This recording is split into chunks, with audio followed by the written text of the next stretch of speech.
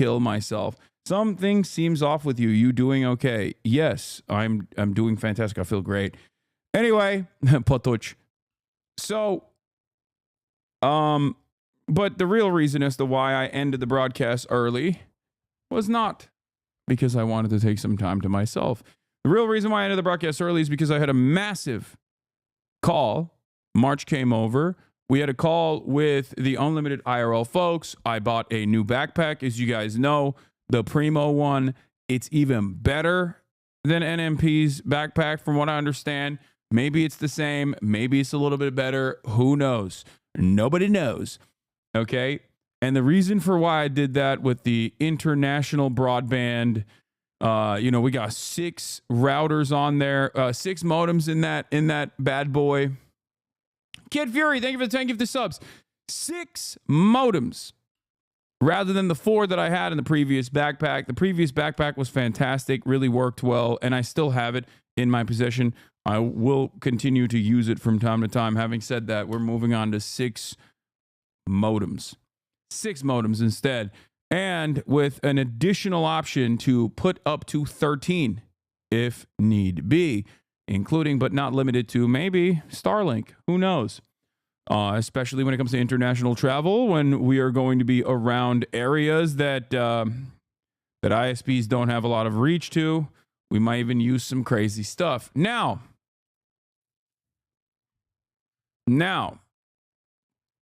listen. Had a big convo about that. It's pretty seamless. Going to figure out how heavy is the backpack. It's not. Why were you bleeding on your IG? What does SK mean? I'll get to that in a second. Okay. Socialism is when 13 modems. Yes. I dropped buckets on that, by the way. I dropped a lot of money on that. But I'm very excited for it. And also, it's so that I can elevate my content. And it's something that I want to do. I want to do more of. So,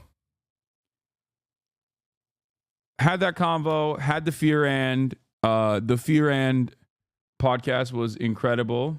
Okay.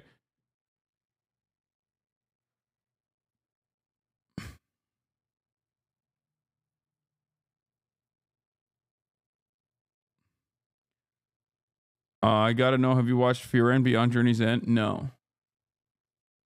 There was not a guest on the pod, and Will wasn't on either because he's not here, but we had a really banger episode. Elevate my content is the most LA sounding sentence on earth. Dude, this is my job, man. When are we gonna be normal about that? I know it sounds silly and it sounds out of touch, but like it also kind of is my freaking job, you know?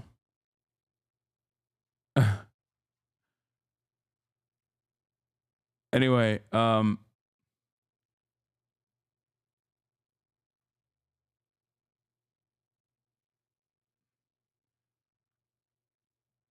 it's funny also because like people work water cooler jobs and then they turn around and they're like, why don't streamer work in factory instead? And it's like, bro, you don't work in factory. What do you mean? You work Excel job. You know work factory job. To the factory worker, Excel job seem like to the Excel job what I seem like to you. You know? All right. So yeah, most cop man in history. Exactly. QT is coming to Japan, right? Yeah, no, she's not coming to Japan. Let's be real. Get real, folks. That's not happening.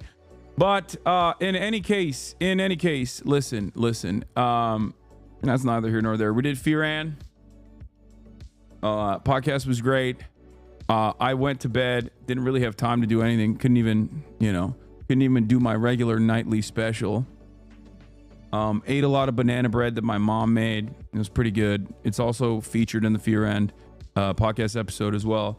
Woke up early. Why did I wake up early? That's because this was my first day back in the gym.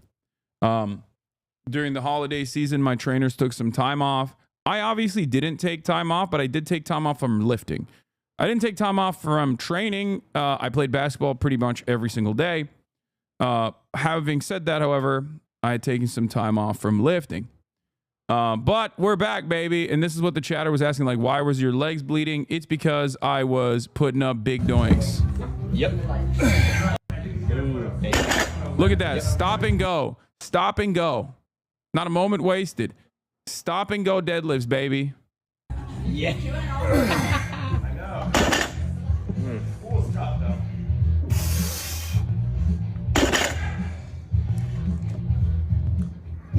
This is easy. Fuck off.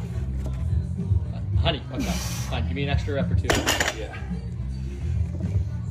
Your shins are fragile. My shins are fragile. Dude, I'm putting up 385 pounds with ease. I can still do, like, I can do 405 still. I'm gonna build back up to it since I haven't in a while. Barely any leg movement, lol. Dude, this is a solid deadlift. Please stop. Yep. Yep. Yeah. I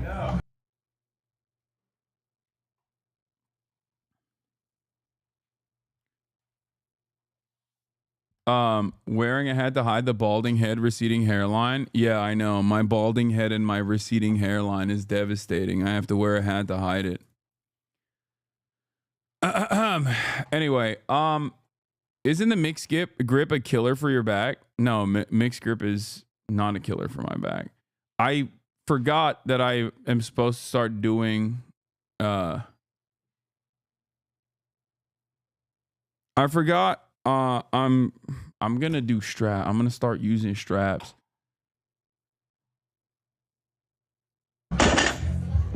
Cool stuff, though.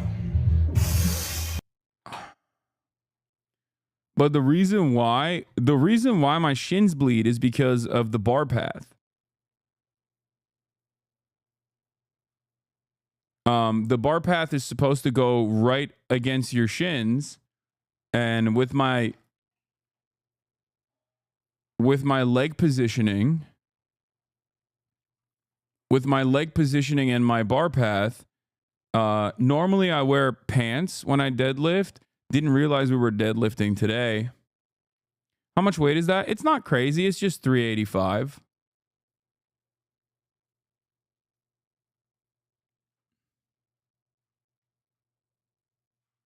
It's just 385. It's not like the end of the world.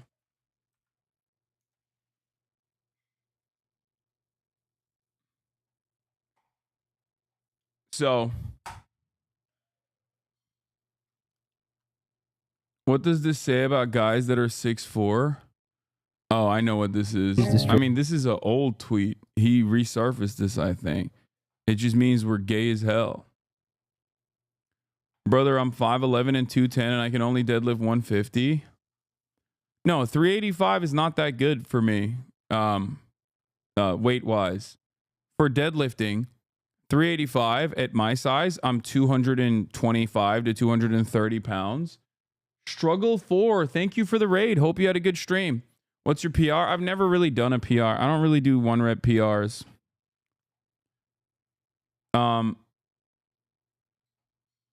But how much do you deadlift correlate with height? Deadlift is the one lift where your height doesn't matter, or could be a benefit, I guess, since you can put on more muscle mass and more weight. Every other lift has diminishing returns with your height, and can be a negative with your height. For example, bench press. The shorter you are, the smaller the bar path is. With squatting, the shorter you are, the shorter the bar path is. The distance traveled is shorter. Just get straps for when you go above 75%. Also, height is actually typically a negative because of bar path. Yeah. But I guess with deadlifts, it just doesn't, I don't know. It's supposed to be a negative as well. Maybe I am personally better at my deadlifts than anything else. And that's the reason why I don't mind it. Straps equals bad grip. I never use straps. I do use weight belts at my top set. It's not bar path, it's range of motion, fellas. Yes, you're right. Sorry. It's range of motion. Longer range of motion when you're taller. All right. You also have more mass to lift and pull-ups. That's true. So, where was I? We're setting up stuff for Japan ahead of time as well. We've hired a fixer on the ground, a friend of ours. Shane Gillis follows you on IG. No, I followed him back on IG. We found that out on the Fear End episode last night. Why are you just saying that just now? Anyway, hit him up because I wanna link up and build. But anyway, those shins are in no danger, really, right? Can relate. Been skating? Yeah, no, shins are fine. Like, yeah, shins can eat a lot of damage. I mean, isn't that like what half of Muay Thai is just busting out your shins? But that's neither here nor there. What's up, folks? That's it. This is Fit Pick. Obviously, you already know we're putting out the Fit Picks on the timeline as well. And we are going to move into our broadcast to the actual news. But before I do that, let me blast off. Lot to talk about today. Lots to talk about today. Okay. Lots to talk about. A lot going on in the world. Obviously, we'll do some updates from NOLA. NOLA attacker. Background. Reveal. House votes for Speaker. People yell at Bernie over H-1B visa take. Cybertruck explosion. Veteran was also a divorced. Was also a victim of family court. We'll finally do predictions and goals for 2025 today. Get in now. Rivals now, rivals later, or is it a wait and see? It's a wait and see style situation.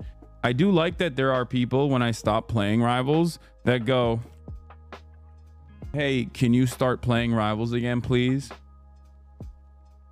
Yeah, I will also tune in for a little bit to the Connor post as well. Connor talking to not Elon, but Adrian Dittman, who is not Elon. Did the Macias send a playlist or no?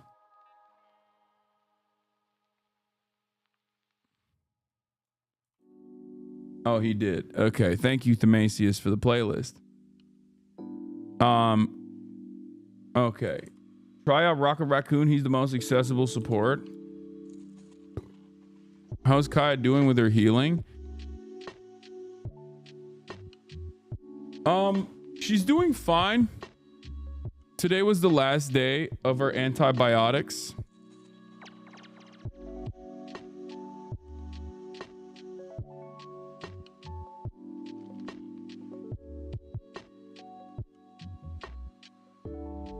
Today was the last day for Kaya's antibiotics, so I think like I'm probably gonna start letting her out a little bit more. I'm still a little fearful. Still a little worried. I hope I make you upset one day and you look at my chat logs and see how many times I said I love you. I love you, Hasan. Aw, chatter. There you go. You didn't have to make me upset for me to read your chat. I read all chats. I'll read all chats at all times. I never stop.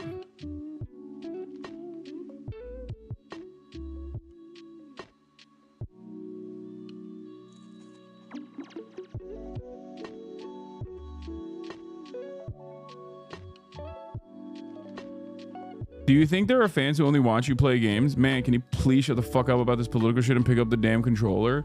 No, because I don't play video games enough. If I did, I would build an audience for it, certainly. And I would like to. Chatters in here will just straight up lie and say they want that right now, but gaming frogs are liars and you can't trust them.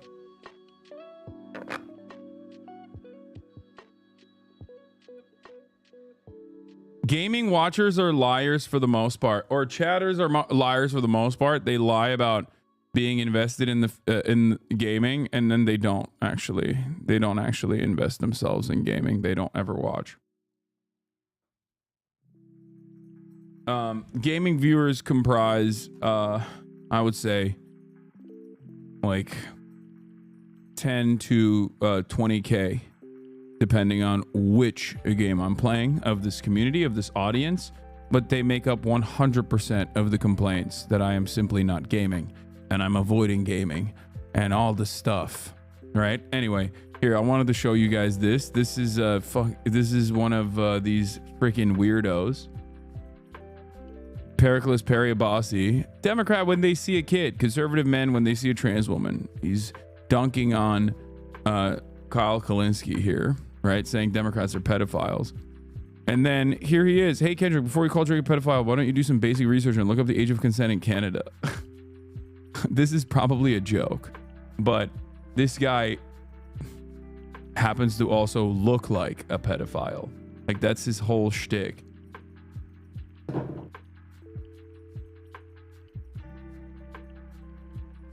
Did you see the Dittman 4chan post that exposes Dittman as Musk salt? I'm pretty sure that's doctored, and I'm pretty sure I'm right that that's doctored. And The Verge actually went in, did a deeper dive, and found out that it is, as a matter of fact, doctored. But let's get started. Breaking news: Michael Penis has won his re-election as House Speaker. And we will work with anyone of any party to get that done. We will work with anyone to secure our borders, and we will work with anyone to fix our broken immigration system in a comprehensive and bipartisan That's manner. right. Border control. We want it. I'm a Democrat, by the way. At the same period of time, this ain't your father's Democratic Party. This is your grandfather's Democratic Party from the South, a Dixiecratic Party. That's right, ladies and gentlemen. We don't like Mexicans. Okay? That's right. This is not your father's Democratic Party. This is not your Democratic Party. This is your grandpappy's Democratic Party from the South, specifically a Dixiecratic Party. We are now fully in the bosom. We are now firmly invested in being the Diet Republican Party, baby. Let's go. earned those benefits, worked hard for those benefits, and deserve those benefits. So as Democrats, our promise to the American people is that we will fight hard to make sure that no one in this town takes away Social Security or Medicare from the American people. Not now, not ever. No means never. Hey, everyone. There's a CIA masterclass. That's crazy. Our position is that it is not acceptable to cut Social Security, cut Medicare, cut Medicaid, cut veterans' benefits, or cut nutritional assistance from children and families in order to pay for massive tax breaks for billionaires and wealthy corporations. House Democrats will fight hard to protect working class Americans and the things that matter to them, not the wealthy, the well-off, and the well-connected. Keep your hands off Social Security and Wait, Medicare. he didn't win. Hakeem Jeffries didn't win. He's just delivering a speech. Mike Johnson, Michael Penis, won his re-election as House Speaker. Last 4 years, it's been a great honor for us to work alongside President Joe Biden and Vice President Kamala Harris, whose administration rescued the economy from a once-in-a-century pandemic, delivered historic infrastructure investments, created more than 15 million good-paying jobs, enacted common-sense gun safety legislation for the first time in 30 years, provided life-sustaining health insurance to veterans suffering from toxic exposure, championed the largest investment in combating the climate crisis in the history of the world, which we will defend, and brought down the high price of life-saving prescription drugs for millions of Americans. Thank you, President Biden and Vice President Harris, for your powerful, principled, and purposeful public service. Thank you.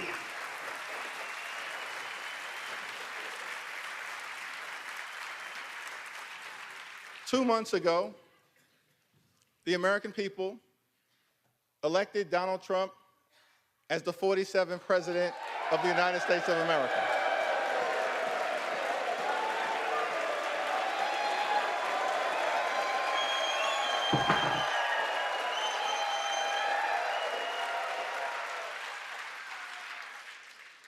Thank you for that very generous applause. It's okay. There are no election deniers on our side of the aisle. You see, one should love America. One should love America when you win and when you lose. That's the patriotic thing to do, and that's the America that House Democrats will fight hard to preserve, because we love this country. America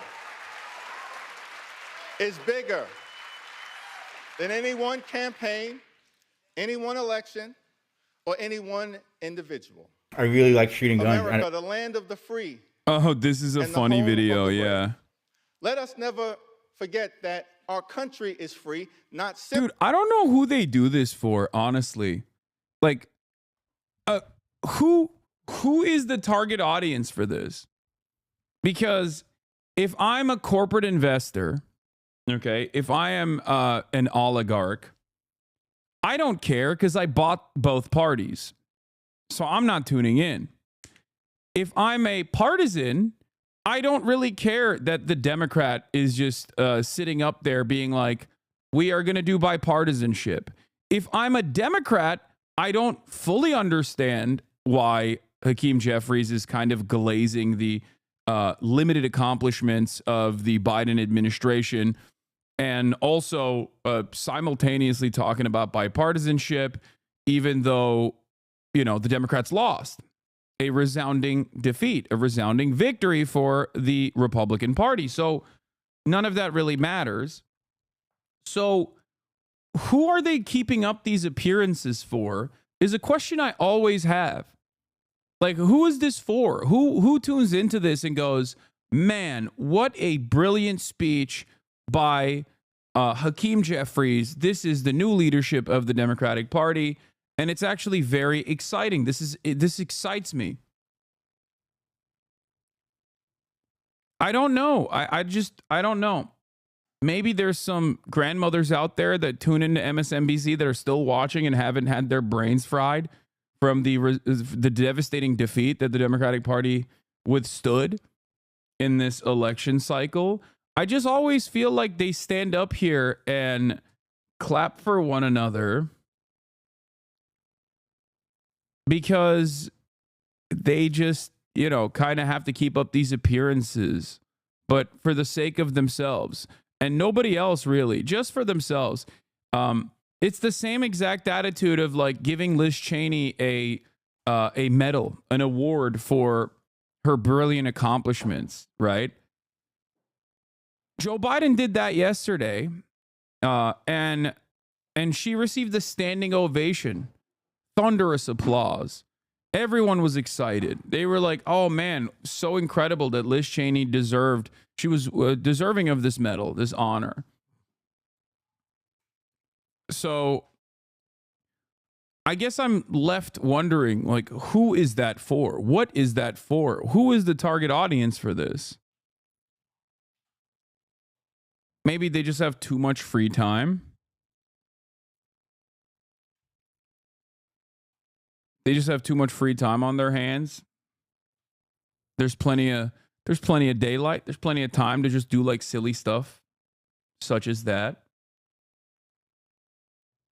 And it is it's a steady maintenance of an institution that is genuinely falling apart every single day, day in, day out.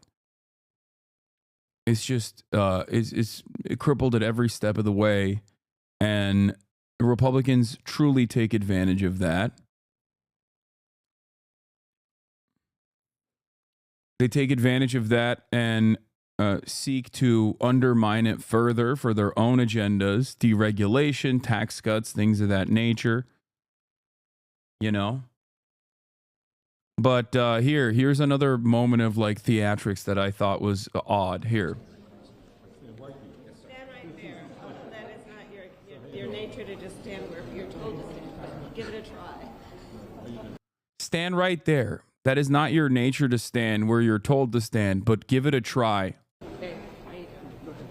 Raise your right hand, Mr. Rock. Do you solemnly swear that you will support and defend the Constitution of the United States against all enemies, foreign and domestic, that you will bear true faith and allegiance to the same, that you take this obligation freely without any mental reservation? Bernie gets so bullied and I'm sick of it. Yeah. Stop bullying the old man, okay?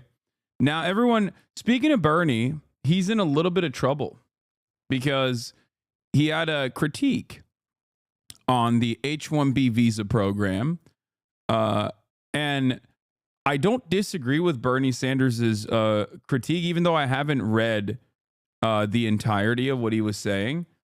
So maybe there's some stuff in there that's actually crazy and like nativist or whatever. But the H-1B visa program absolutely is utilized in a way to create further expendable and more exploitable labor. I don't know why people consider that to be racist and unacceptable to openly say. I have been saying it nonstop. I haven't stopped saying that as well. So I don't know why people would get mad at Bernie Sanders also saying it, because that is the object of, I mean, that is the purpose of this program.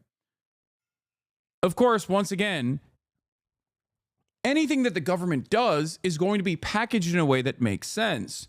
So the H-1B visa program is going to be packaged as though this is a way to offer citizenship to the best and brightest all around the globe. And there is certainly some truth to that as well, right? That is true. But that's just spin at the end of the day. The reality of the matter is we destroy the global south, and then we take advantage of all of the highest achievers globally by creating an immigration structure where we take educated workers in an effort to displace the American workforce, because those guys will, due to the currency exchange rate, especially if they're sending money back home, which there's nothing wrong with, by the way. It's fantastic. That's why economists that are not ideologically on board with the way I see the world will say this is a win-win, okay? Even though I also consider it to be a win-win. Due to the currency exchange rate, they are oftentimes interested or willing to take on jobs at a pay cut. But more importantly than that, if an H-1B visa worker loses their job, they get deported. So if an H-1B visa worker loses their job and they get deported, they are even more exploitable. So the solution to make this process more ethical and not a mechanism to displace and depress American wages is to ensure that there are safeguards that maintain wage parity and a parity for benefits offered and a protection, additional protections offered to all workers, including H-1B visa workers, protection from deportation, for example. Now, if you were to do that, then that makes sense.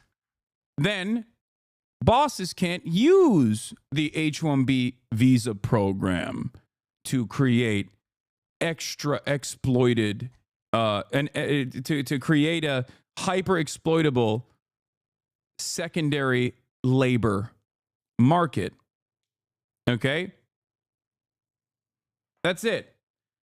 That's the real solution. But of course, that solution is not necessarily one that benefits the capital owners.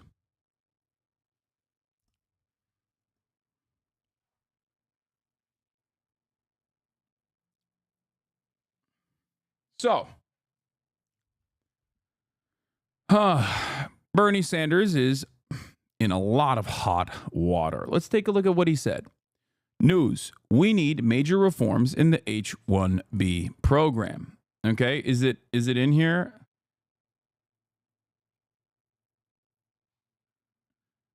No, these are older videos from back in the day when Bernie Sanders said open borders is a Koch brothers policy. And the last time he talked about H-1B workers and the visa structure. And he has complained about it quite a bit. This is not new for Bernie Sanders. So let's read what he had to say. He wrote this yesterday. The current chairman of the Senate Committee on Health, Education, Labor, and Pensions today releases the following statement on H-1B guest worker visas and the recent debate concerning the program. Bernie said, there has been a lot of discussion lately about the H-1B guest worker program. Elon Musk and a number of other billionaire tech company owners have argued that this federal program is vital to our economy because of the scarcity of the highly skilled American engineers and other tech workers. I disagree. The main function of the H-1B visa program and other guest worker initiatives is not to hire the best and the brightest, but rather to replace good-paying American jobs with low-wage indentured servants from abroad. The cheaper the labor they hire, the more money the billionaires make. Where's the issue with this statement? This is 100% correct. The notion that there aren't skilled American tech workers out there that could be doing these jobs is completely, the notion that there are none in the current labor pool is not only silly, it's an abject lie. It's a lie that is channeled through mainstream resources as well, especially when you consider the hundreds of thousands of layoffs that have taken place in our Silicon Valley quantitative easing induced bubble that finally burst a little bit.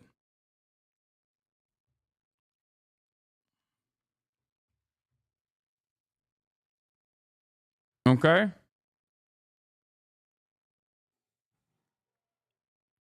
In 2022 and 2023, the top 30 corporations using this program laid off at least 85,000 American workers while they hired over 34,000 new H-1B guest workers. There are estimates that as many as 33% of all new information technology jobs in America are being filled by guest workers. Further, according to the Census Bureau data, there are millions of Americans with advanced degrees in science, technology, engineering, and math who are not currently employed in those professions.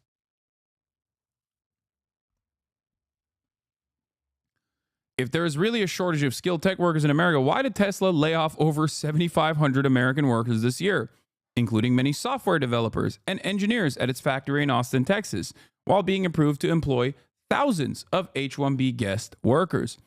Moreover, if these jobs are only going to the best and brightest, why has Tesla employed H-1B guest workers as associate accountants for as little as $58,000, associate mechanical engineers for as little as $70,000 a year, and associate material planners for as little as $80,000 a year?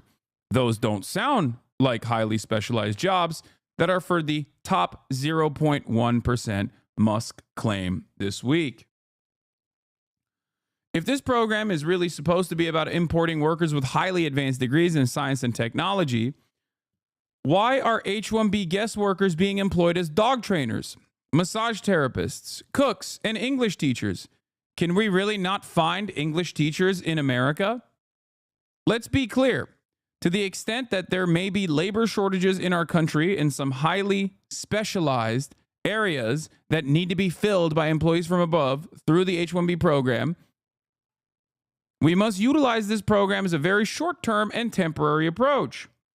In the long term, if the United States is going to be able to compete in a global economy, we must make sure that we have the best educated workforce in the world. And one way to help make that happen is to substantially increase the guest worker fees large corporations pay to fund scholarships, apprenticeships, and job training opportunities for American workers. This is something that I have advocated for from my first days as a U.S. Senator. Further, we also must significantly raise the minimum wage for guest workers, allow them to easily switch jobs, and make sure that corporations are required to aggressively recruit American workers first before they can hire workers from overseas. The widespread corporate abuse of the H-1B program must be ended. Bottom line, it should never be cheaper for a corporation to hire a guest worker from overseas than an American worker.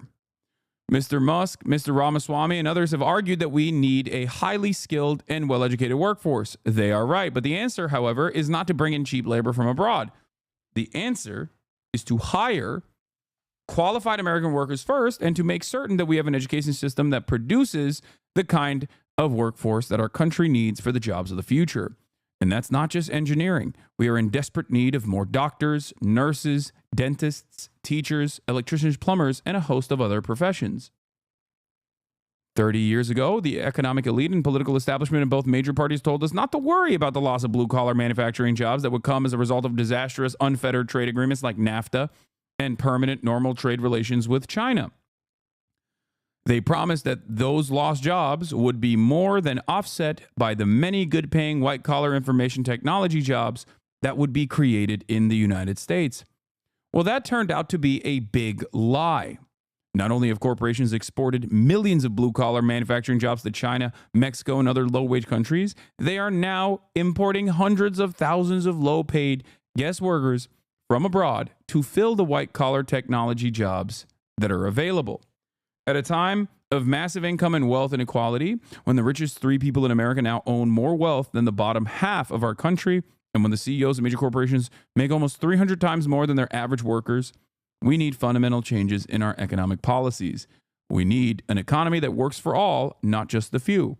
And one important way forward in that direction is to bring about major reforms in the H-1B program.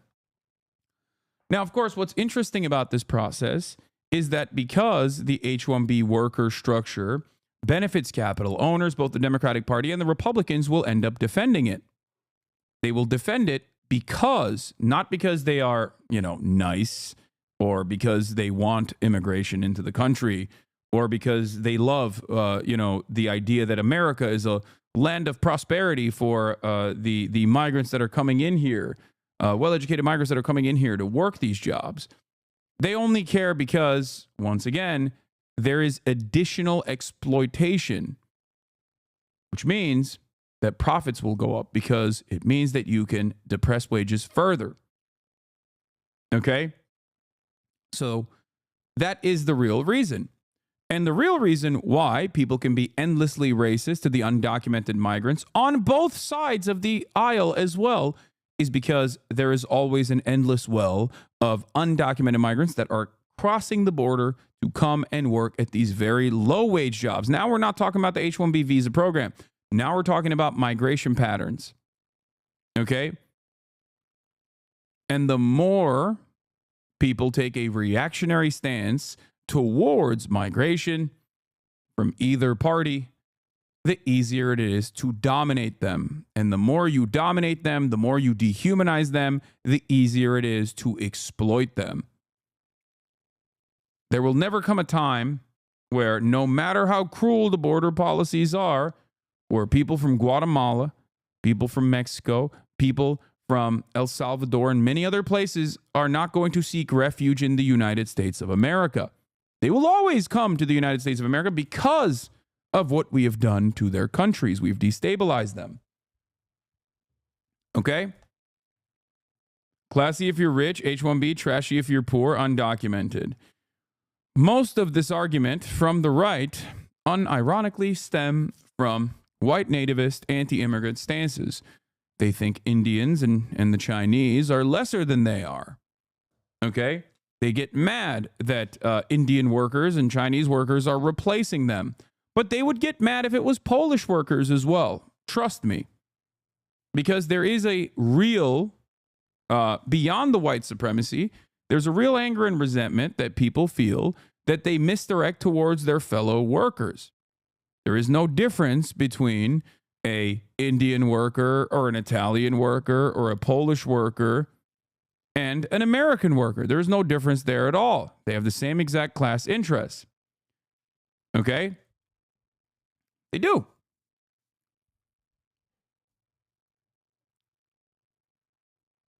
It is always the systems that are designed in a way to pit you against the Indian or Chinese H-1B visa workers. Just so you understand. Megaphonic says, my read of this is that two things to be true. Bernie's right in pointing out the inherent exploitations of the existing H-1B system and providing common sense reforms to fix them, while also being wrong to make a nativist adjacent argument about it. Americans should get jobs first instead of just welcoming immigrants as Americans. It feels incongruous for him to support easing immigration restrictions while making this argument. Yeah, the only part of this that that comes across as like a little, I mean, if you're hypersensitive, and don't believe that Bernie Sanders cares about like migrants or whatever, then you can read this part as like, oh well, or where is it? Where is it? If you're hypersensitive about it, I think like there's a couple parts where he just like basically talks about like these have to be American workers first. How is Americans should get the jobs first a little nativist, bro? But I don't think it is. I don't think it is at all. Because if you understand the H-1B visa guest worker program to be created specifically to displace the American labor pool with an easier to exploit labor force that you ship from overseas, then yeah, of course you're going to say, no, you got to make sure that you hire Americans first in the United States of America. Because if you don't do that, then you arrive at another point that Bernie Sanders makes very clearly here. You arrive at NAFTA. You arrive at permanent normal trade relations with China. He's absolutely right about that. We talk about how American manufacturing was gutted and destroyed. We talk about the ghost cities in middle America, where places that relied on one corporation basically dominating the town and being its lifeline, only to leave that town and leave it desolate as a consequence. And they leave that town because they shipped the manufacturing jobs overseas. And at the time, the way that this was packaged by liberals and Republicans, who are also liberal alike, was to, one, on the Republican side, this is great for our profits. This is great for our profits. This is going to do free trade. This is incredible. This is an incredible opportunity. And for the liberals, the argument was, well, we're helping these countries. Now, of course, in most circumstances, American dominance continues, and therefore those countries are not able to take in the foreign capital and use it to their advantage. China is the one exception to the rule, and we have never forgiven them for it. If China also operated in the exact same ways as Mexico, because Mexico is so close to the United States of America, so deeply entrenched in American politics and American intervention, Mexico was not able to, due to corruption and the implementation of a narco state, was not able to distribute its funds, its foreign capital, in the same way to engage in even development and urbanization in the way that China did. China, due to being seen as a counter to the potential Soviet regime with the Sino-Soviet split and a multitude of different factors, was able to take in that foreign capital and evenly distribute it amongst this population through central planning.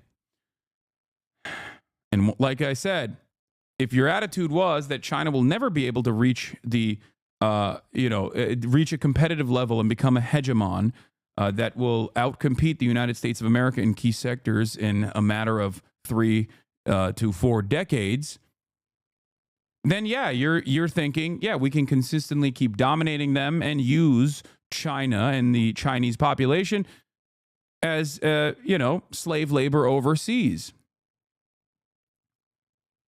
The problem, however, is that due to central planning, due to a genuine interest in building the Chinese nation state, China was able to take that foreign capital and distribute it in a way that genuinely improved the lives of 1 billion Chinese people, taking 800 million Chinese people out of the throes of abject, extreme global poverty in a matter of decades. This is unconscionable, and it is completely unacceptable, and that is the reason why we are already in the throes of a second Cold War, this time against the red threat of China.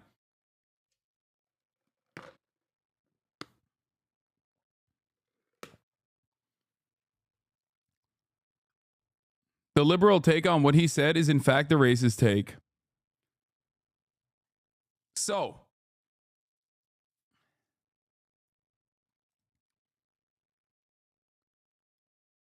my attitude on this has always been that there is enough wealth to go around, whether it be through the H-1B visa program, whether it be the processing and documenting of the 10 million plus undocumented migrants that work in the agricultural sector, in the construction field, and create wage parity for them so that they are not used as an endlessly replaceable, hyper-exploited second labor pool, a permanent underclass that is used against the documented U.S. labor force.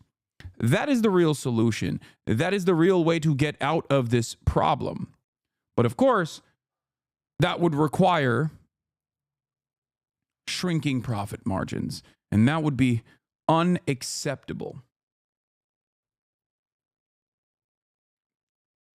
What did you say? If you really think anything Bernie said is racist, I genuinely don't think your opinions will win any elections anytime soon. I mean, that's also a tricky conversation, because if Bernie had said something genuinely racist, there are plenty of genuinely racist people. There are plenty of, like, anti-Indian sentiment, for example, goes a long way on both Twitter and in general. We must not find ourselves in the throes of right-wing reactionary politics simply because it will be beneficial. That's the attitude that the Democrats have. That's the attitude of the Democratic Party in general. As an H-1B visa holder, I ain't rich, and I'm easily susceptible to being fired if I join a union and subsequently get deported if I don't find a job in 2 months' time. Also, the path to citizenship or green card takes so long. Have already spent 10 years in the U.S., 15 plus years to get my green card. Brian, kill me. So yes, we are stuck in limbo half our lives. Exactly.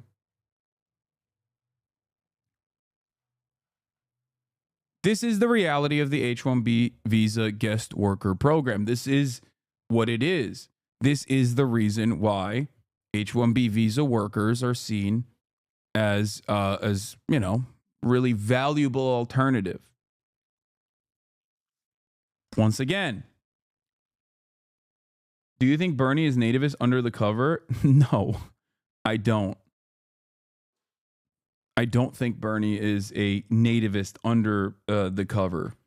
Like, I don't think he's like secretly a racist guy who's like, I do not care about the Indian workers.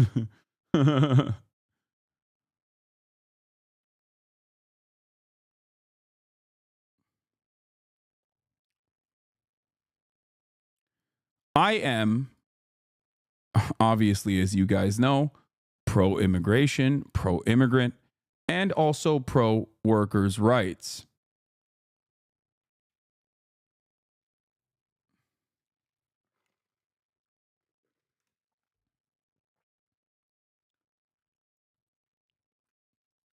The problem is most people cannot see beyond the neat little confines of American capitalism.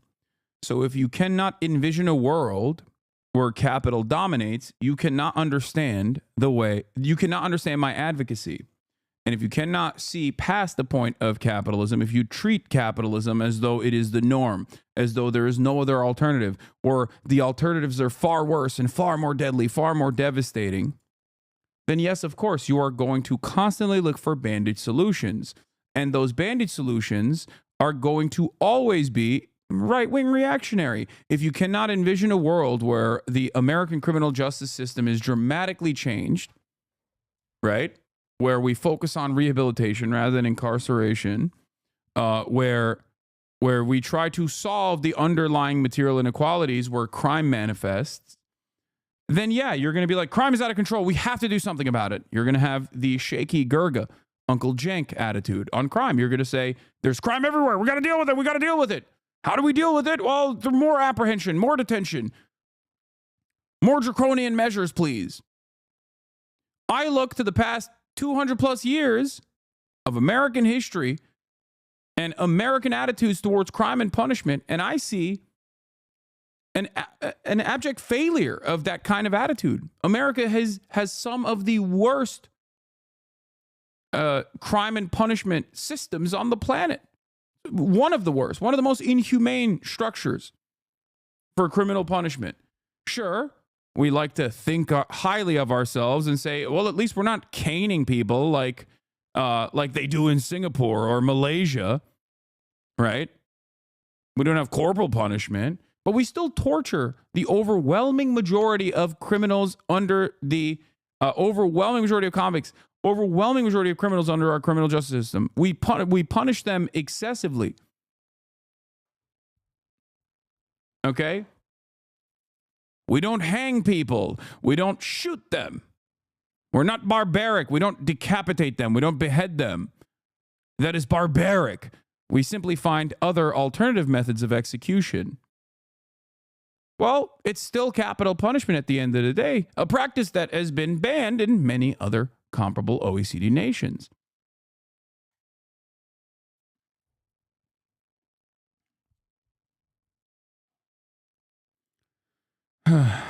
Somebody in the chat claims that Bernie is a nationalist. That's funny. Yeah, they're gonna be shameless about it and say Bernie is a nationalist socialist. Bernie's a Strasserite. Bernie. Feel the burn.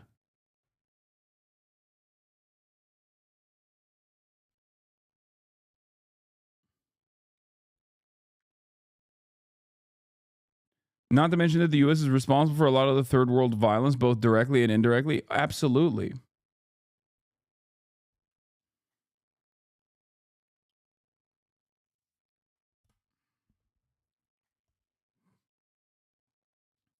I think the irony also revolves around, and we're going to go back to, a different time where, well, lo and behold, Bernie Sanders still is warning about H-1B foreign workers replacing American labor.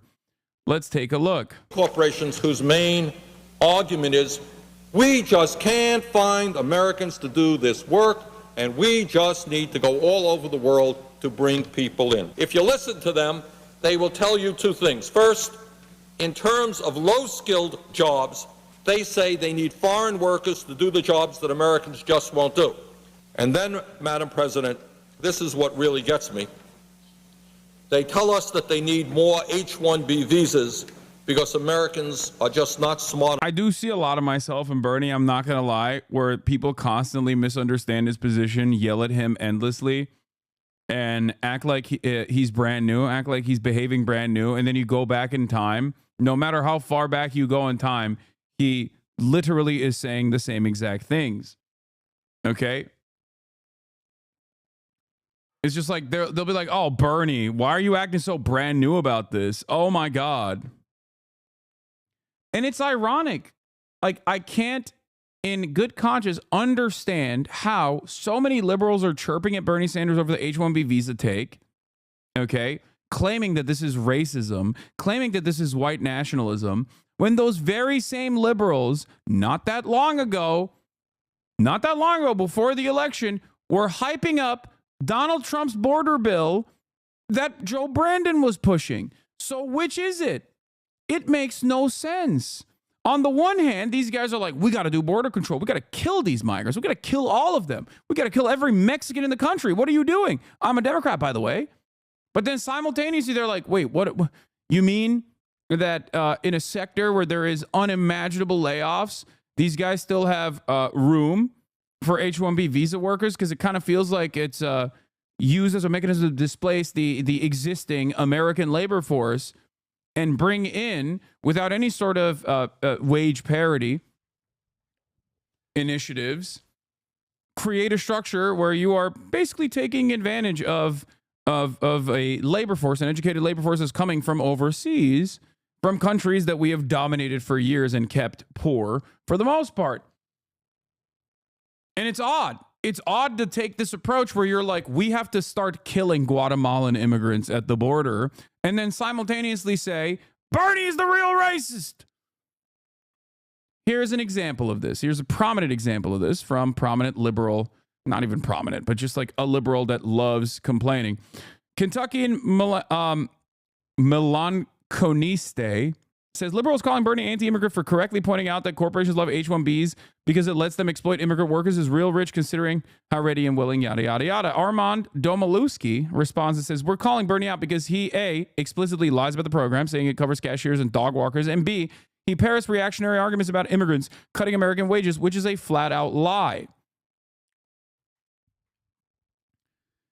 Not that long ago, only a couple months prior, he says, Kamala Harris ended the Trump border crisis. The audacity, barbarism critic says, the audacity of these fucking libs have to pretend they weren't repeating right-wing border crisis bullshit and promoting Donald Trump's immigration bill not 2 months ago. I wonder what's worse for immigrants, reforming the H-1B program or shutting down the border. They truly expect none of us to have a longer memory than Dianne Feinstein.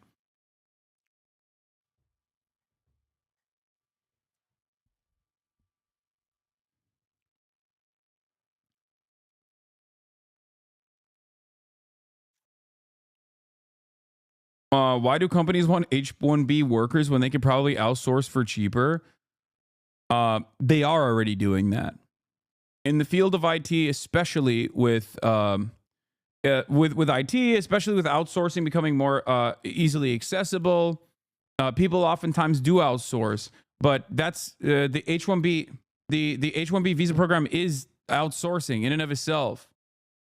That's what it is. H-1B visa is outsourcing for jobs that require you to be here.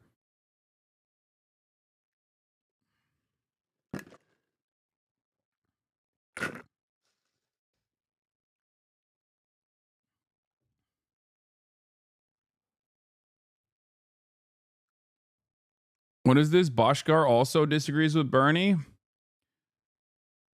I think Bernie's complaints are wrong on a few levels, and we need to make the case for benefits of immigration. But Bernie has had these views on H-1 programs forever, and support for varying degrees of restrictionism were a part of social democratic labor-backed movement for decades. Matt Brunig responds to Noah Smith. It's just absolutely pathetic watching leftists trying to hop on every right populist bandwagon 3 weeks late. Oh, hey, guys, we hate Indians taking your jobs, too. Aren't we cool and populist? Most pathetic political movement. I think this is a false interpretation, understandably, from Noah Smith, who is paid to be wrong. I don't think that leftists are saying that.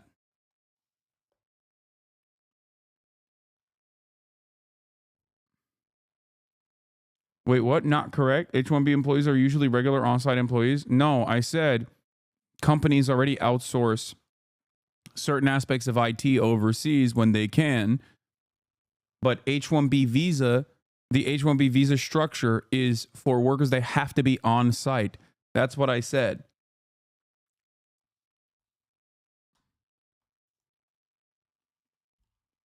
It's basically importing the outsourced labor into America because some labor you can't outsource.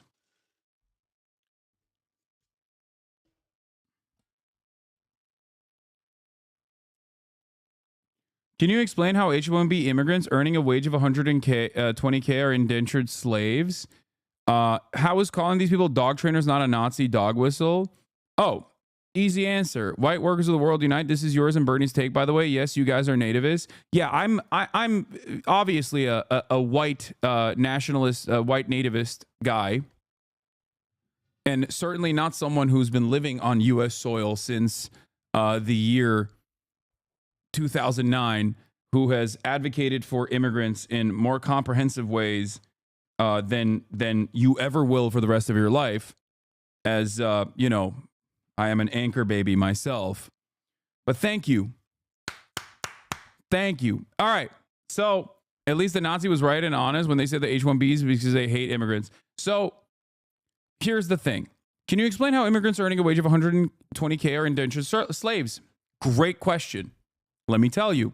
If the actual job for that process, which is already lower than what it's supposed to be, because it's, you know, that's how you generate profits under capitalism. If the actual job previously, the wages for that same job previously was $200,000, and now you are able to make someone do more work for only $120,000, then yes, you have successfully lowered the price, lowered the wages for that same exact job, and you're even getting more output from that same worker. Why are you getting more output from that same worker? Because that worker has an additional vector of exploitation. If they lose their job, they have 2 months to gain, 2 months to find gainful employment, or else they get deported. Okay? This is something that I've talked about quite a bit. This is just, you know, incredibly coercive. So that is how it works. Because if you lose your job as one of the many H-1B visa workers that are currently working on U.S. soil, like many of my chatters, including the one that just talked about their experience, correctly told you, it takes 10 to 15 years minimum to even get a green card through the H-1B process. That's number one. Number two, when you don't have a green card, when you don't have permanent residency, when you don't have a pathway to citizenship, you are easier to exploit. That's how it is. I agree with you and Bernie a lot, but was it really hard for him to put a footnote in his take like P.S. racism against brown people bad instead he compared them to dog trainers? No, the reason why he brings up dog trainers in his argument is because the H-1B visa program is not for the tippy top of labor, and there's no other way to get these guys to work in highly specialized fields. And instead, H-1B visa workers are used in entry-level positions to outsource American laborers. That's it, and that's correct.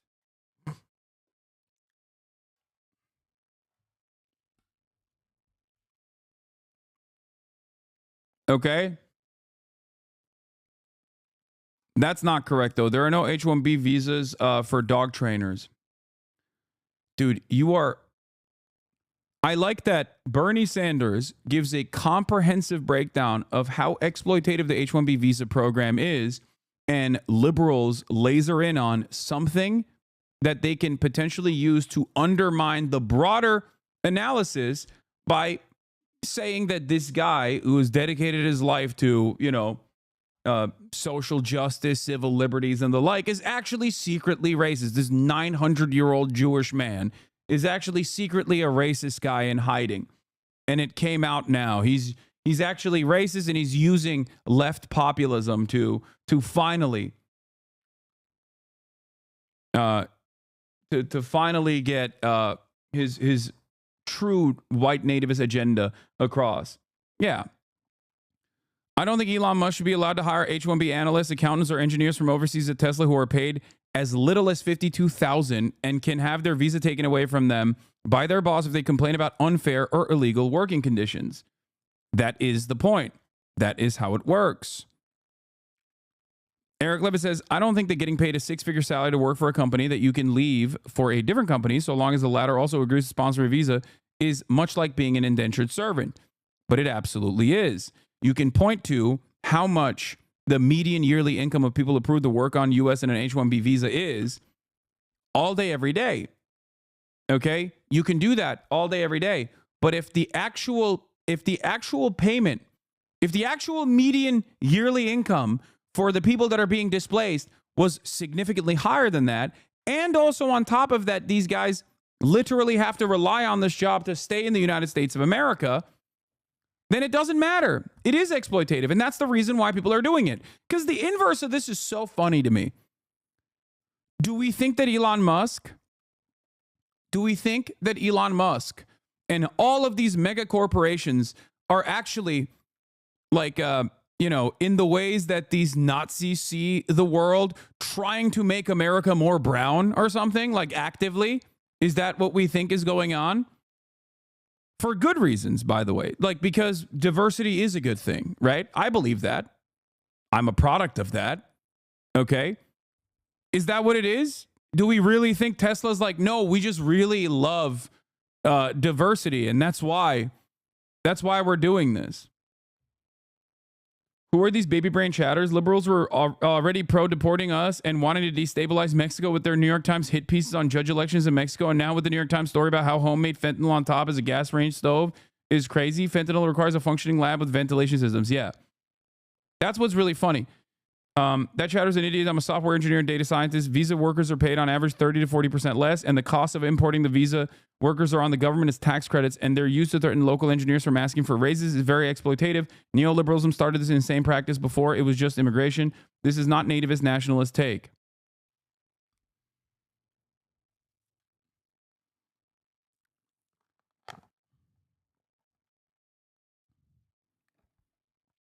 Test the nativist argument. Put all Scandinavians in the H-1B, but no farm hospitality worker place. How would those who think for a second H-1B is about anything but tech bro economics might think differently? This is exactly the same as pocket watching your house or car. What's the point at which it is unacceptable depression of wages? Yeah, I mean, it's just a way for liberals to maintain the current status. And some are duped into thinking that this is a way to do anti-racism. And there is a lot of racism involved in this conversation, which is something that I frequently cover as well. And it's always funny because some people will come in here and be like, why aren't you talking about the racism angle when I do? Or when they come in and say, why are you talking so much about the racism angle? This is about displacing American laborers, which I also talk about. It's both. It's both. Anyone who says American jobs for Americans is racist are proving that they think Americans are white only. Yeah, that's also another part of this conversation as well. So,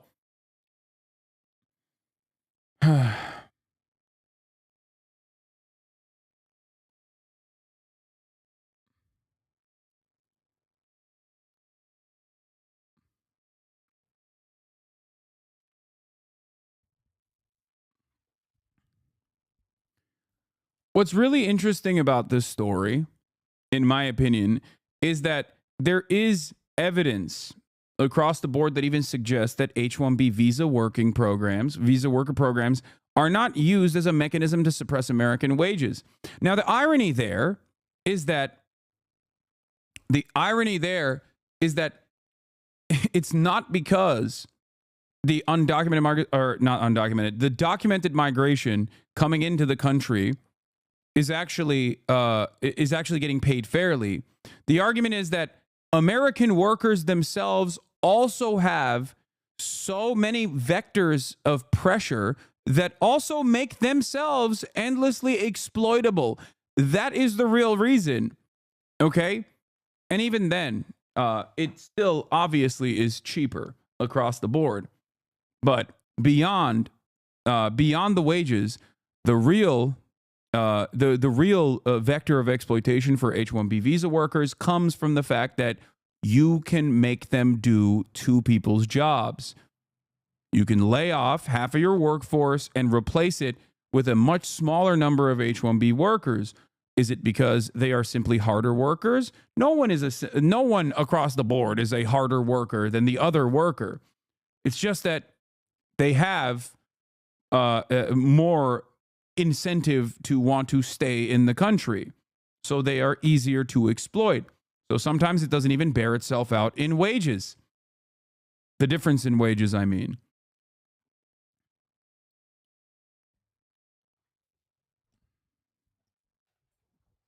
So say clearly to your chat that there's no depression of wages tethered to immigration because that's what they're claiming and it's nativist. No, there is. There is a depression of wages tethered to immigration. What are you talking about?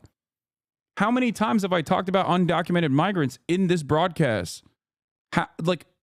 Even outside of the H-1B program, what do you think an endless sea of undocumented migration does to American wages? It is specifically the point. The reason why these are not documented laborers, and even if they were documented laborers like the H-1B visa program, that would still end up creating some level of wage depression.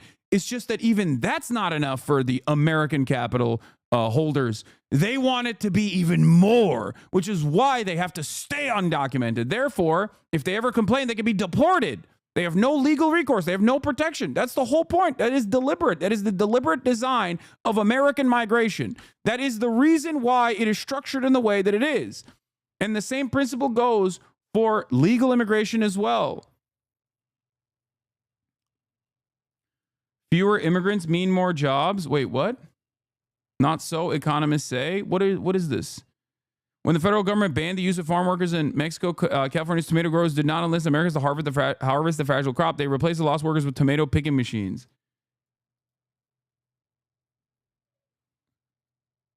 The Trump administration on Wednesday embraced a proposal to sharply reduce legal immigration, which is said that it would preserve jobs and lead to higher wages. Wait, I think one thing that you're misunderstanding is, number one, I am not in agreement with Donald Trump. I am not anti-immigration. I'm pro-immigration. I'm pro-processing migrants. Okay?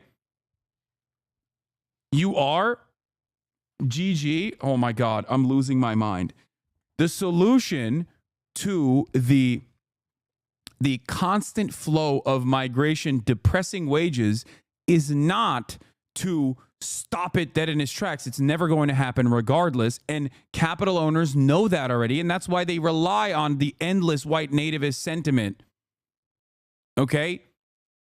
The solution is to document them, process them, and allow them to engage in the process of sectoral bargaining through unions. And therefore, everyone's wages go up. There's enough wealth and enough money in this country that you can seize from the hands of capital owners. That is the entire point of this.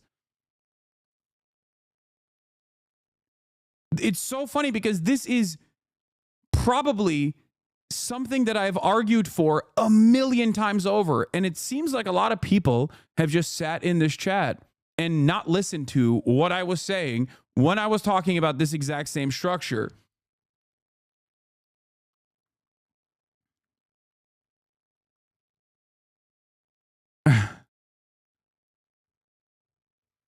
But economists say the tomato story and a host of related evidence show that there is no clear connection between less immigration and more jobs for Americans. Rather, the prevailing view among economists is that immigration increases economic growth, improving the lives of the immigrants and the lives of the people who are already here.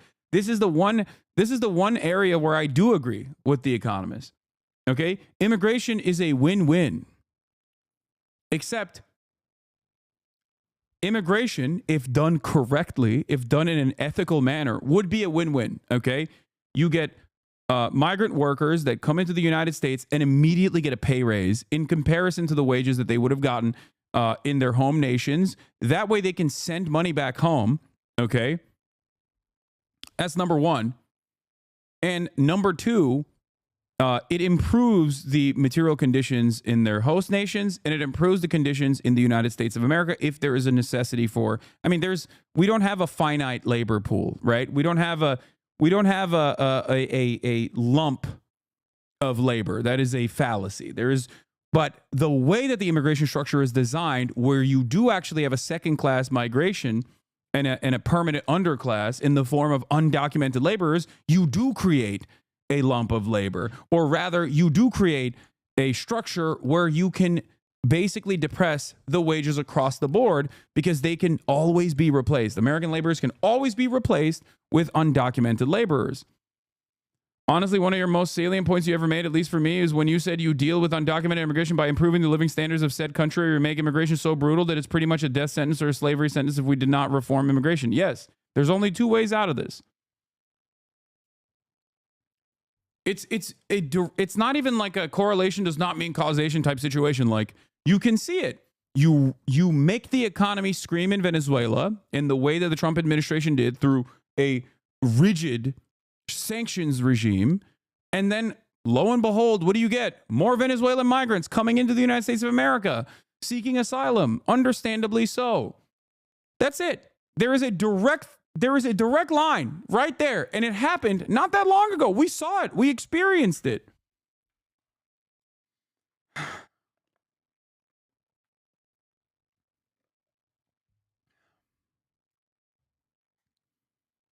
Chowder's making a basic mistake in former logic. Exploited immigrants do cause suppressed wages, but reporting them does not necessarily raise wages. It's not nativist or contradictory to recognize that. Yes.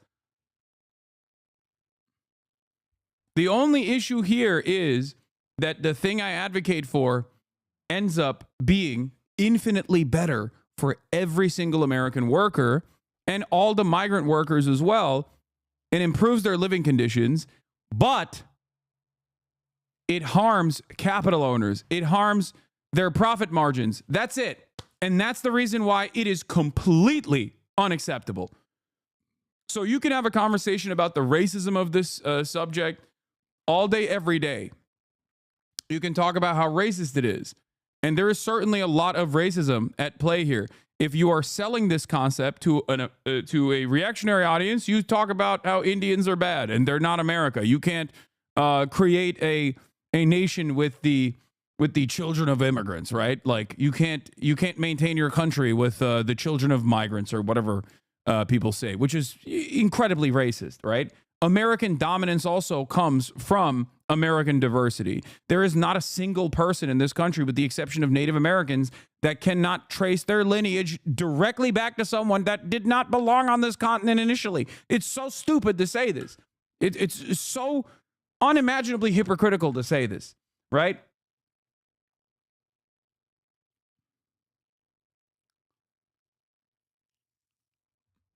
Having said that, however,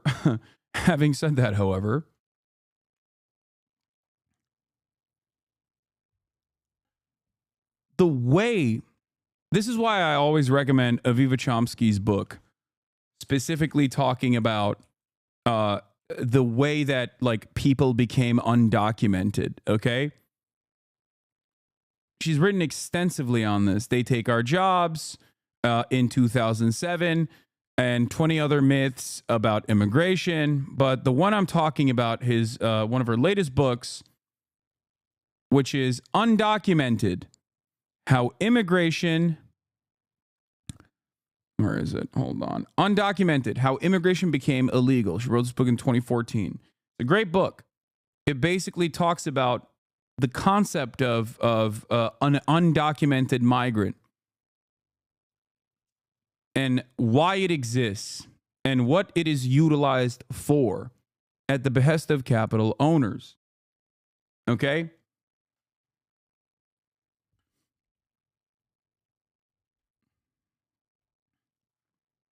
That's why when people say no human being is undocumented, what are you talking about? Yeah, it sounds like squishy lib shit, but it also is true. What do you mean undocumented? What's the difference?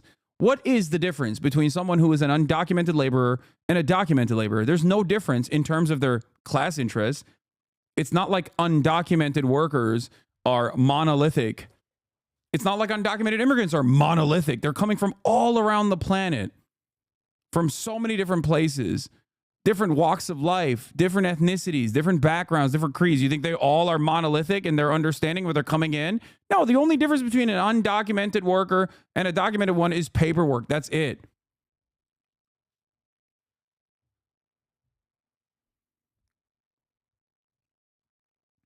They want the exact same thing that you want. Shelter, food, fill their bellies, a better future for their children, a better life. That's it. There is no invasion occurring. You know what I mean? That's just racist nonsense. And just like I've said time and time again, there's only two ways out of this. You either make the process of migration so costly, so taxing, and so incredibly cruel, okay, that you put undocumented laborers in concentration camps and you discard them as though they are not human. And that can be done through decades of dehumanization, which we are doing already. We're leaning in that. There's only two ways out of it: apprehension and detention and further exploitation, or a more ethical approach to migration and a more ethical approach to American foreign policy in general that keeps these host nations in dire circumstances, destabilized.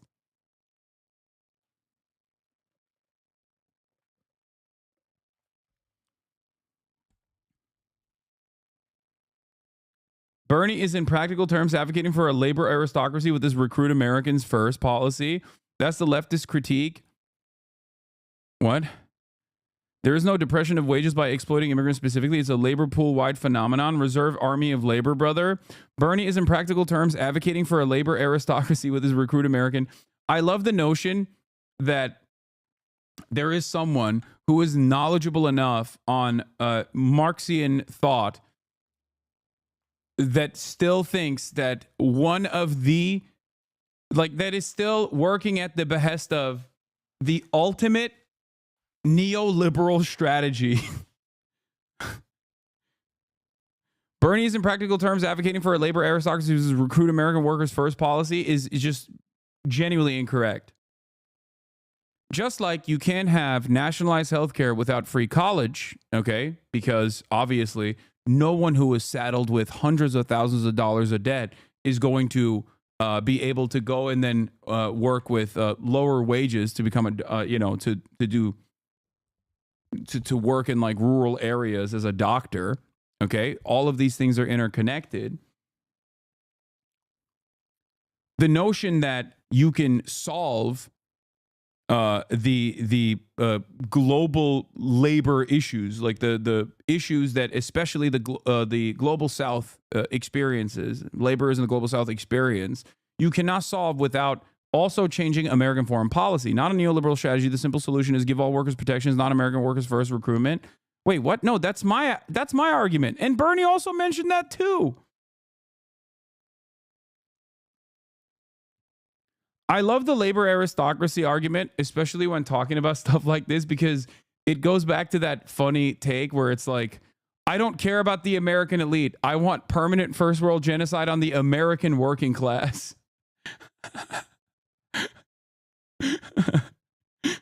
I don't care about the American capital owners. I don't care about the American politicians. I want the American workers to suffer.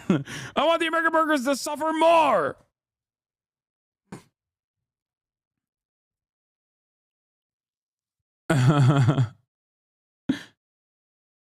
Yes, I am an advocate for what you are saying.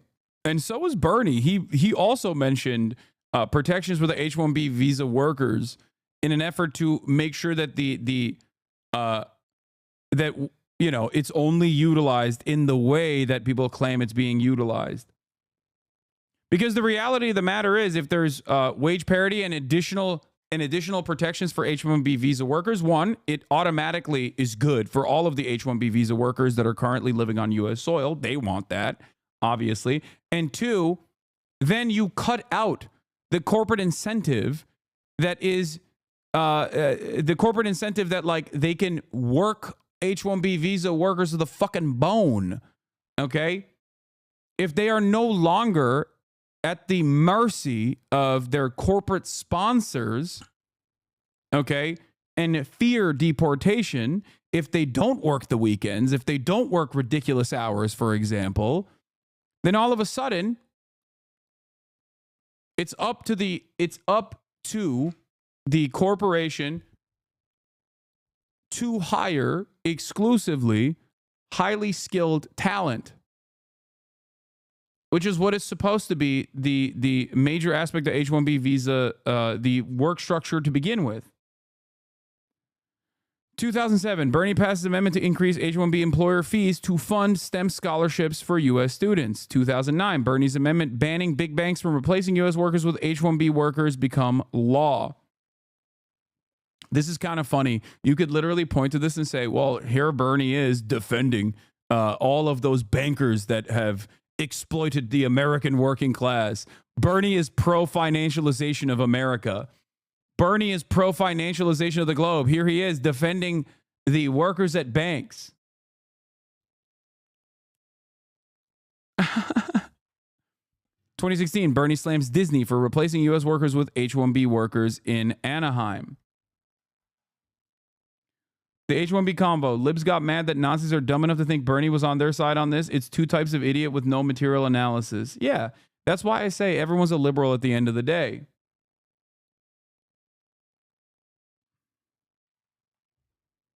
Would you support a union for tech workers? Wouldn't that be similar to business unionism? Wait, what? Why would that be similar to business unionism? There's a difference between a capital strike and a work stoppage implemented by a labor union. You understand that, right?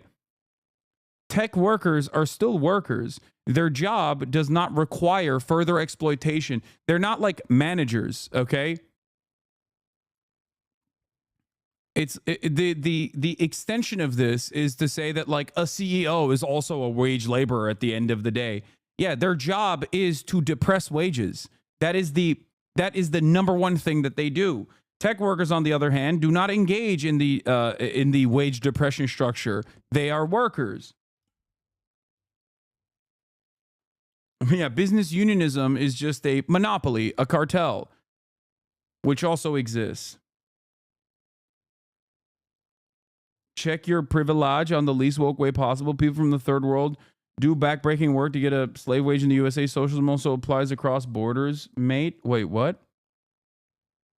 Keep the wealthy USA wealthy at take. In a global society, there should also be a global distribution of wealth. Keep the what?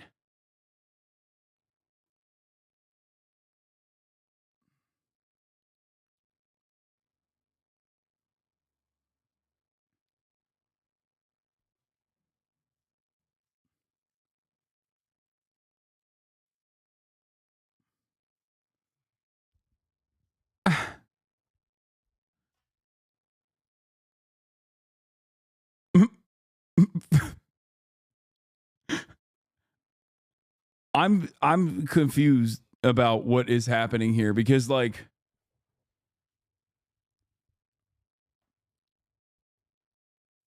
I feel like we're back in the 90s and you got liberals like advocating for NAFTA, saying that this will be beneficial for the global south when it demonstrably has not been beneficial for the global south at all.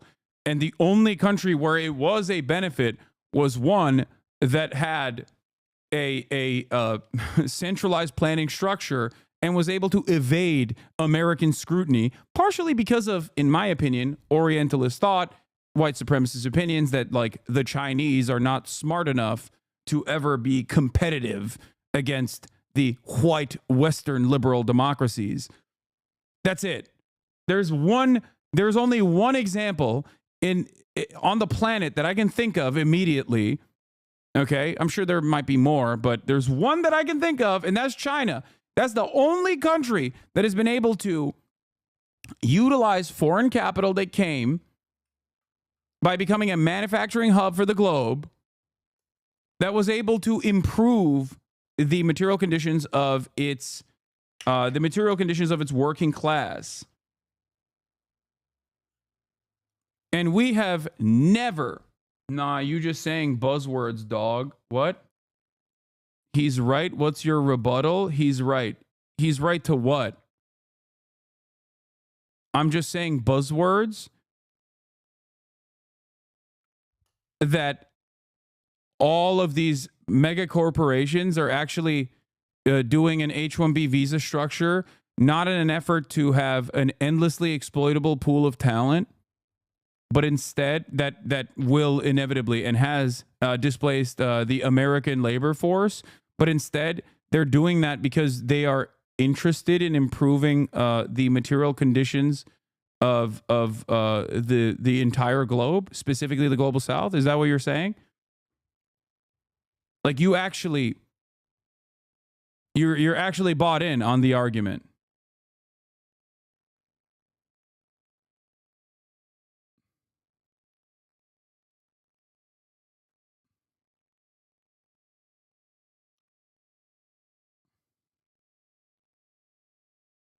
What does this?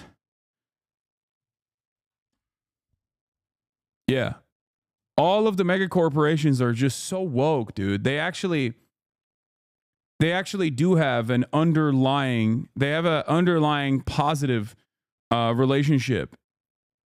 They are not working at the behest of capital and constant profit seeking. They actually have a secondary idealistic notion here. They want to improve. They want to improve the nation state of India. They want to improve China.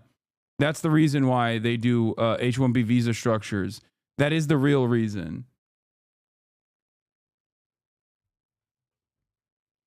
The issue here is that he thinks it's the same as migrant worker who works in agriculture when it's significantly different to that. It doesn't matter because it is okay. In practice, in application, it is the same. Okay.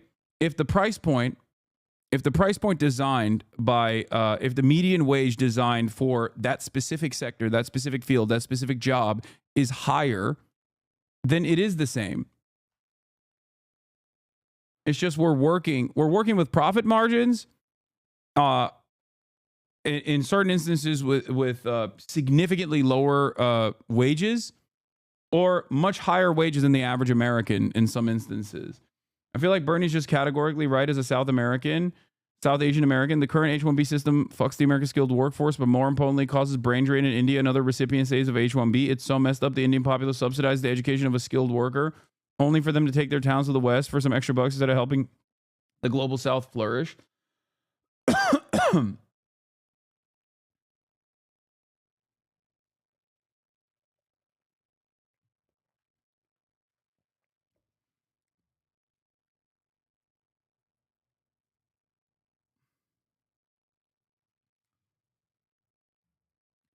I mean, brain drain is one aspect of this, certainly. I think that, let's be real, H-1B only exists as a white collar. What? H-1B only exists because white collar companies can't easily get away with undocumented workers as the ag industry. Well, also, yeah, it's because white collar companies need specialized workers. H-1Bs is currently implemented increased worker exploitation and depressed wages. That should be the end of the argument. It doesn't matter if it's U.S. citizens or immigrants being exploited. It's still exploitation.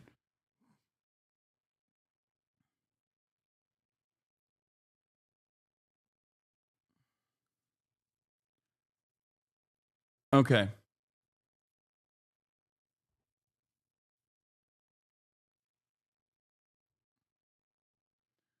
Engels and Lenin talked about how certain unions in England at the time were run like businesses, which meant that they would be more aligned with the bourgeoisie. You could argue that tech workers, many who make 4 to 5 times the average wages of the American worker. Yeah, you're right. Because as you know, the more money you make as a wage laborer, the less you are a wage laborer. That's also what Marx was saying. Dude, what are you talking about?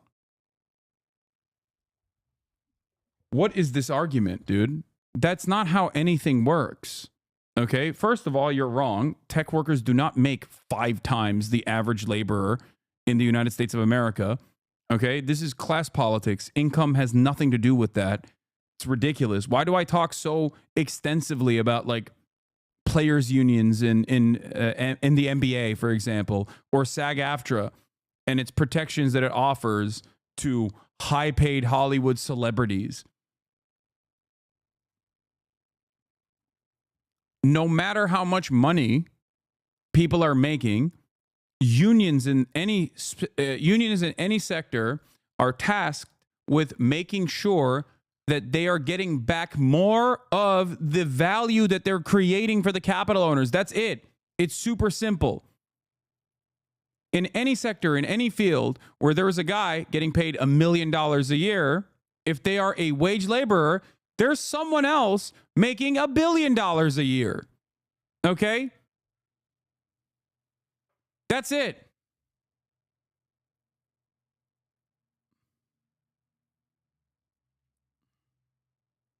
That's it. It's adjusted to how much value that they are generating.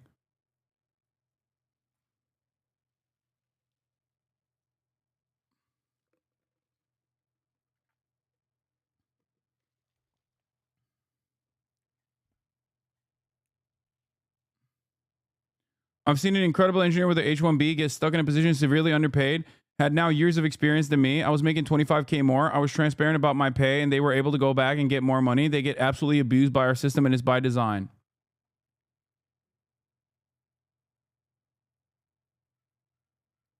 Salam, off topic, but a valid question. Do you not think your fundraising campaign that raised funds for Palestine way back gave Hamas the ability to carry out the 7th of October 2023 attack, even if not intentional? It's just something that weighs on my mind that I wanted to ask. Yes, the Palestinian Children's Relief Fund and the many other on-the-ground charities that we worked with that have to be sanctioned by the state of Israel to be operational to begin with inside of the Gaza Strip. Some of those children actually carried out the October 7 attack, even though we fundraised after the October 7 attack.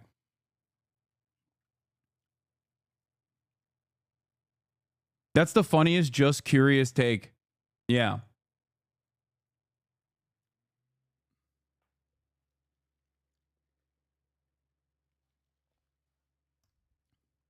That's funny.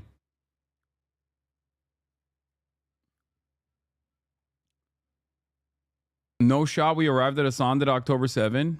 Yeah. Even though we fundraised after October 7, so that automatically disqualifies what you're saying. And even though if you knew anything about the philanthropic organizations, the aid organizations that work on the ground have to get previously sanctioned by Israel, like allowed to exist and operate in Gaza, because there's no way that you can get funds or resources into Gaza directly. In order for your question to be valid, I, one, would have to have a time machine where I could go back in time, and two, be able to somehow directly fund Hamas and evade Israeli authorities.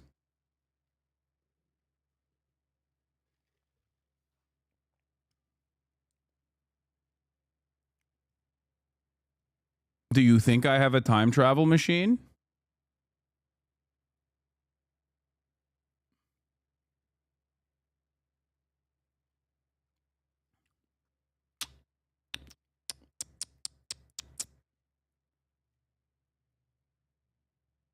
Anyway.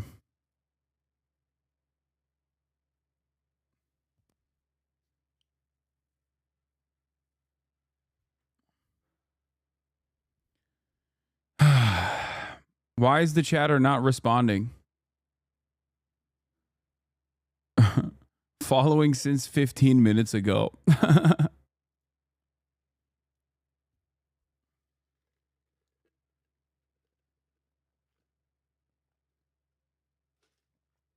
Anyway. He got his clip. I don't think that there is a good clip there for him in my response.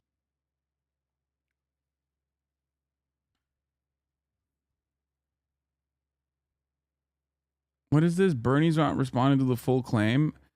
Dude, you think I'm going to read this like Elon Dick Rider writing an effort post? His description on his Twitter says, make nuance cool again.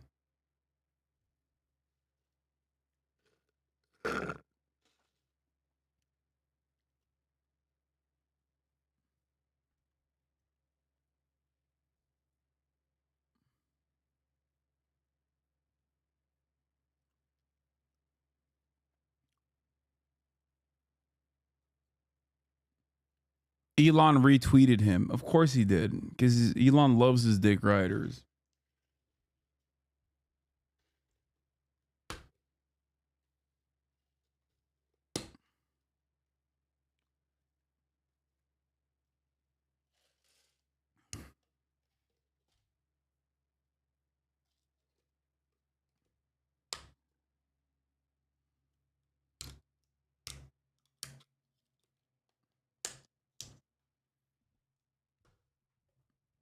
Bernie's not responding to the full claim. Elon and Vivek both acknowledge that the current H-1B system is broken and needs to be fixed so it isn't abused in the way Bernie describes. Yeah. Which, you know, takes Elon at his word, which I find to be a foolish endeavor. They've also said it needs to be used to recruit top engineers. These two claims are compatible. This is the second time in 2 weeks he's done this. He did the same thing when Elon helped tank the 1,500-page spending bill. It's just another form of identity politics. Instead of focusing on channeling racial hostility, it's channeling class hostility. Billionaires are evil. It's divisive. Don't fall for it.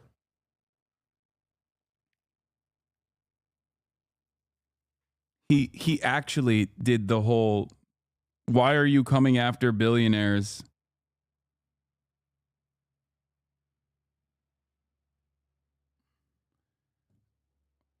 Channeling class hostility. How was that a bad thing? There is not a moment where there isn't class collaboration among capital owners. They are very well aware of their class position. They have designed society in a way that benefits the capital owning class. That is what capitalism is. What a ridiculous thing to say. Of course Elon Musk retweeted this. Oh my God.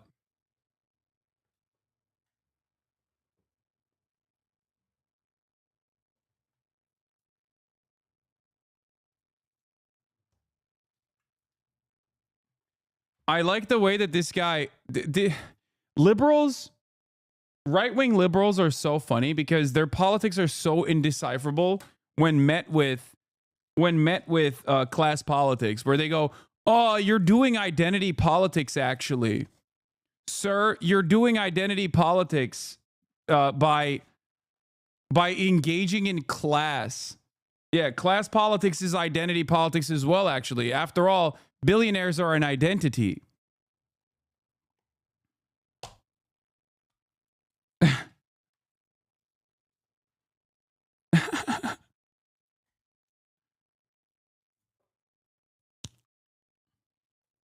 Yeah.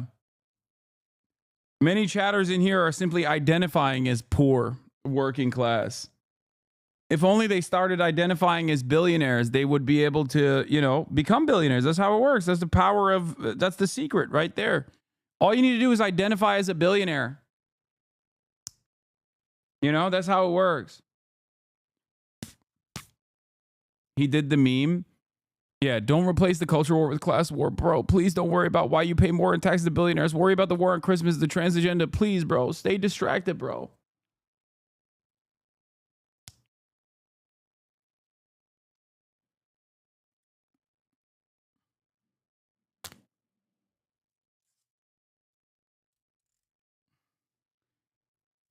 Broke mindset.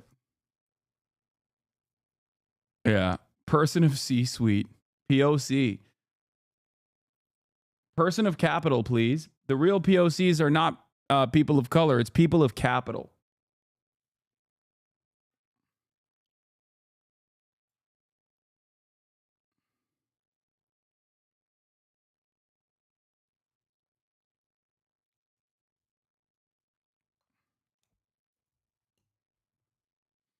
Huh. Anyway. Here's where Bernard has been on this issue, okay? We covered the irony of a lot of people who were 100% on board with the reactionary anti-immigrant sentiment expressed by the Democratic Party at a time when undocumented migrants are under attack, okay? And how much these very same liberals were advocating for that,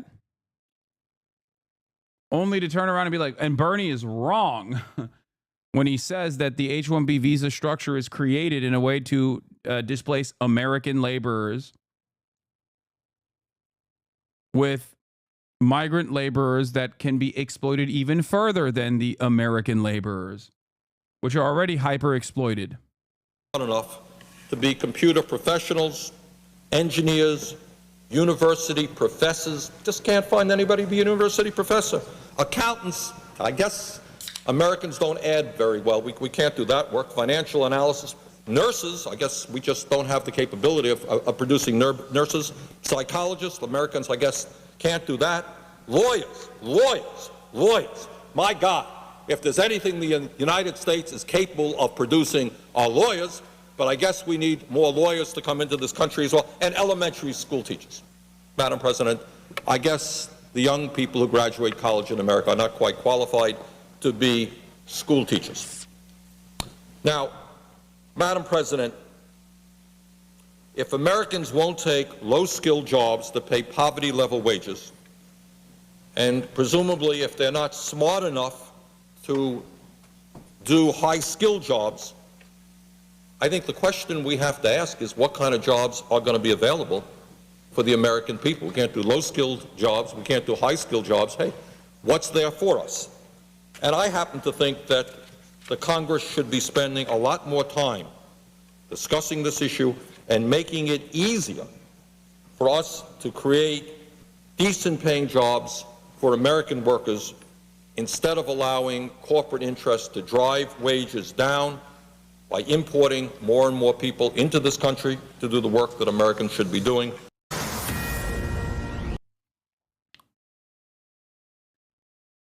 Whoa, Las Vegas guy had his manifesto released? Whoa. That's crazy. We'll take a look at that in a second. So, Matt Brunig has a response. The various guest worker programs have drawn left-wing concerns for a long time. It was a major focus of Jobs with Justice when I worked there in 2011. EPI had a big H-1B report in 2020. You should broaden your informational universe, he says, which is the kindest way to dunk on Noah Smith. Basic argument is that guest worker programs create a second-class tier of worker, which is bad for both the guest worker, exploited, vulnerable to abuse, and native workers, undermined by second-class worker tier. It's basically the same argument as abuse of independent contractor status. Of course, the challenge is that these issues could be resolved by reducing guest work and increasing actual immigration, which draws other sorts of opposition, or reducing guest work without increasing actual immigration, which also draws other sorts of opposition. Another possible solution I've thought about would be universal unionization, sectoral bargaining, the usual stuff.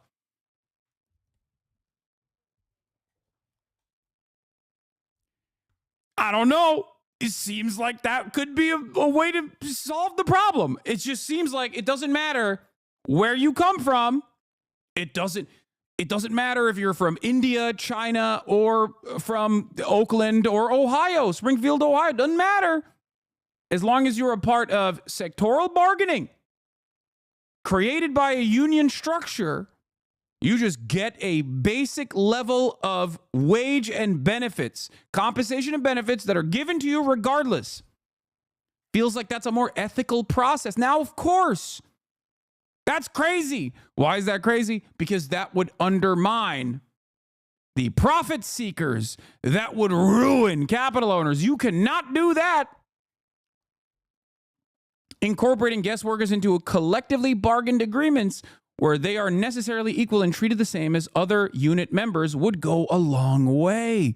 It would be interesting to see what H-1B employers would say about mandatory collective bargaining for any employer using a guest worker program. I know Elon wouldn't be too happy. He's already of the mind that native Tesla workers shouldn't be allowed to unionize.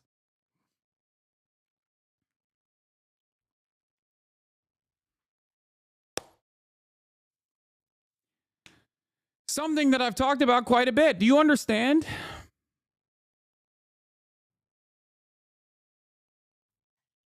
Do you understand?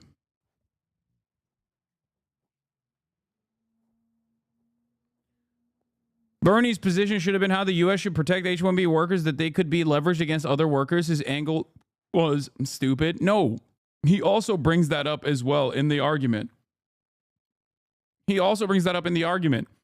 But if you are an American politician and you are watching certain sectors eviscerated, mass layoffs for tech workers that are highly skilled workers, American tech workers that are highly skilled, educated, and underemployed, then yeah, I think mentioning that first and foremost is apt, especially because he did also mention protections for the H-1B visa workers as well.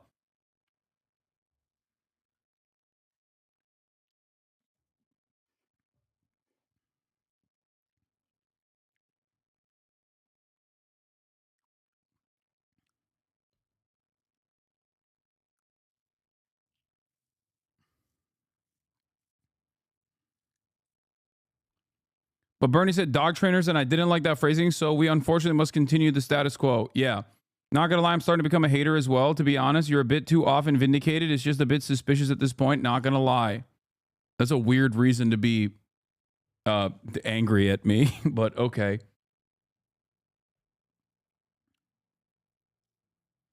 H-1B visa workers only want to come into America because we're destroyed their home domestic economies, and a lot of these job sectors are held them back, so they're decades behind. I mean, that's one part of it. There's a reason why you're not seeing a tremendous number of like Norwegian workers coming into the United States of America in the tech sector or something. You know what I mean? If your domestic conditions are apt, if your domestic conditions are fine, you are not going to seek out. By the way, yeah, I know that guy, that chatter was joking. That was an XUC point. Law, isn't it suspicious? He's always on the right side of issues.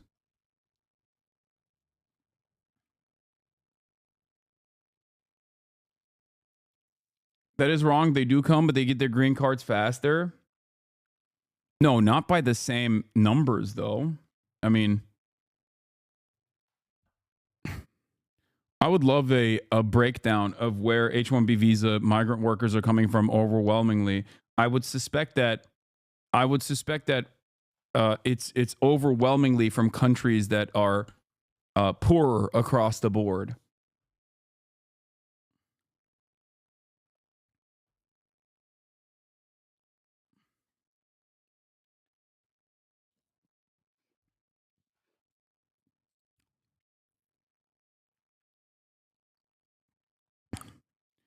A bleeding Representative Virginia Fox is currently receiving medical attention, holding her nose as she receives AIDS. Appears to have fallen down marble stairs on the west side of the house. Lots of blood, but officer tells me she's okay. As press is cleared from the area, she is conscious and talking.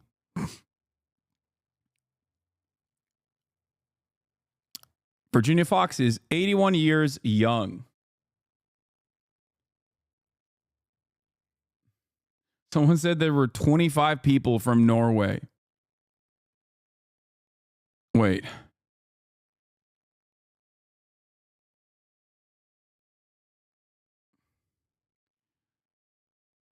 $420. Oh my God. H-1B visa petitions by gender and country of birth fiscal year in 2019. 74% is from India. 11% is from mainland China. 1% is from Canada. 0% is from, Jesus Lord mercy, like Iceland. The total number is 33.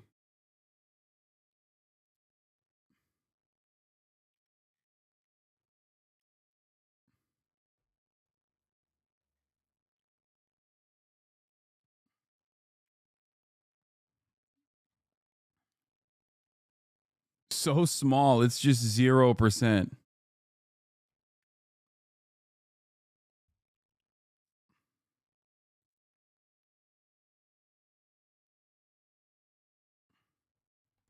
There's also different visa structures for like there's also different ways of getting legal permanent residency in the United States of America for different countries. So this doesn't show the entirety of the story.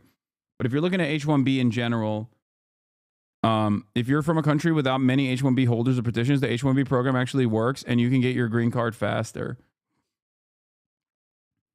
There's also obviously the number of citizens that live in those countries, obviously, a much larger country.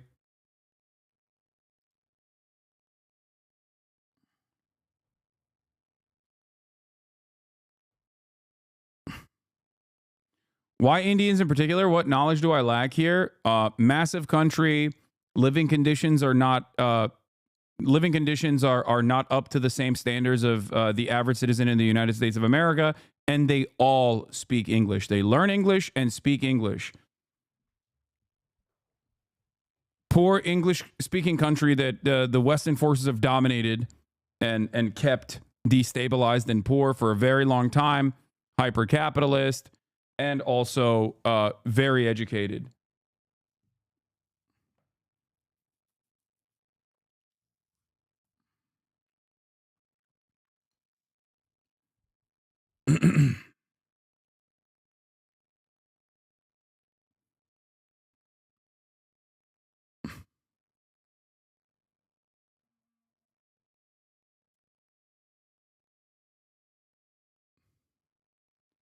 Yeah. India is the largest English-speaking country on the planet and also currency arbitrage.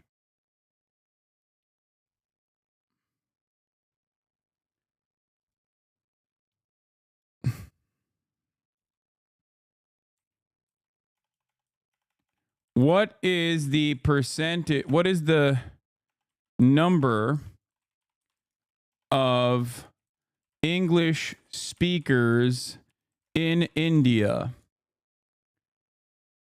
The number of total English speakers in India is 228,538,090. Okay? The United States, the number is 297,400,000, at least according to Google. List of countries by English-speaking population. I don't think those numbers are completely accurate. So less than 25%. Dude, what are you talking about? It's almost the size of... The number of English speakers is virtually the size of the American population. Like, it's almost up to the... America is a country where most of the citizens barely even speak English to begin with. That is a ginormous population of English speakers.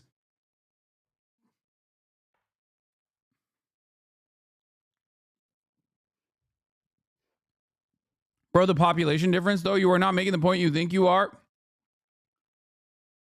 No, I am making the point I think I am.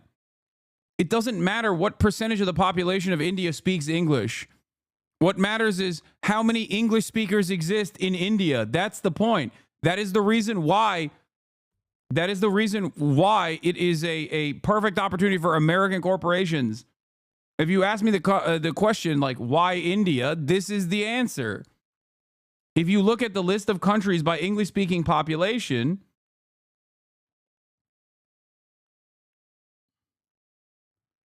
what is this eligible population? What does that mean? Total number of English speakers.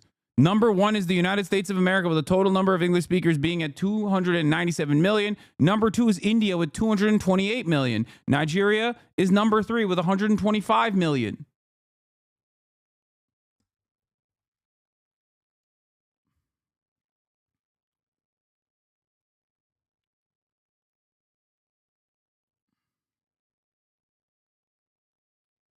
Why would the per capita matter in this situation?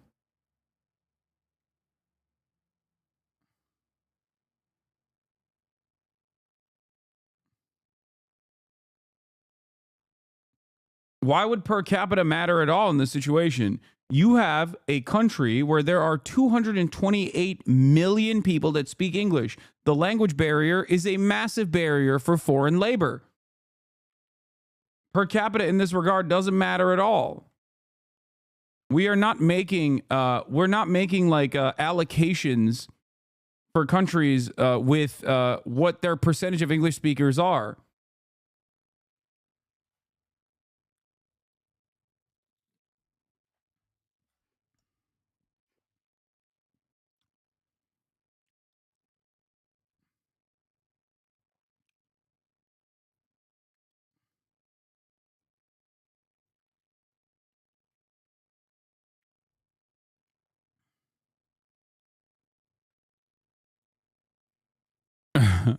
If you combine India and Pakistan, the number of English speakers in India and Pakistan combined is larger than the number of English speakers in the United States of America. Are you for or against it? People fixated over the country? What do you mean, for or against what? I am for migration into the United States of America. I understand that it is part of the reason why America is the country that it is. Immigration, on the other hand, cannot be used as a mechanism to further exploit both the migrant population that's coming in and also the documented labor pool that exists in the United States of America. Currently, as it stands, given that this is a capitalist nation, that the way that this works is that the H-1B visa structure, the H-1B visa structure is used as a way, privileged add take. Okay, if you say add one more time, I'm going to laser you.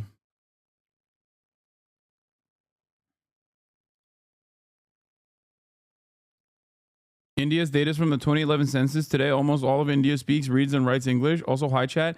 I mean, I'm sure it's higher. I don't think it's all of India, but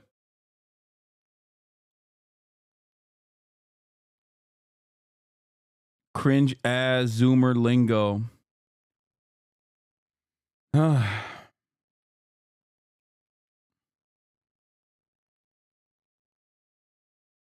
Inspo for less swearing. I have been swearing less so far, and I'm gonna continue swearing less, even though chatters do make it hard. Despite his rhetoric, Senator Bernie Sanders still voted to drastically increase H-1B visas in 2013. What is this? This administration was great. They're the ones that created the economic policies that the next one is going to take credit for. Like many of the House members who show up to ribbon cuttings for projects they voted against creating. The literal only people who say Biden was an effective president are paid to say it, like you, for example. Mike from PA still dunking on the Kamalacrats.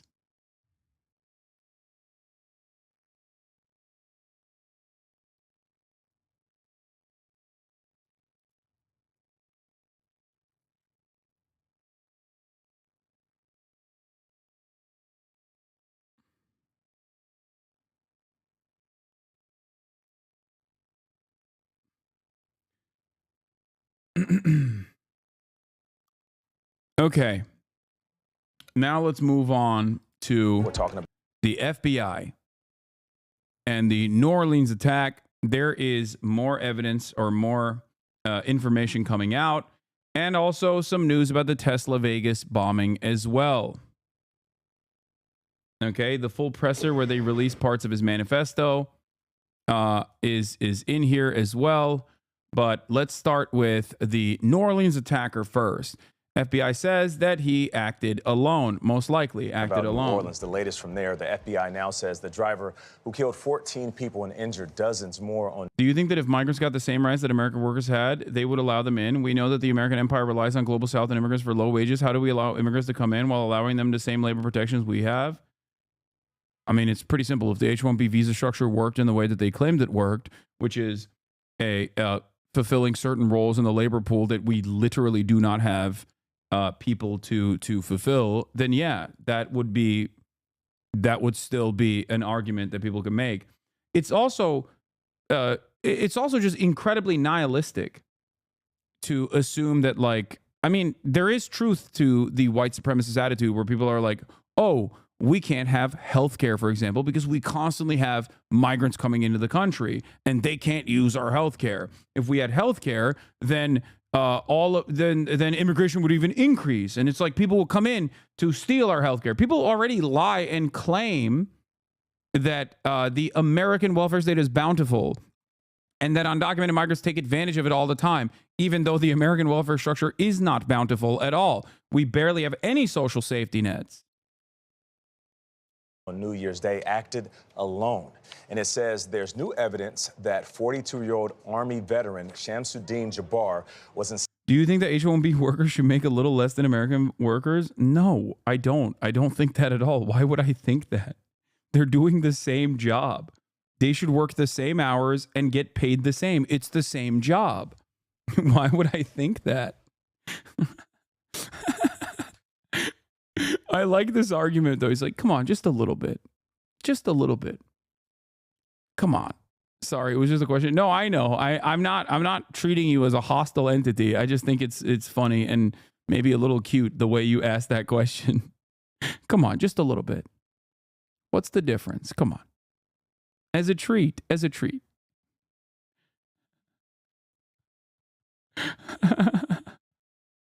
Inspired by ISIS. There's also a military connection with the driver of the Cybertruck that exploded outside a Trump hotel in Las Vegas just hours later. But authorities say there's quote, no definitive link between the men responsible for the attacks. We have correspondents covering every angle of this. CBS Saturday Morning co-host and former First Lady of New Orleans, Michelle Miller, is in the French Quarter. Michelle, good morning. Good morning to you. Well, the Big Izzy certainly knows how to bounce back after a tragedy. He's done it certainly more times than we can count. The world-famous party district known as Bourbon Street reopened to the public on yesterday, and it was a bustling, joyous experience for so many people coming to enjoy the city. Everything it has to offer, although it was under a ton of security. Now, the barriers were up. They were meant to stop vehicles from getting onto Bourbon Street, something that officials say could have prevented the terrorists from getting onto the street in the first place. Hundreds of police officers roam this area, and just about a mile away from here, thousands of college football fans poured into the Superdome for the Sugar Bowl that was delayed by a day.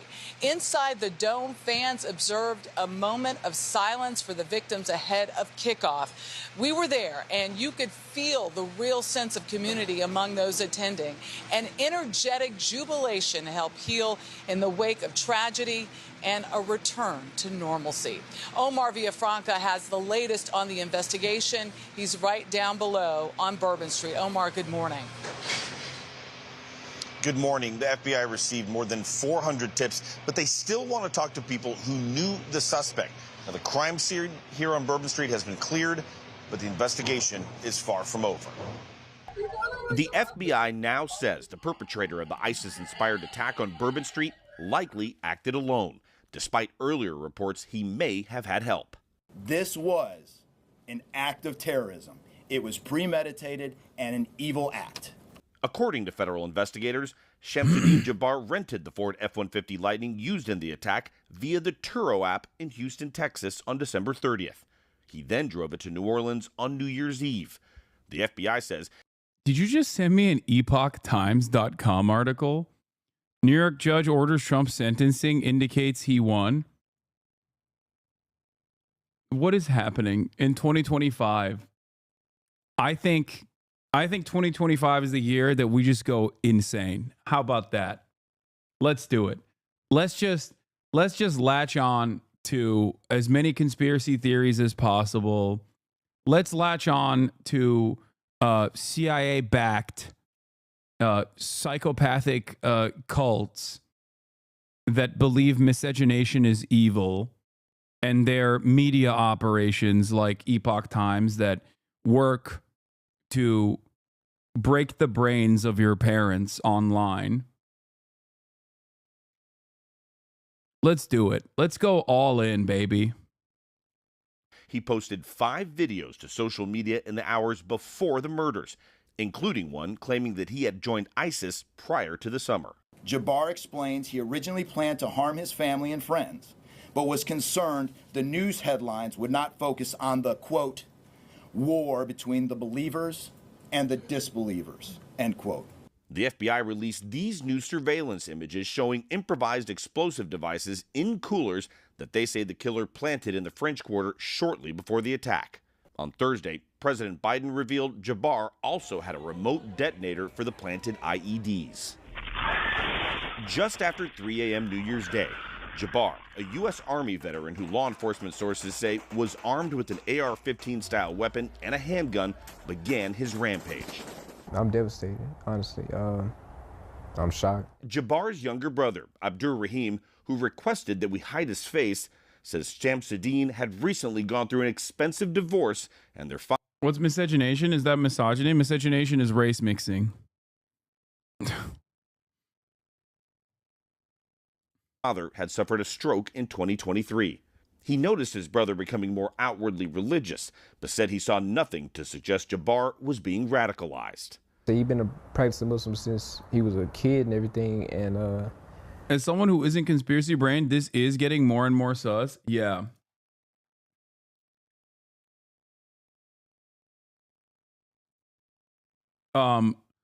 It's also getting like it's giving Israel. I'm not gonna lie, because apparently they went to his house and basically brought in a whole bunch of random people, okay, to basically be like, hey, just so you know, like just so you know, we're gonna do a, like, this lady was allowed in before the FBI. It's a weird situation.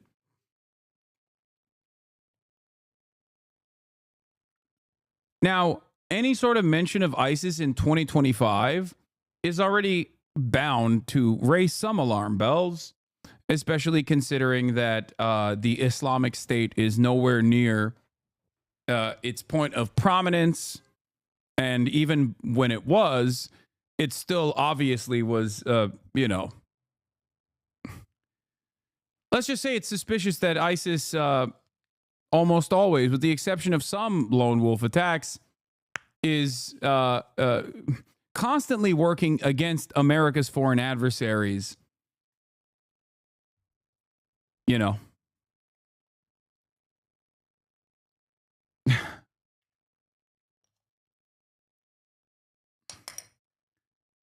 But having said that, since Donald Trump bravely destroyed ISIS, it also seems odd that they would come back in a big way like this. ISIS itself hasn't also, I don't think, as far as I understand, I don't think that they have, taken ownership over this attack either. So it could be a case of, like some random nut job saying like, no, I actually learned everything from ISIS. I wanted to be ISIS, but even the media reporting on the matter shows that like he, one, seemingly was working alone, and two, that in recorded videos, he basically was like, I have two options here: murdering my entire family and joining ISIS. And I decided I'm joining ISIS now. So at least that's what they have reported in the media. That's what CNN has reported. That's what the FBI has revealed.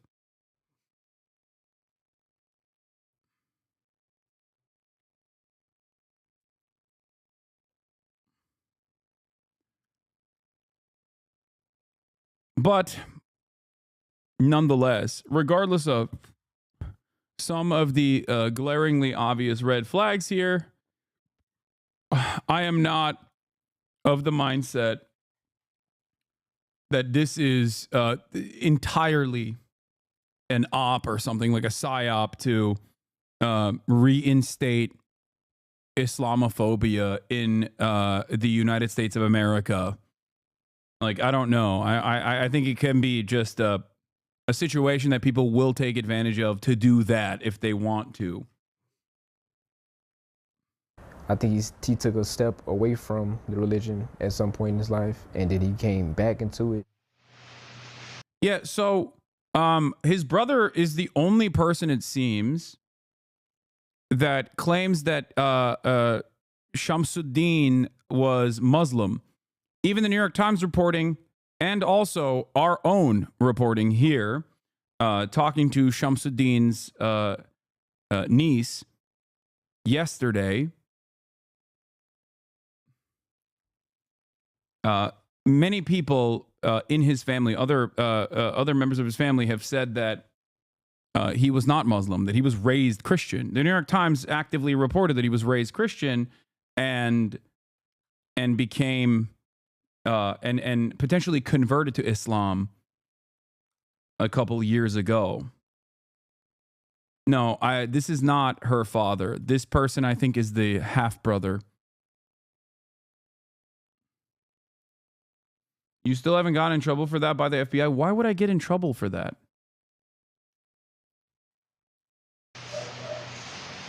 And let me give you some good news now. Both of the officers who were hurt while exchanging gunfire with the suspect, they are now out of the hospital. Here in the French Quarter, it's starting to look and sound like the old Bourbon Street. And Michelle, slowly, it's starting to feel like the old Bourbon Street. Welcome back. The half-brother of the New Orleans terror suspect says radicalization is what fueled his brother's actions. Brooke Taylor is joining us live from Houston. And Brooke, I understand you spoke to the half-brother. What was your takeaway from your conversation with him? I did, and he was completely shocked by all this. We spoke at his childhood home. Now, one of the things that the FBI said was that on the way to New Orleans, Jabbar posted on his Facebook page saying that he was inspired by ISIS, as we know, and that at first he was going to actually target his own family and friends. So that's what I wanted to ask, his own brother, how it felt hearing that. I'm gonna pee. And he stood back and he said it was so chilling to hear that, just shocking and heartbreaking. I want to show you this picture here of the Jabbar family from the early years when the boys were just kids. His brother Abdur Jabbar is an adult now. He gave us these photos. He says they're 18 years apart and the family did not see any red flags. Shamsuddin Jabbar grew up in Beaumont, Texas, and went to Central High School. From 2007 to 2015, he joined the Army as a human resource specialist and information technology specialist. Then he had a quick real estate career and most recently working in IT again. Now, he says later in life, Jabbar seemed lost and on a, quote, path to self-discovery. He went through at least 2 divorces, had 3 kids, and according to court filings, was having massive money struggles. His brother says that he grew up Muslim, but he says Jabbar stepped away from his faith in the 20s. He said that decision to join the Army was just a way to get on the right path and really figure out his career. Now, he didn't want to show his face for his own safety reasons, but he spoke to us. He says his brother was trying to find a sense of purpose in his life, and as you mentioned, blames radicalization for this attack. I think so, yeah. I mean, from starting from the military and then after the military, after his divorces, I'm sure he was looking for some type of guidance to help, in his life, something to give him the right answers. This would be the only indication that I have that there was some radicalization that came into play, because like I said, outside of this, nothing else raised any type of alarms,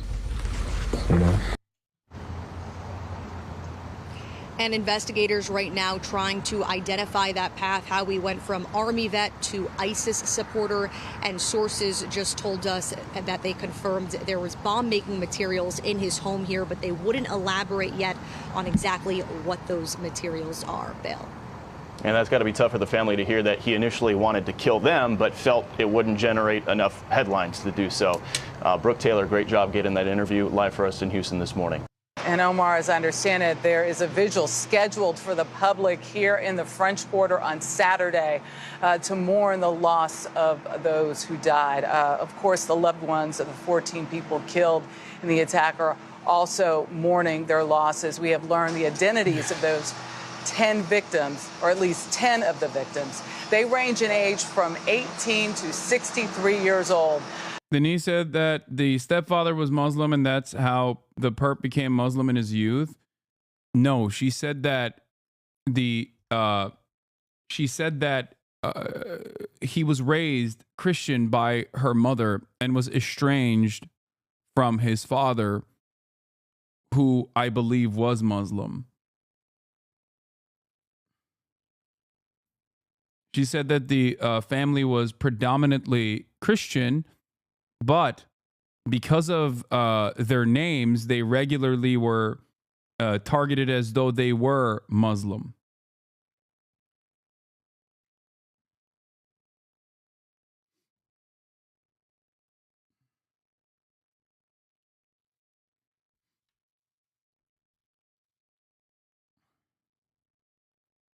Stepfather was Muslim. That's the reason. Is there any understanding of the motive yet? Yeah, the person's father was Muslim. He was raised Catholic. Those options make no sense for a man in a corner. Those two things have zero connection for a man who thinks he has nothing left. One is a complete loss of anything he has left with his own hands. The other is randomly joining a Fed operation which only connects with the racist logic he's Muslim.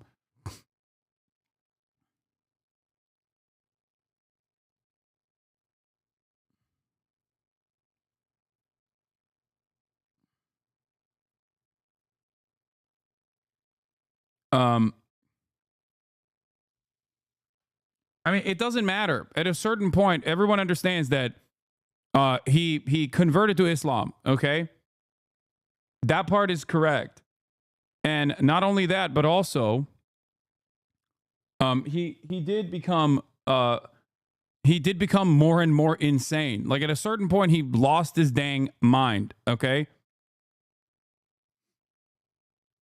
It's still interesting to track this journey and understand the point of radicalization and what took place, because part of the reason for why it's important to understand it is because there are people out there who are tying this back to like regular old Islamophobia, even though there is a surprisingly lower number of people doing that. I think most of the people that are doing that are pro-Israel people in general that have used this as an opportunity. Don't ever let a crisis go to waste, to basically reassert the position that like this guy is basically the same as all of the pro-Hamas Iranian-backed protest movements on college campuses and the like.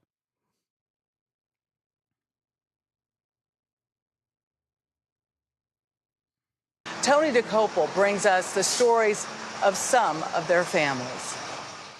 Also, I have a question for you guys. This is the worst question to ask. I have isopropyl rubbing alcohol.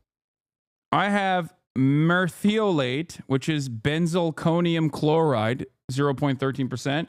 And I have povidone iodine swab sticks. Now, why do I have all these? Because I want to clean the remainder of Kaya's scar. Not that she has any issues or anything like that, but I don't know what the best one is to use. Quit doing news slice of life stuff is like this is better. Bro has bomb making material at home. The iodine swab sticks is better. Soap and water? Wait, really?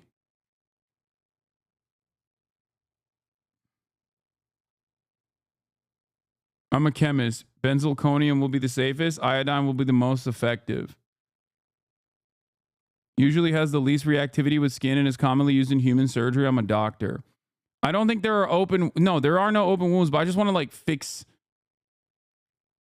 I just want to clean up, just make sure to clean up what is remaining of the area. So while this story continues, I'm going to do that in the background. She was a wonderful girl. She was 27 years old. She smiled all the time. She liked to help other people.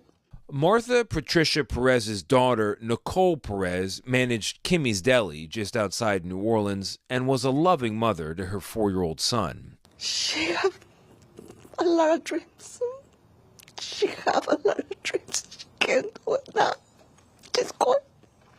Because the terrorists killed my daughter. Reggie Hunter from Baton Rouge was 37, a warehouse manager and father of 2. His youngest, still just a toddler. And his cousin, Sherelle Robinson Jackson, says he was someone who liked to laugh. Made everybody laugh at the family. A great dad. Nikira Cheyenne Dido had recently graduated high school in Mississippi. Just 18 years old, she had dreams of becoming a nurse. And another 18-year-old, Kareem Badawi, a freshman engineering student at the University of Alabama, after high school not all that far away from Bourbon Street in Baton Rouge. Martin Besh, meanwhile, known by his nickname Tiger, played wide receiver on the Princeton University football team. A ferocious competitor, his head coach said, with endless energy. His laugh was contagious. Zach Colgan remembers his cousin Matthew Tenedorio as a goofball who at 25 simply wanted to make people laugh. This shouldn't be happening to our nation. 14 different people drawn together by, of all things, celebration. Now 14 different families united in grief. For CBS Mornings, I'm Tony DeCopel in New Orleans. Earlier today, I spoke with Dr. Jeffrey Elder at the University Medical Center here in New Orleans. It's a Trauma 1 hospital very close to here. He specializes in emergency medicine. He had been on work all day long, went back home, was then called back in after the attack. Were most of the injuries from the vehicle itself, or were there gunshots as well? Yeah, so it was interesting because when you talk about injuries, you think of a blunt mechanism like a car crash, or penetrating trauma like a knife wound or a gunshot wound, and really here we had both. Most of our patients were unfortunately suffering blunt trauma, so they've been hit by the vehicle and had injuries to the abdomen, the chest, the head, and a lot of broken bones. We had a few patients, really the minority, that had gunshot wounds that were here. This hospital is about 10 years old. It's really beautiful. Dr. Elder was also saying that this was the largest number of sick critical trauma patients that they've ever seen in such a short period of time. I met earlier today at that hospital with Pittsburgh area native Jeremy Sensky. Jeremy uses a specialized wheelchair. He was in New Orleans on vacation. He uses the wheelchair because he was in a car accident in 1999. He's paralyzed. I spoke to him. He was on Bourbon Street. He was struck directly by the truck in his legs in the wheelchair. He survived miraculously. I spoke to him earlier. I think I got hit and my body was just thrown onto the ground, and I just, for like a second, I don't remember that moment, but as soon as I hit the ground, I think I came right back awake. The first thing I remember when I hit the ground were the gunshots, and as soon as I heard the gunshots, I was thinking in my head that I would hope I was clear from the gunshots, and I thought that's kind of why I was on the ground. In my head, I thought, well, maybe I'm on the ground because of the people are shooting, and I was on the ground to get away from it. So did you heard shots? Did you see anything around you? No, I didn't see anything. While I was hearing the shots, I was still like disoriented, and the whole time I was like pretty messed up. I really didn't know what was going on, and I was just glad that I didn't get shot. Like, I'm thinking the gunshots, I'm laying on the ground, I should be safe, and then my leg was messed up. I kept messing with my leg. I'm like trying to figure out what's wrong with my leg, and I saw this stuff around me, which was parts of my wheelchair. So I started scraping it, trying to find my phone. I really couldn't tell what was what, so I tried to get my phone. I wanted to use the phone. I was going to call my wife and tell her I was alive. Your leg, you were you were bleeding. I think that I was bleeding, but my leg was just broke, like in a bunch of different pieces. There's a photograph taken from overhead where the truck is, and you're on the ground. Yeah, the truck was to my right. So did you heard shots? Did you see anything around you? No, I didn't see anything. And I was screaming, help, help, help, help. And finally a guy came over and said, listen, you're lucky to be alive. He said, many people aren't as lucky as you. I heard that somebody put a mark on your forehead indicating you were alive. Somebody came over and they put the number, a yellow X. And I asked, what does that mean? And they didn't tell me. But later on I found what it meant, because whenever they care, what they did is, after a while, I'm not sure how long it was, the time was like forever. I mean, I felt like I was there forever. I was laying on my back, and there was a guy named Patrick. He was one of the cops that was dressed up in like the army fatigue color. And eventually he just stayed with me. After I told me I couldn't walk and I was paralyzed, he stayed with me. And I asked him what had happened.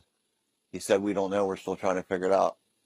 And I said, was it just a drunk driver or something? Did someone blow up something? Because I didn't know. I still hadn't put two and two together that the truck had done anything really. And even though I had seen the truck, I never even thought that that's what had happened, because I was so out of it. When did you learn that it was this person in a terror attack? Today. They were talking about something about someone shooting a cop or something. I heard someone got shot by a cop. but no one called it a terror attack. And I kept asking people, like the nurses and doctors that were with me that night, and no one said it was a terror attack. And today I found out that it was a terror attack. Does it make you angry? Me personally, I'm going to have a hard time probably coming back to Bourbon Street for a while. But I mean, I might. But I'm not. My whole thing was you should feel safe there. And hopefully, there was definitely things that were wrong. They didn't put up the stupid thing at the end of the road that I had to drive over my wheelchair. It's supposed to stop the cars. Wasn't up. So that was definitely a problem. Like that thing that was supposed to be up was down. I drove over it. I did get pushed over it, but it was only this tall, like 5 inches tall. Something Yeah, like they that. said it needed to be repaired or something. Yeah, well, they should have repaired it before New Year's Eve. Is there anything else you want people to know? I don't want to take up too much of your time. I'm just happy to be alive, man. I don't want people to be afraid to go out and do things. I really don't. I mean, this could happen anytime, anywhere, but what are you going to do? Stop living your life?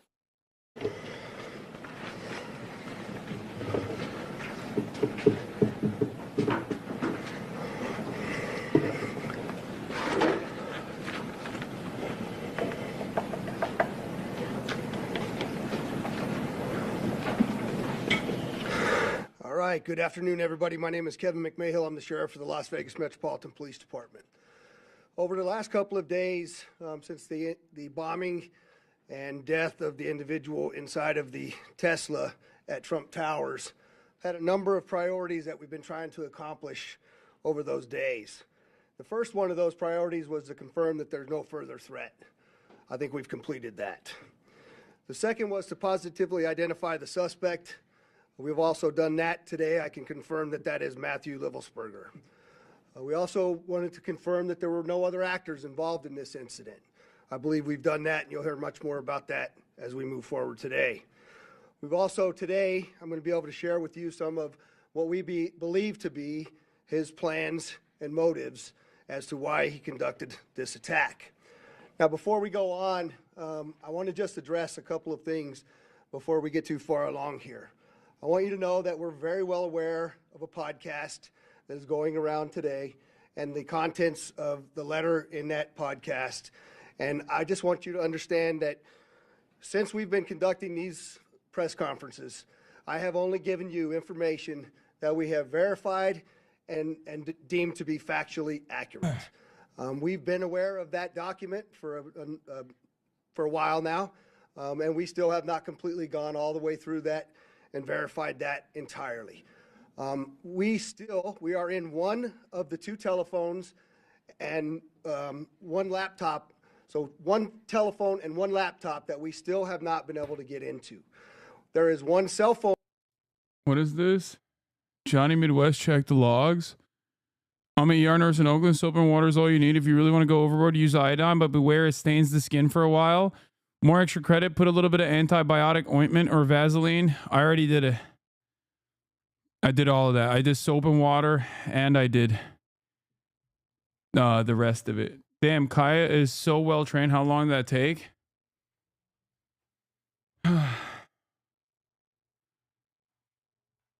My king, please go wash your hands. Fine.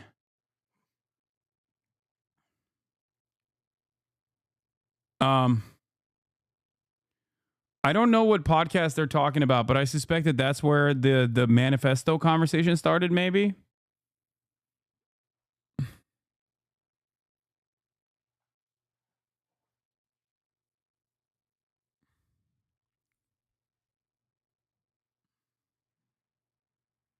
Wait, he was on Sean Ryan's pod?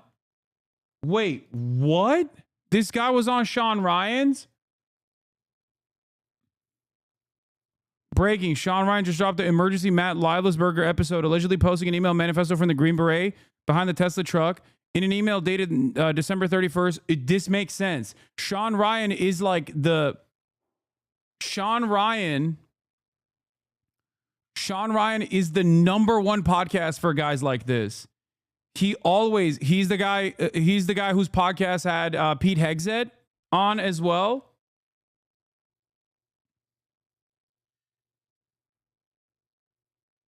The real email manifesto sent. I urge everyone to dedicate at least 35 minutes to fully grasp the details that have unfolded over the past few days. This episode takes a deep dive into the manifesto, an email sent to Samosar by Matt Livesberger himself. Within this chilling document, Livesberger boldly declares, what I'm going to send you is going to change the course of humanity. Former Green Beret. Well, he wasn't a former Green Beret. I'm pretty sure he... Well, the manifesto is fake news. The source of it is a couple months old. Is at the center of the story just days before he drove a Tesla Cybertruck loaded with explosives to Trump International Hotel in Las Vegas. The Cybertruck incident has raised serious questions about Livesberger's motivations, his credibility, and the information he shared. In this episode, we unpack the manifesto's contents.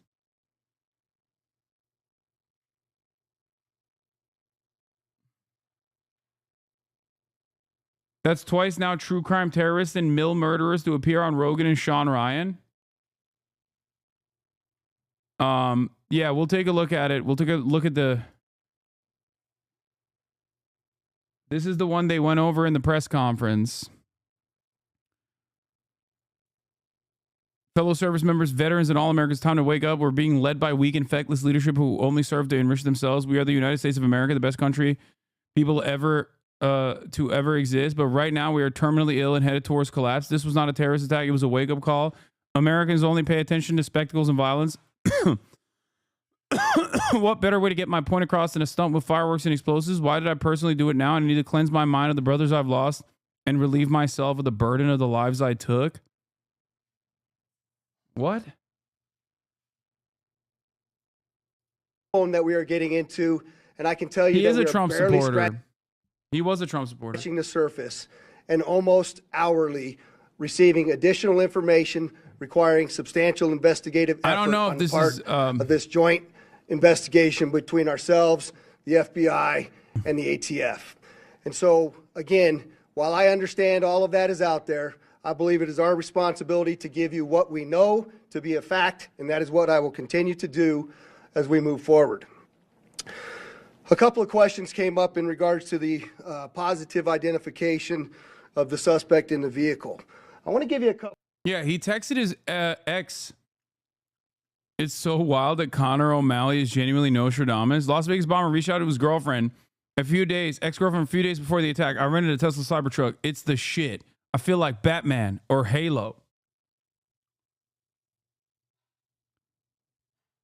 Oh, okay. It's been wild. So much learning and fun. I rented a Tesla Cybertruck. It's the shit. I'm building drones in my new position. You would love it.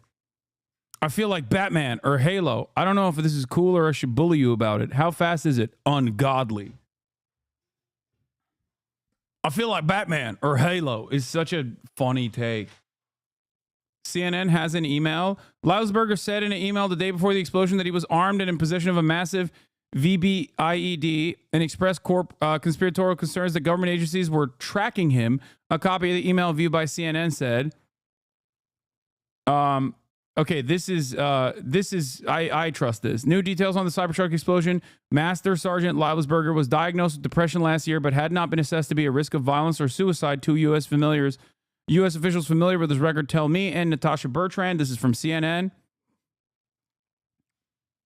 Law enforcement has received the message and examined where the email originated and believe it was written by Livesberger, a law enforcement official familiar with the investigation told CNN.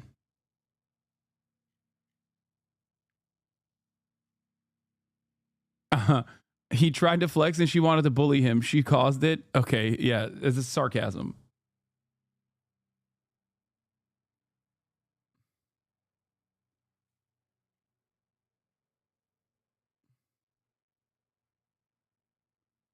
It's been posted on Reddit. Do claim the drones are Chinese craft based on alien technology. Okay, dude, I don't think.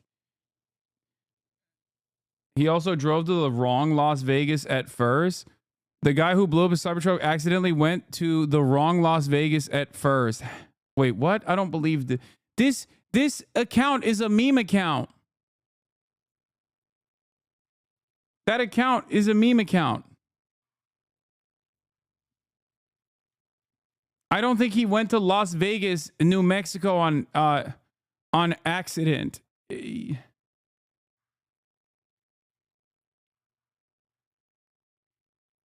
It's most likely that there are charging stations on the path. Yeah.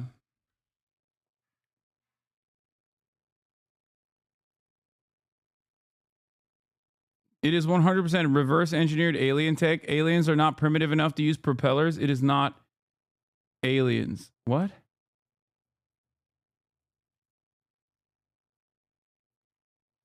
Yeah, I suspect that in the mountaintop, they don't have as many Tesla supercharger stations. So he was forced to drive around the mountains rather than over it, but I don't know.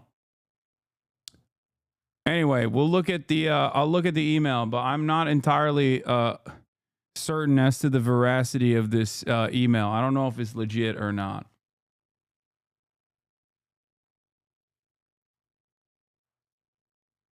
Okay.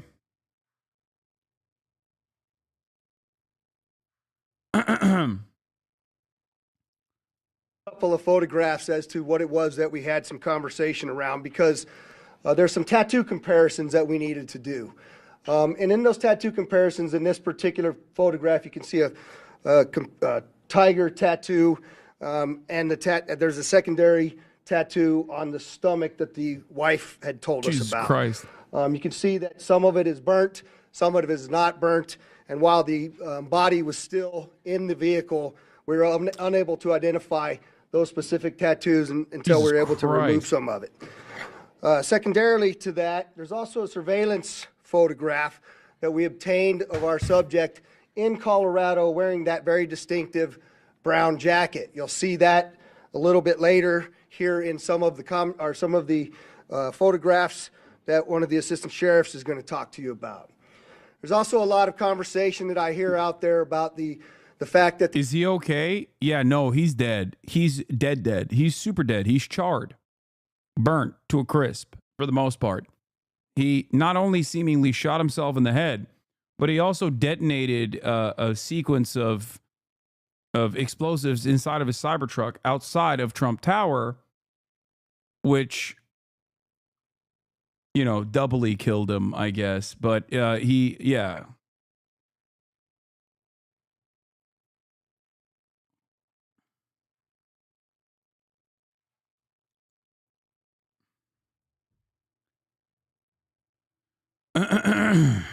The identifications, the credit cards, and the number of things that I provided to you previously did not show up as burnt in the explosion in the vehicle. And so I did think it was important for me to address a couple of those issues so you understand where we're at. That's a photo. What am I even looking at here? Like, I don't even know what this is. It's just like bits of Liveless Burger and a wallet. Is that what it is? Also, how good of a wallet is it that it just like protected the materials even after? Photograph of the wallet. It's a leather wallet. Clearly, it's burnt up pretty well. However, that wallet was found in the back seat under some debris in the vehicle, and it contained, you'll see in this photograph, the credit cards, so a photograph, and a number of other pieces of identifying information. I'm glad that they hid the credit card number, because, you know, someone could use them. And it would be really lame. Someone could use that and steal Matthew Livelessberger's money. Military identification that I initially told you about was also located within inches of the wallet. And you'll see much of this stuff does have some burn damage on it. The passport that I described to all of you was found in the back, in the bed of the truck under debris as well, and you'll see a photograph of that in there. I also had mentioned to you that we were going to be doing dental records to identify the subject in the vehicle. The Department of Defense provided those dental records to us. We then forwarded them to the coroner, and the coroner also provided a positive identification for us. Finally, we had also requested DNA from the family, which was provided to us, and it matched to our suspect. We then, of course, had now confirmed fully his identity to you. Johnny D. Fango, thank you for the 10 community gifted subs, allowing 10 people to no longer see the ad break at the top of the hour, which doesn't come anyway, but still, you can still subscribe yourself for free with a Twitch Prime if you would like to do so, or for $5 or $6. That's right. Thank you, thank you, thank you. There has been, again, a tremendous amount of investigative effort that has been blast conducted my now. And I'm brains going to out. introduce to you Thank you for the 10 gifted. Assistant Sheriff Dory Corrin to go over some of the extensive investigation that has occurred. Dory? Good afternoon. I'm Assistant Sheriff Dory Corrin. I oversee our Homeland Security and Investigative Services Group, which includes our counterterrorism unit that's been working around the clock on this investigation. I just want to briefly share a few updates on some key areas to include the operational activity that led up to this incident, a little bit of information on the post-blast investigation as we know it today, and then finally some of the information that we're discovering most recently about motives and plans to give you some insight on why this individual committed the act that he committed. To begin, yes, he was inside the car and he allegedly shot himself, according to the investigators, before he blew up the car. Or like they still don't know how he lit it up. Okay. Again, just with the operational activity, the sheriff yesterday talked about the route that the suspect took to get to Las Vegas. Why aren't they calling him a terrorist? The answer is because he's a Trump-supporting white guy.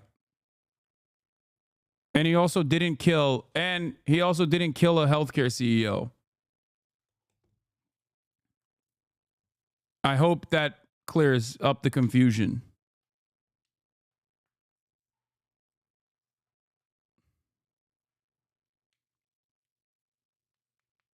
Why did he do it? We still don't fully understand what his motives were. Vegas. We used a lot of this information to be able to track down video surveillance footage around different locations, as well as financial records, as well as call data records. He also didn't, I think he intended to do a big bang and maybe even kill some people, but he didn't end up killing anybody else. Just himself. As well as looking at the Tesla charging stations to be able to determine exactly which route the individual took, but more importantly, that it was the individual that we've identified as well as the only individual in the vehicle during the path that he took to Las Vegas. As you'll see here in this video here at one of the charging stations, there's just one example. You'll see our suspect here. He'll exit the vehicle. He'll walk around the vehicle at different times. At one point, you're going to see that he opens the door of the vehicle, he retrieves a coat, he puts that coat on, and you're going to see that at different parts to include the photo that the sheriff talked about just a few minutes ago. Boggling to call this terrorism with no victim or no apparent motive is really interesting, because how do you think so many terror attacks are thwarted by the FBI? Well, usually it's the FBI that's goading the person into doing the act of terror, but they stop terror suspects regularly. And then sometimes the ATF will go in to the home of a person for having an unlicensed weapon, and they find 150 pipe bombs. And then the judge will say, well, you have no priors and you're white, so it's fine. You're not a danger to yourself or others. And they just kind of they kind of let you stay at home. Like the guy in Virginia. That's a real thing that also happened in these past couple of days, where they went to the home of a dude. I believe it was in Virginia. I forget where it was, but they found 150 pipe bombs in his home, and then he was still. The judge said he wasn't a flight risk nor a risk to others, and said that he could be out on, not even on bail, but he was under. Like he was under home detention.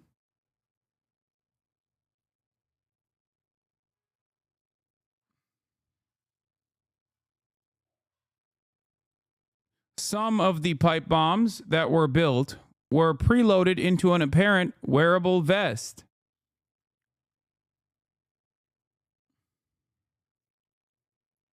A lot of the pipe bombs were also completely unsecured, even though he lives with his wife and children. Prosecutor said Spafford also acknowledged keeping a jar in his freezer of HMTD, an explosive material that is so unstable it can be exploded merely as a result of friction of temperature changes. Investigators found the jar stored next to food items and labeled dangerous, do not touch. Seems like this guy had proper OPSEC.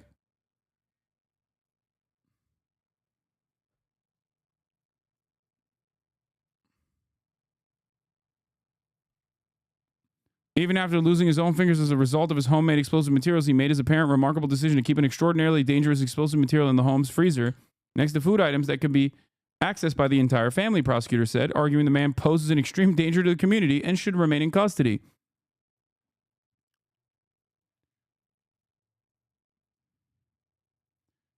His lawyer said there's not a shred of evidence in the record that Mr. Spafford ever threatened anyone, and the contention that someone might be in danger because of their political views and comments is nonsensical.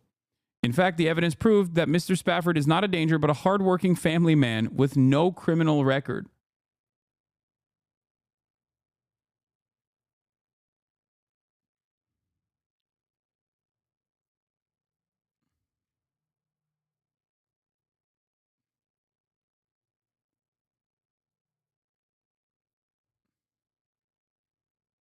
Except he was a danger to himself. He blew off 3 of his fingers on one hand.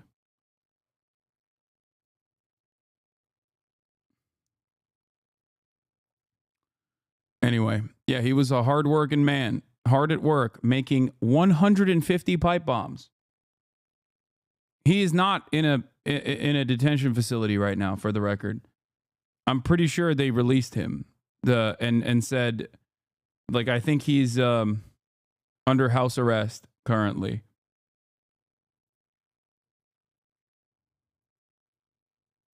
Your Honor, God forbid men have hobbies. Is this the nanny state akin to the Chinese Communist Party? Or are we a nation of freedom and democracy? He had a $25,000 bond, as in 1/4 of the bond that the Florida judge had seen as a reasonable bond for the Florida lady with like children, the 42-year-old Florida woman with children, for the crime of getting upset at a phone conversation, a claims denial phone conversation with her insurance company. That's amazing.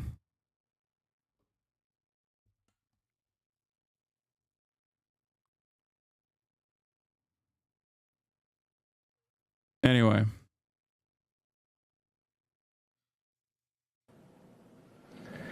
We use this video information as well as what I said earlier about the financial records in terms of purchases being made with different credit cards, call data records, a video canvas at multiple locations, trying to use all of that to corroborate that the individual that we've identified is the same individual that drove that Tesla during that route that we've identified to Las Vegas.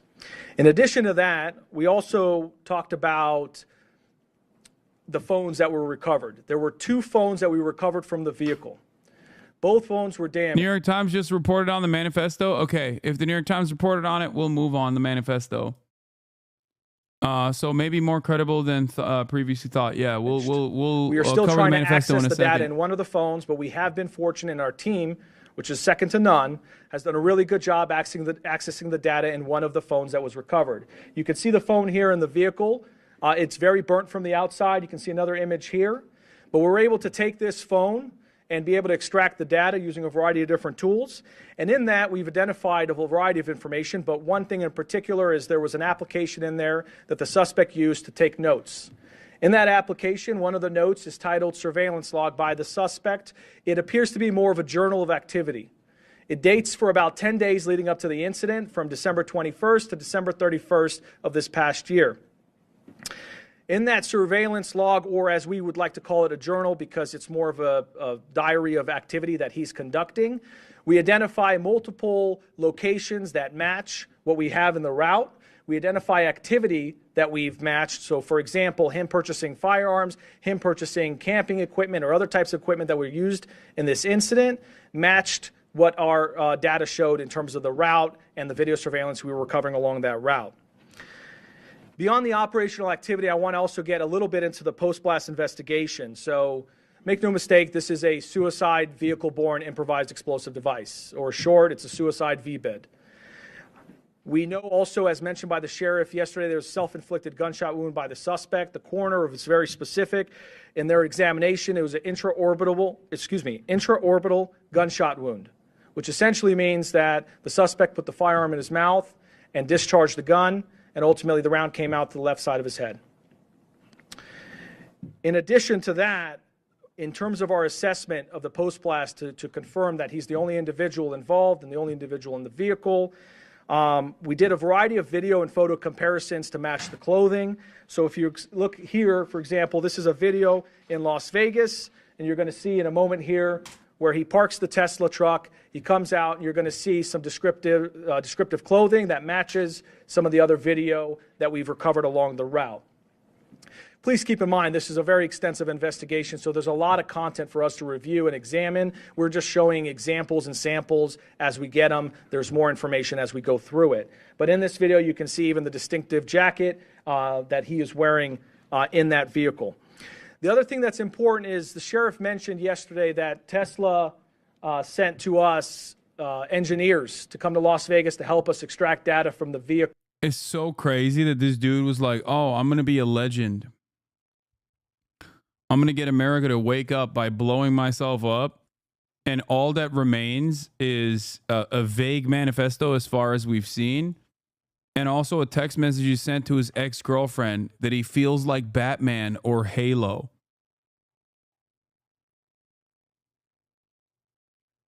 Like that's... I feel like Batman or Halo. The email about the drones is not the manifesto that was reported by the New York Times. What email about the drones? I'm not talking about the drones.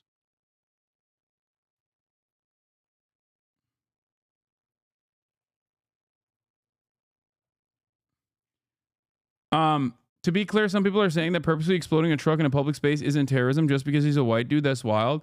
Yeah, imagine if he was Muslim and did that. Now, even if he didn't kill anyone, I assume that many people would be like, "Oh no, that's terrorism. It just failed. It just like didn't happen. Like it didn't succeed." The podcast manifesto talks about the drones. Oh, okay. Thanks to their support, we were able to extract an SDMI chip from the Tesla vehicle, and Tesla was able to confirm to us using the data from the vehicle that the vehicle was not. But it's not just that he's, a white guy, okay? Because as we know, you can be a white guy, but if you are successful and your victim is a high-profile CEO, for example, then that is definitely terrorism. We know that. We know that to be true as well. Not in full self-driving mode at any time during this incident. Finally, the last category just to touch on is motive, which I know everyone is very eager to try to understand and be able to explain what happened. I'll reiterate what the sheriff said is we still have a large volume of data to go through and a lot of content to go through. As you know, with any one of our devices, there's thousands, if not millions, of videos and photos and documents and web history and all of those things that need to be analyzed. But with that, just as a preview for as we get information, we're trying to be as transparent as possible. There were a couple pieces of content we thought were important to share for now. One is in the note application, he seemed to have two letters. One letter in particular, as you can see here, this is an excerpt from that letter. He says, fellow service members, veterans, and all Americans, time to wake up. We are being led by weak and feckless leadership who only serve to enrich themselves. He goes on to explain a variety of other grievances and issues, some political, some personal, a variety of other things, which we will do our best to release very quickly here. But then there's a second letter where there's some more excerpts. This one seems to be dated after the fact. Wait. Feckless leadership. No, he wrote it right. The cop read it wrong. Here. But then there's a second letter where there's some more excerpts. This one seems to be dated after the fact in that notes application. And in there, you can read a couple of the excerpts. We are the United States of America, the best country, people to ever exist. But right now, we are terminally ill and headed towards collapse. This was not a terrorist attack. It was a wake-up call. Americans only pay attention to spectacles and violence. What better way to get... Oh, he said it's not a terrorist attack. Okay, never mind. Then that's fine. Guys, you don't understand. He said it's not a terrorist attack.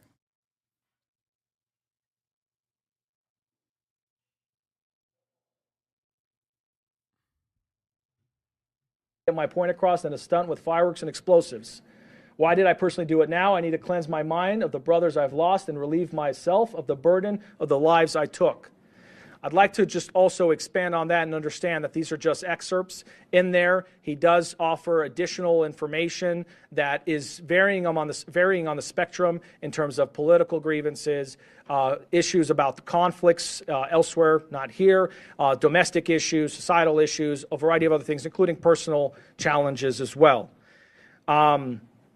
We are intending to release those initial letters so people can understand the best they can what the person's thought process was at one point in time. However, please understand there is still a lot more content to go through, and that may change. There may be a lot more information that we recover that explains either more or shows a change in mindset at different times. Just before I turn it over to FBI Special Agent Spencer Evans, I just want to take a note and just mention what the sheriff said, which is our counterterrorism section and all of the people involved in this have been working around the clock, 24/7, tirelessly, truly through the night. They are second to none, and we really appreciate everything they're doing. With that, turn it over to the FBI. Good afternoon. My name is Spencer Evans. I serve as the Special Agent in charge of the FBI's Las Vegas division. I'd like to express gratitude for everyone that's here today, and especially the partnerships that Sheriff Corrin just highlighted. It's been seamless collaboration between the FBI, ATF, Army, CID, Las Vegas Metropolitan Police Department. You know, if you walked into one of the command posts and someone's not wearing a uniform, you wouldn't be able to tell who works for which agency, and it's been outstanding collaboration. We do have significant updates that we're sharing with you from an investigative standpoint, but just want to reiterate, as Sheriff Corrin mentioned, there is still a lot of ongoing investigation. We have terabytes of data that we have to analyze. We have outstanding search warrants and subpoenas, interviews that are being conducted around the globe as we try to paint a comprehensive picture of exactly what happened. That being said, we do feel confident that we have a much better sense of how we arrived at the events of the 1st of January and additional information that we can provide. So I'd like to first begin by addressing something that continues to be widely speculated, whether or not there was any connection between what happened in New Orleans on New Year's Day and then the incident here in Las Vegas just a few hours later. Just to be clear, there is no evidence that these two events are connected. The only things that we have connecting them are incidental, what we believe to be coincidental similarities in that both vehicles were rented through the same service, that they were both subjects served in the military, that they both stayed at an Airbnb, things like that. We've identified no telephonic or email communication between the subjects, no information that suggests that they knew each other, that they ever served in the same unit, that they were ever assigned at the same place at the same time and had interaction, and no witness interviews have corroborated or provided any information that the two events are connected in any way. In similar fashion, we have not identified any connection between this subject and any other terrorist organization. During the FBI's international investigation to date, as I mentioned, we have interviewed family members, friends, the subject's associates, and military members that he's... Both victims of family court, both spent time at Fort Bragg. But once again, that could be, that most likely is just independently radicalizing components. He served with around the globe. Through these interviews, we've found that the subject held no animosity towards the president-elect. That's something that's also been reported. Investigative steps have discovered and... None of that is connecting evidence? No, I'm not saying it is. I'm not saying it's connecting evidence. Information from the Army indicates that he likely suffered from PTSD, and we are also aware that there were potential other family issues or personal grievances in his own life that may have been contributing factors. Again, we're looking into all of that. It's evident that the subject considered, planned, and thoughtfully prepared for this act alone. That's what we believe, and we have no information to the contrary at this point. The FBI has been able to confirm some of this through the utilization of video footage in public areas as he traveled from Denver to Las Vegas. We have video footage that shows that he is alone outside. Can we stop normalizing victims of family court? Both these dudes made it real clear why the courts didn't want them having custody and why their wives left them. I can't even joke about family court victims now. Like, what are we doing here? Like, excuse me, you are not allowed to make fun of divorced dads any longer. Because I misunderstand the joke that you're making, and then I feel as though you are saying, that, you know, that there is a real thorough line here. Like, do not, at this point, 50% of marriages end up with divorced dads. You don't see them, you know, blowing themselves up, okay? It's a very commonplace thing. I'm making fun of a very common thing that happens in America that ends up making a lot of dads right wing.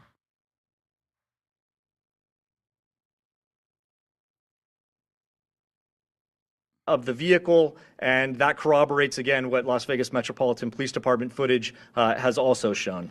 The FBI, as the sheriff indicated, facilitated obtaining DNA from a family member that was able to be conclusively matched to confirm the subject's identity. As Sheriff Corrin mentioned, although this incident is more public and more sensational than usual, it ultimately appears to be a tragic case of suicide involving a heavily decorated combat veteran who is struggling with PTSD and other issues.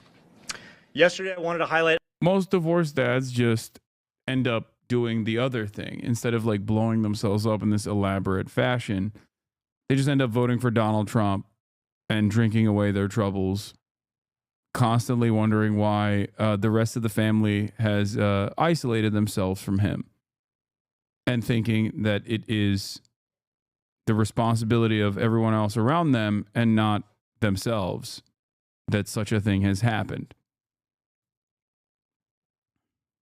I mentioned a tip that was unverified that the FBI had received. Sheriff McMahill will talk about this. It's now floating around there on podcasts. This is a tip that the FBI received after the bombing occurred that seemed to describe some of the personal grievances that the subject may have held. We still have not conclusively determined that that's from the subject, but feel confident based on evidence that we're uncovering on his devices that that was in fact from Leivelsberger. I want to reiterate that prior to this incident, the FBI did not have any information on this subject. He was not on our radar. He didn't have criminal history. There was nothing that we... Damn, they hit the reverse. This subject was not on our radar. Our radar is now limited. We would have been looking into him for up until this point.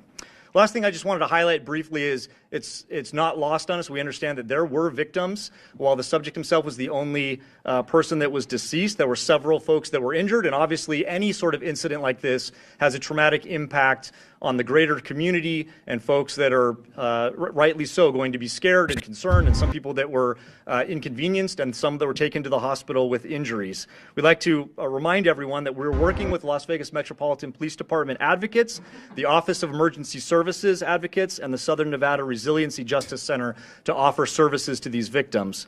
We recognize that there may be victims that are yet unidentified, so for those that might be suffering or otherwise impacted, we'd ask you to reach out to the FBI at 1-800-CALL-FBI. And in similar fashion, as we reiterated yesterday, anyone who has tips related to the subject or this particular incident, please call us at 1-800-CALL-FBI or submit a tip online at tips.fbi.gov.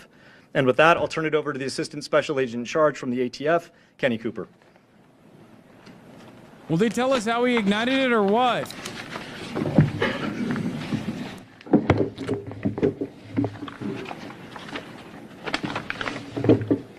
Not playing. Good afternoon, everybody. My name is Kenny Cooper. I'm an Assistant Special Agent with ATF San Francisco Field Division. I have some very quick resource updates. ATF has brought in some of our top experts from our National Response Team that will assist with the sifting through the debris of the Tesla. And that's an abundance of caution to make sure that we've got the initiation sequence identified as best we can from the evidence that survived the thermal event of this explosion, and to ensure that no other bad actors were involved in the initiation of that device. Also, my second... Chatter be like, I already told you how he did it, and then you look at it and it's just this theory. Update is to the firearms purchased by our subject on December 30th, 2024.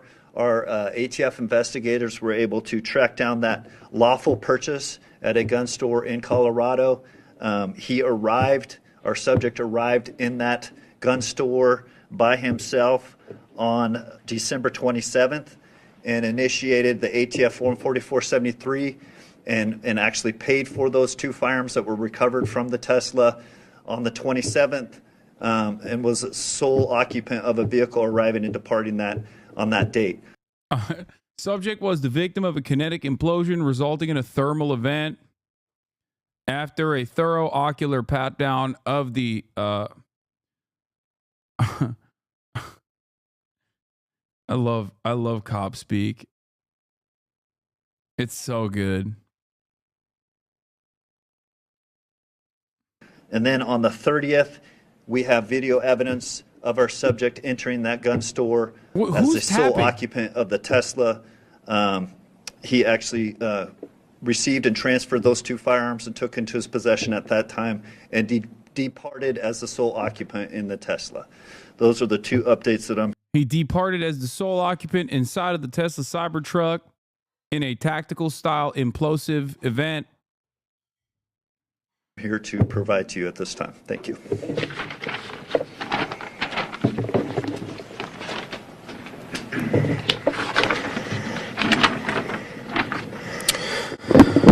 All right, with that... oh my God, you're so loud. We'll entertain a couple questions. If you could, please identify yourself. And, Dude, cop speak is so funny. It's like, all right, on that note, we will tactically ascertain whether or not the investigative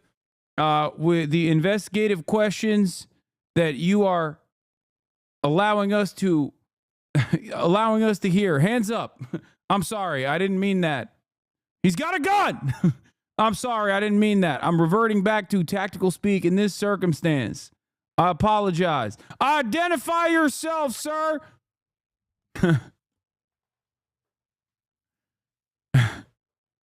Why does he sound like he's going to arrest the reporters in the room? We'll go from there, David. David Charles, KLAS TV. Thanks for taking my question. Two quick questions. One, the video that you showed of him with the Tesla was able to extract that for you from the device. That's such a funny way to operate. Like, I'm imagining sheriff's deputies at home being like, I've tactically ascertained that the salt contraption mechanism that you have in your hands must be dropped immediately. Please hand me your license, registration, and the salt receptacle. He's just so cop speak that he doesn't have a normal conversation with his wife. I'm tactically deploying words into a registered microphone. Drop the salt now. Drop the salt now. From the car, the video you showed him walking around and at the charging stations. Yeah, so let me just...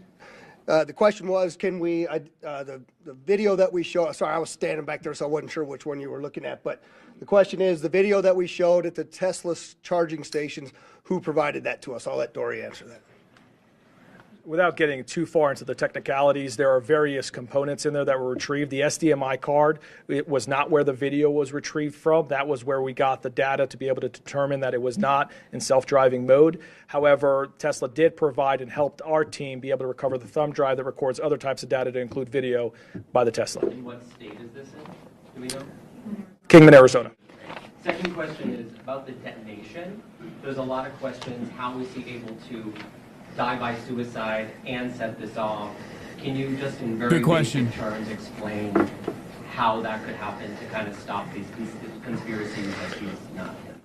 I've tactically ascertained the question that you have delivered to me, but you have improperly identified yourself. Now I'll treat you as a hostile subject. Yeah, so the second question is how are we able to explain the detonation versus the suicide? And we just believe it to be simultaneous at the time of the detonation. But again, that's why the ATF's bringing in the SABTs from outside to look at what that sequence was for the initiation of the explosion as well. And, you know, it's very difficult to see inside of those Teslas, even with the camera angles that we have. And so we still remain challenged on finding some of that exact timing on all of that. Go ahead. Hi, Stephanie Price, Fox News. Hi, Stephanie. Hi. We're seeing reports that he had another alias as Matt Berg and went on a TV show in 2013. Have you guys been able to confirm that? So the question is if we knew of a alias of Matthew Berg and he had been previously on a television show. Damn, Matthew Berg? We've seen that reporting but have not verified that reporting. Behind you. Yes, Kevin Nyes with NBC News. How would you describe his state of mind in these He shortened his name, or no, the alias. Instead of Life is Burger, he was like, nah, just call me Berg. final days, given everything that you read from his notes? Was he Jewish? No, his name is Life is Burger. I feel like that's the most wasp. Oh, joke. That's the most wasp German last name you can have, like German American. Everyone with the last name I love Burger moved to America, okay? And the manifesto that you see that you reference going around in the podcast, have you guys been able to rule out that it was not from him, or is it still up in the air that it could have been from him? So the question is, oh my God, what is happening with the audio levels, man? What is going on, dog? It's like, oh, they open up the microphone and boost the gain so they can hear the freaking reporters, and then it ends up tactically blowing up, tactically creating an auditory implosion event within the suspect's eardrums.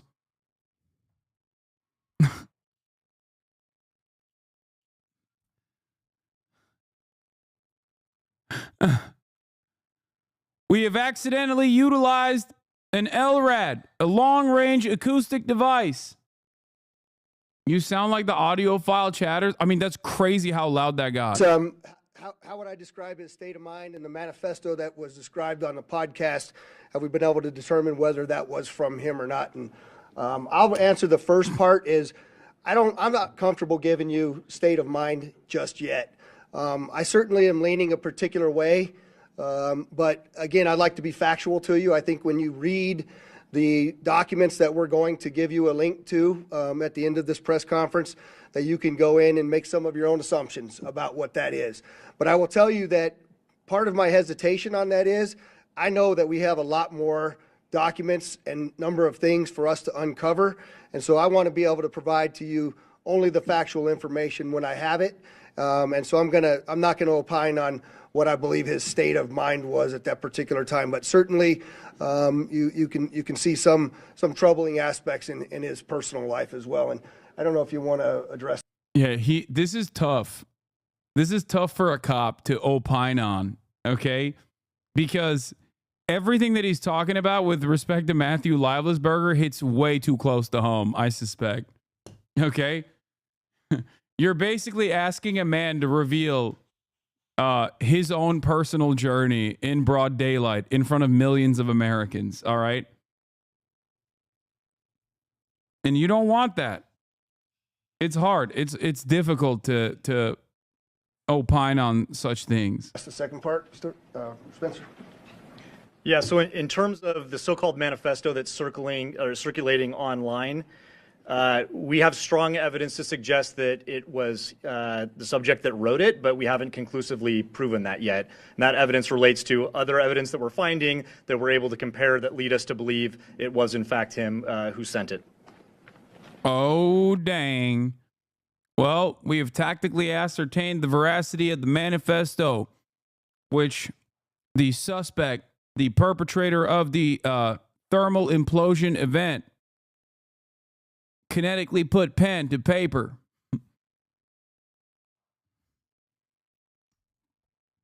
It seems as though there is veracity to the writing of said manifesto event.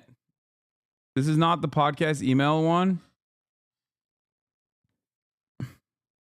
I'm not going to watch the entirety of Fortnite Friday chat. Calm down. I'm too busy tactically ascertaining what's going on with this improvised vehicle VBIED event.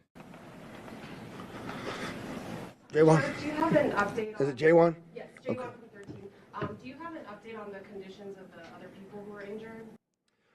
The question is, do I have any updates on the conditions of the people who were injured? And I'm told that they're all relatively minor injuries, and they've all been released from the hospital.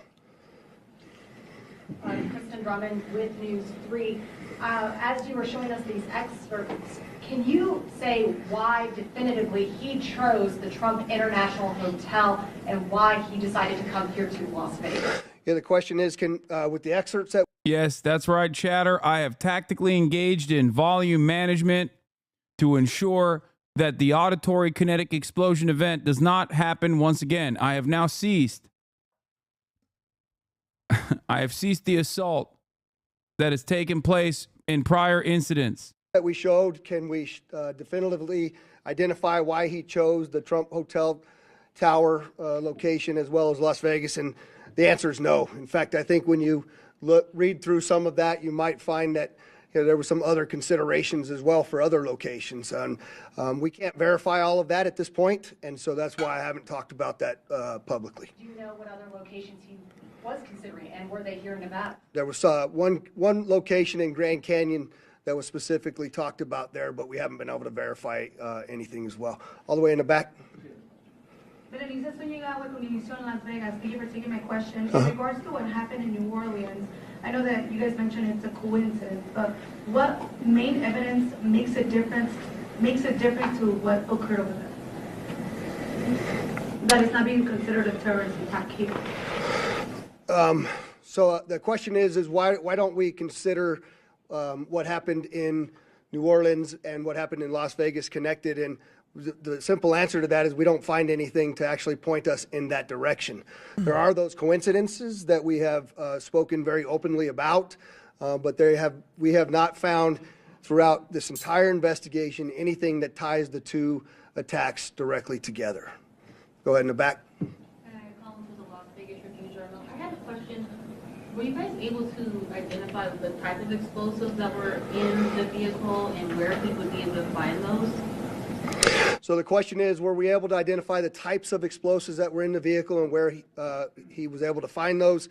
There's a mortar-type fireworks in the back of the vehicle, some camping fuel, and we do know that it looks like from that document that we're going to provide to you that he may have stopped outside of a location in New Mexico and obtained those fireworks legally. But that is another aspect of the investigation that continues. Hi, Noble Brigham with the Review. Hi, Noble. Thanks for taking my question. We've heard that the suspect wasn't opposed to President-elect Trump. Do we know anything about what his political views were? The question is that we know that we've said that he was not opposed, the suspect was not opposed to President-elect Trump, and do we know what his political views are or were? There's a variety of different reporting out there, Noble, on what that is and some of the people around him and what their particular political views were. I think when you read some of these documents, you'll see that he actually calls it a stunt in one of these documents that we're going to release to you, that he was trying to get the attention of the American people because he was upset about a number of different things. But I'll let those writings speak for themselves. I'm not conclusively telling you anything about his political affiliations at this point, but I think that's more to come on that. Sir? Anders Gutierrez with CBS News. Talk to us about you have an individual who is obviously struggling with mental health here, a member of the military service. There are others out there who may be struggling with this, a lot of mental health issues here. When they read these letters that you're about to release, how do you quell others who are struggling with the same from carrying out and seeing this as an inspiration? How do you quell the copycats out there? Yeah, so the question is obviously there's mental health involved in this, as we've already talked about, and how do we quell the others that are similarly situated to him out there in America? And you know, I think Spencer rightly talked about this for a moment, is what you can tell by looking at this, that PTSD from a highly decorated United States currently serving military individual, from what I'm told was 5 tours of combat, obtained some of the highest awards you can get. It's not much different, quite frankly, than the reasoning why we started our wellness bureau here at Metro and taking care of the heart, mind, body, and soul of the people that are out there doing this work, because they're exposed to things, they see things, they hear things, they feel things, and they smell things that most normal people don't have to do. And the heroes that are serving in the military and on the front lines of America's policing are challenged that way. And so I think we need to really pay attention to those individuals. This cop read the PhD dissertation of the olfactory cues in modern and contemporary prose.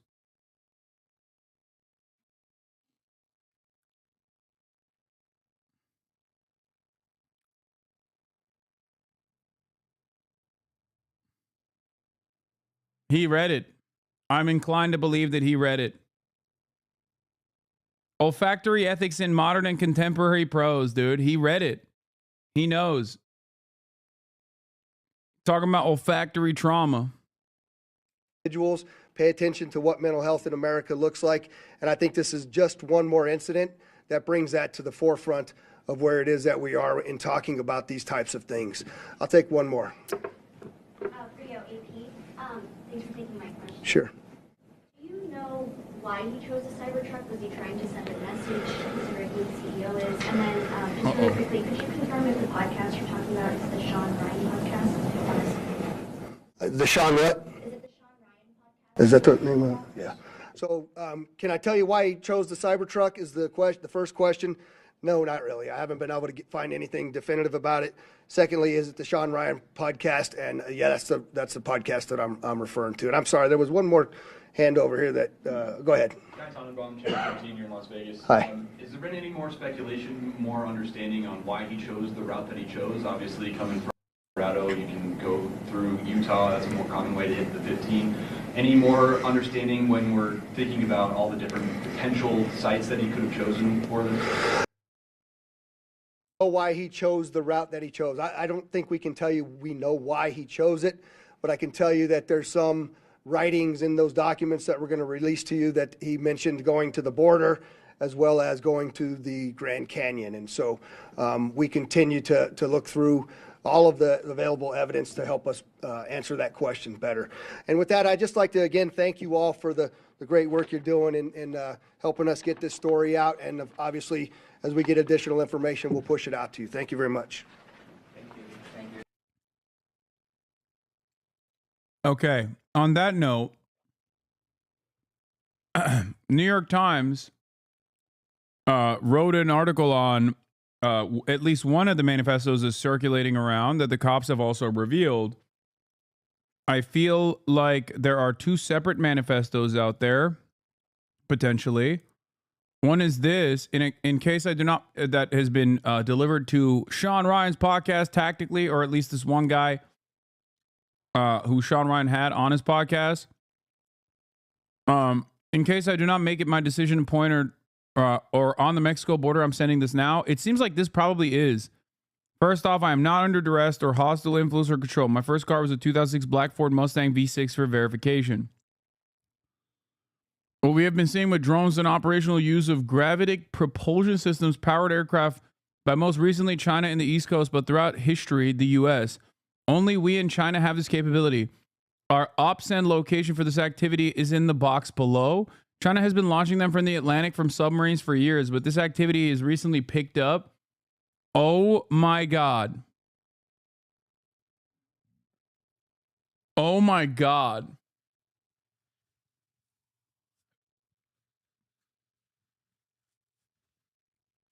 Oh my God.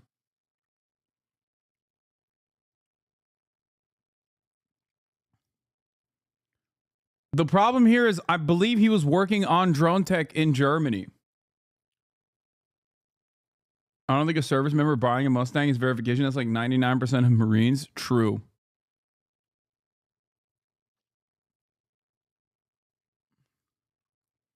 The so and what is because of the speed and stealth of these unmanned air AC. They are the most dangerous threat to national security that's ever existed. They basically have an unlimited payload capacity. They have an unlimited payload capacity? No, they don't.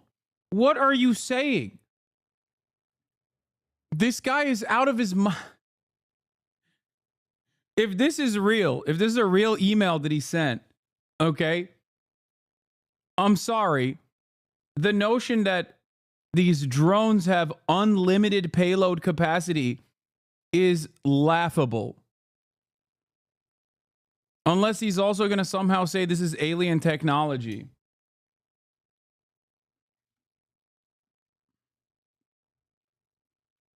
All right, let's hear what he had to. Let's hear what this podcast looks like from Sean Ryan now.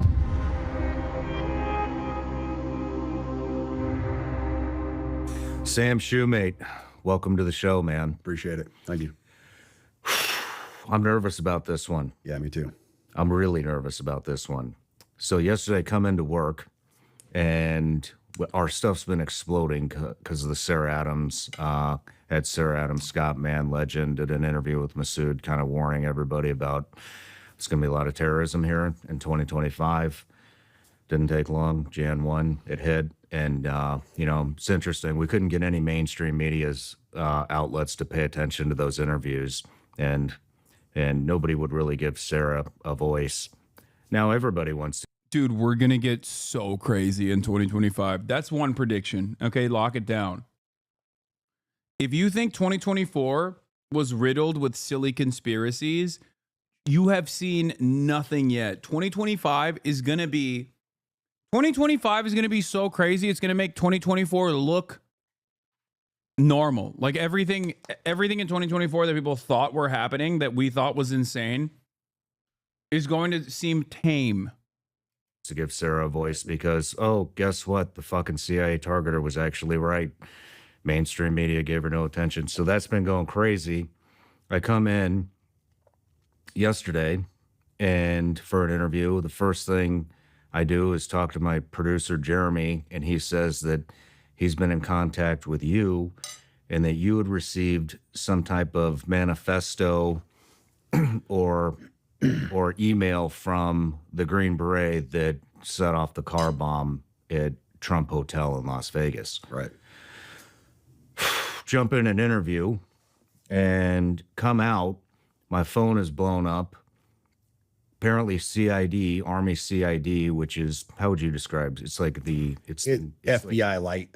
Yeah. They are federal agents, but yeah, the Army's FBI. Yeah. I get all these messages from these people that say CID is talking to this person and that person, and one of these guys on the list is still operational, and they want his name redacted. And every Green Beret I know is texting me about this. It fucking really freaked me out, man. It was like, well, how did this leak? Who's tracking my fucking phone? All that kind of stuff. So I just want to say thank you for being here because I was eavesdropping in on that conversation you had with Jeremy, and this is a big story, man. This is big. Yeah, it is real big, and so thank you for being here. No, I appreciate it. Thank you. But I do. Before we get too heavy, I got some gifts for you. Oh, there you go. Excellent. So we're talking. Thank God.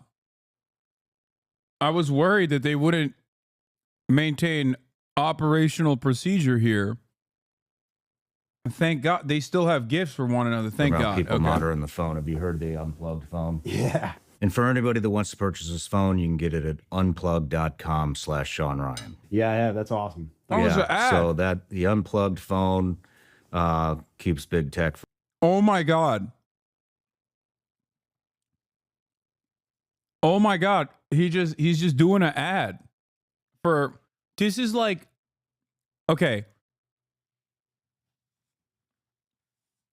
Right off the jump, couple red flags. This strikes me as the Alex Jones style procedure where I feel like this is the Alex Jones method, you know? Talk about how the water is turned into freaking frogs gay and then immediately sell a straw in the commercial break. I feel as though this is basically exactly that.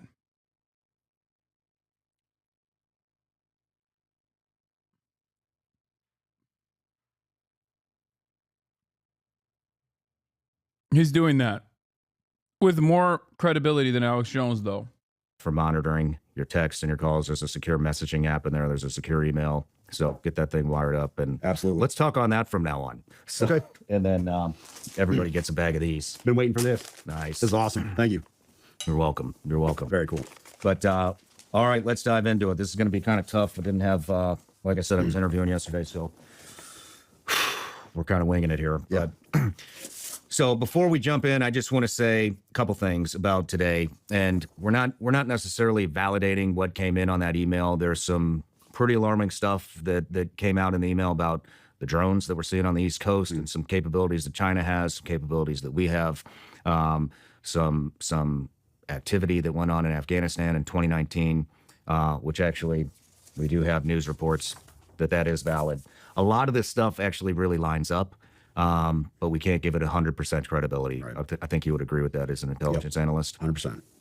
And then additionally, there are a few names, two, I believe, that we are redacting from this because they are still operational. And as much as I would love to release those names, we're not gonna do it so that those guys can remain undercover and not burn their entire operation of what they're into right now. And there was one more. The audience of this podcast is Tom Clancy novel readers, okay? More thing. I want to give a little background on you. Retired from the Army in 2023 as a CW2 intelligence officer and understand the information war. In 2020, you were still on active duty. You started a social media account where you intended to share memes and GIFs. Despite your intentions, the account grew into what it is today. You've developed, what is the account's name? It's an Instagram account, goes by Terminal CWO. Terminal CWO. You've developed a robust network of service members across the Department of Defense who trust you with their reports of unethical and, in some cases, illegal behavior from their leaders. You expose the unethical and illegal behavior while protecting whistleblowers in order to hold military leaders accountable, which is why you received the email from the Green Beret. And because of your background, you come across wild information all the time. You're here today because of an email you received from Matthew Livelsberger a couple of days before the Cybertruck bombing at Trump International Hotel in Las Vegas. You'll also be able to discuss what you know about the terrorists who conducted the New Orleans attack. Did I miss anything? No, that sums it up. Yeah, I'll give a background on why that's significant, so your viewers understand how this came into my inbox. Perfect. One other thing that I just wanted to say to the audience is, even though we are redacting these names from the episode, I believe you passed that email on to the FBI. Yes. We're also going to pass it on to our contacts at the FBI. It's very obvious that people know it. Like I said, the CID has been telling everybody. In fact, we talked to Jeremy, who's sitting over there, my producer, me, him, and my attorney, Tim Parlatore. We're up till about 10:30 last night talking to the... 10:30 is not even that late. What?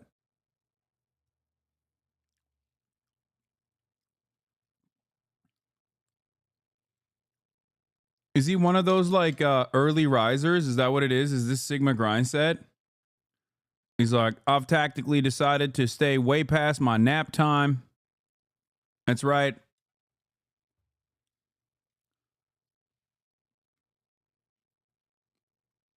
we decided that it was we decided that it was important and pertinent for the public to have access tactically to this knowledge that we have ascertained as verifiable evidence of a mass plot happening. I'm never going to stop tactical.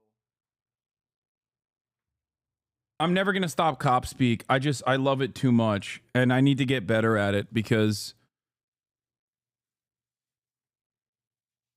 I feel like if I do tactical speak, maybe I can get out of a ticket or something. Chief of Staff? The Army Chief of Staff PA. The Army Chief of Staff's POA took a major interest in this as well. And, you know, one of the things that he said, I'll wait till later to bring that up, but I don't know. I don't trust any of these people. I mean, public affairs officers are there to... I'll keep my mouth. Yeah, create... PAO is there to protect the command. Yeah. 100%, nothing else. Yeah. They're not there to shed transparency on anything. They're there to protect the command. Let's recreate what the story is. But, and you know what's interesting? Fuck it, I'm just going to say it. You know what he said? He goes, on the call, he said, I didn't talk to him. I didn't want to talk to him. So had them talk to him. He said, between me and you guys, this guy's DNA didn't match his son. And made it sound like it's some big secret. Then at 9:34 p.m., I think it was 9:34 p.m., the New York Post had a headline that said that this guy's... So they're trying to make it sound like this guy did this because maybe he found out the son wasn't his. But there's a lot more to the story, as you'll find out. So, yeah. So let's go to you, Sam. Tell me how you got the email. All right. So for context, I've run this account for the last 4.5 years. There have been people in and out writing articles and different stuff and just investigations, some big, some small, just trying to keep accountability in the military, but developed a robust network within the military, all branches, and people feed into this and send me messages and here and there. Nothing ever like this has ever come in. But I get a, well, it started off as comments. So when you have a big Instagram account, you're going to miss a lot of messages because people message, go to hidden messages and everything else. You miss a lot of stuff. Well, I kept seeing this comment on recent posts that I put in there, and it was from this burner account that said, hey, check your DMs, check your DMs, check your DMs. So I go in there and try to find it. There's no message from this guy, hadn't come through or whatever. And then he messages again once that message was opened up. Are you telling me an operator who spent most of his time overseas had a wife who had sex with another man? Oh my God. What a random and unique tale. What? That's crazy.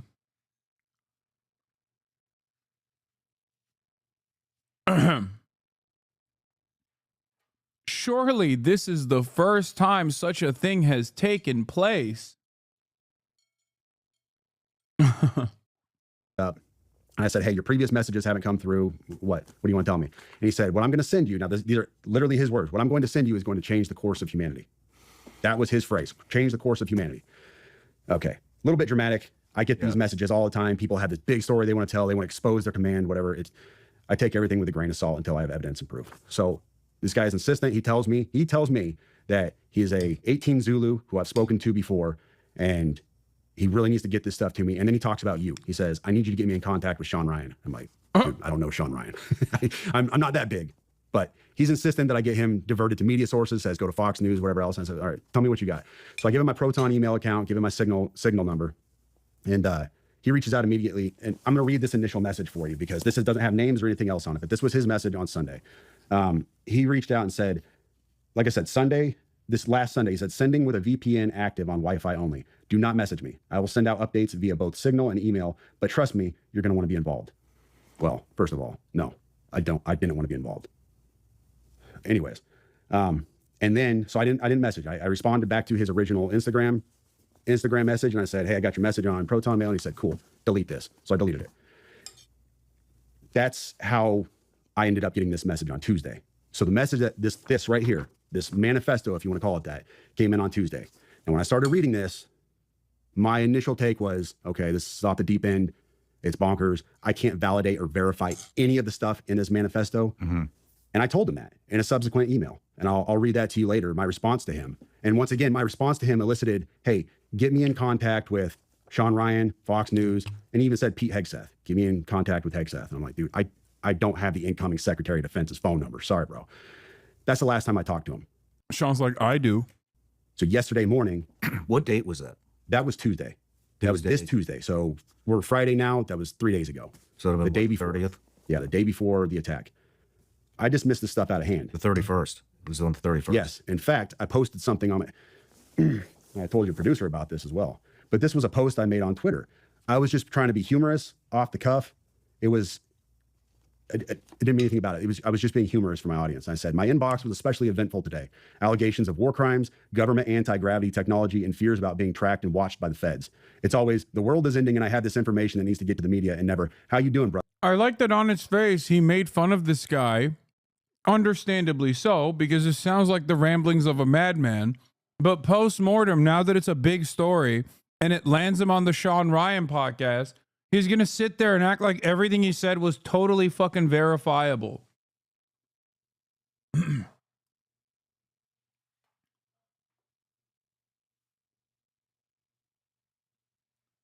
That's crazy. Like when he first got the message, he was like, okay, dude, chill.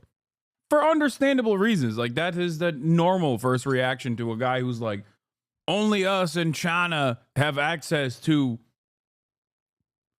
like alien style anti-gravity technology. And it's the Chinese that are launching drones on the East Coast. And once the guy turns around and says, no, I am that fucking dude. I am that crazy. And he blows himself up. Only after he's like, oh, never mind. I think this is real. Brother, everything all right? I was just playing off of a meme. It was just supposed to be a joke. That was the body of his email that he sent me. And I didn't think anything about it. I didn't know who Matt Berg was, Matt Livelsberg, or anything else. He told me who he was in the email. He pointed me to his LinkedIn account. I didn't know any of this stuff. And I was just kind of being humorous with my audience. Like, I get these crazy messages sometime. And then the day after that message, I wake up and my buddy was like, hey, Sam, nobody in the community seems to know this guy. Do you happen to know who he is?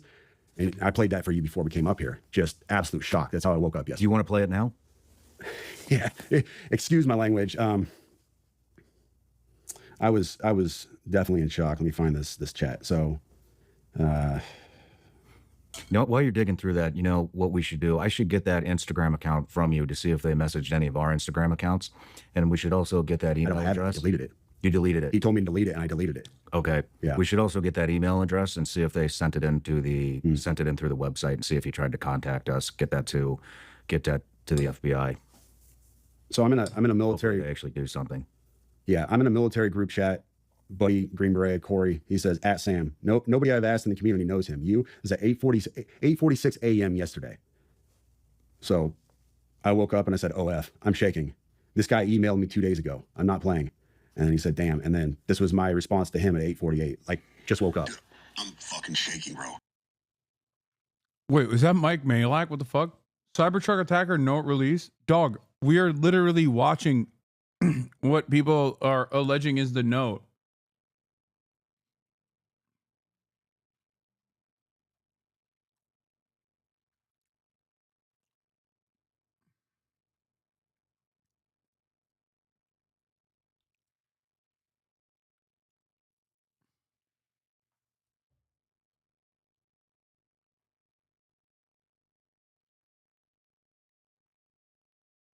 This is the manifesto. The note is something else. Wait, there's a note. I saw on TikTok. Oh my God. You don't understand. This guy emailed me and told me he was being watched by the FBI and Homeland Security, but they weren't going to do anything to him because he had a VBID. I'm not fucking playing, dude. I have the email. I am shaking, man. This is nuts. And it goes from there. And I sat there for probably an hour talking to my wife. I'm shaking. I can't even think straight. Like, normal day shot. And I didn't know what I want to do. Do I sit on this? Do I do nothing with it? I've got to tell somebody. I've got to tell the FBI at least, because this is huge. This is all over the news. And then I was like, well, dude, this guy wanted to get in contact with Sean Ryan. So let me get this to Sean Ryan, see if I can get with him. And that is amazing. He's like, yeah, I'm shaking, thinking, who do I get in contact with? And I think to myself, got to give this to the FBI. But then I'm like, no, fuck the FBI. Sean Ryan is the guy.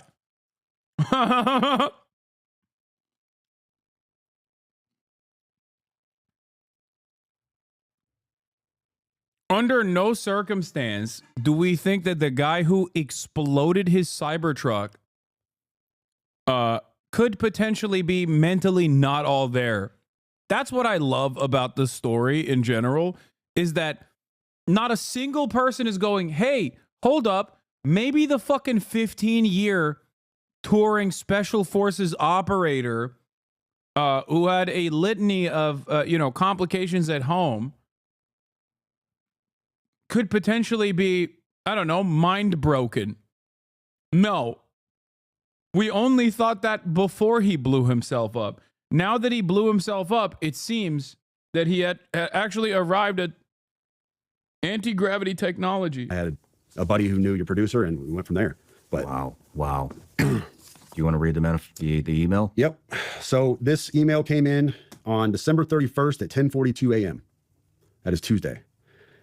He said, in case I do not make it to my decision point or onto the Mexico border, I am sending this now.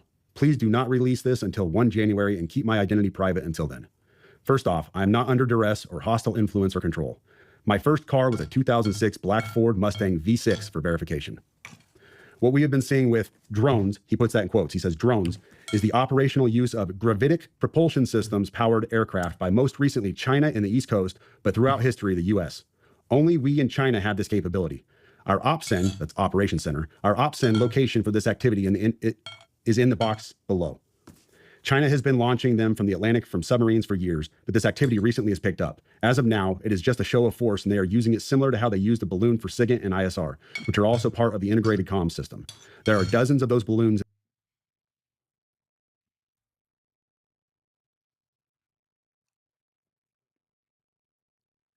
Chinese weather balloon veers off course due to limited capabilities of navigation. And this guy is literally saying that the balloon was actually a show of force by China.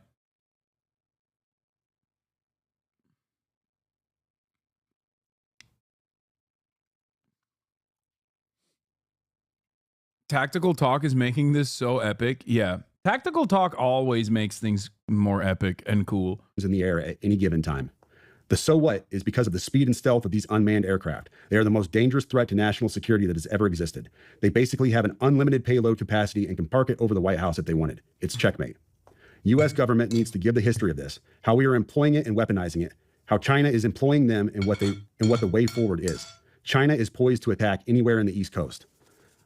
I've been followed for over a week now from likely Homeland or FBI, and they are looking to move on me and are unlikely going to let me cross into Mexico, but won't because they know I am armed and I have a massive VBID. Let me pause right there for a second. So he says a massive VBID. When I was talking to the FBI yesterday, they didn't know what a VBID was. I had to explain what that acronym meant, literally. You fucking serious? Dead serious. I said it twice and he goes, you said that word. Are you serious? They didn't know what a vehicular born improvised explosive device means?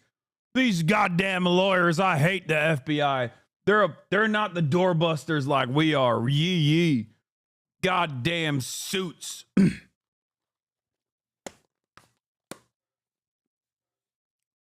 It must be the DEI in the FBI that caused them to not know what a VBED is.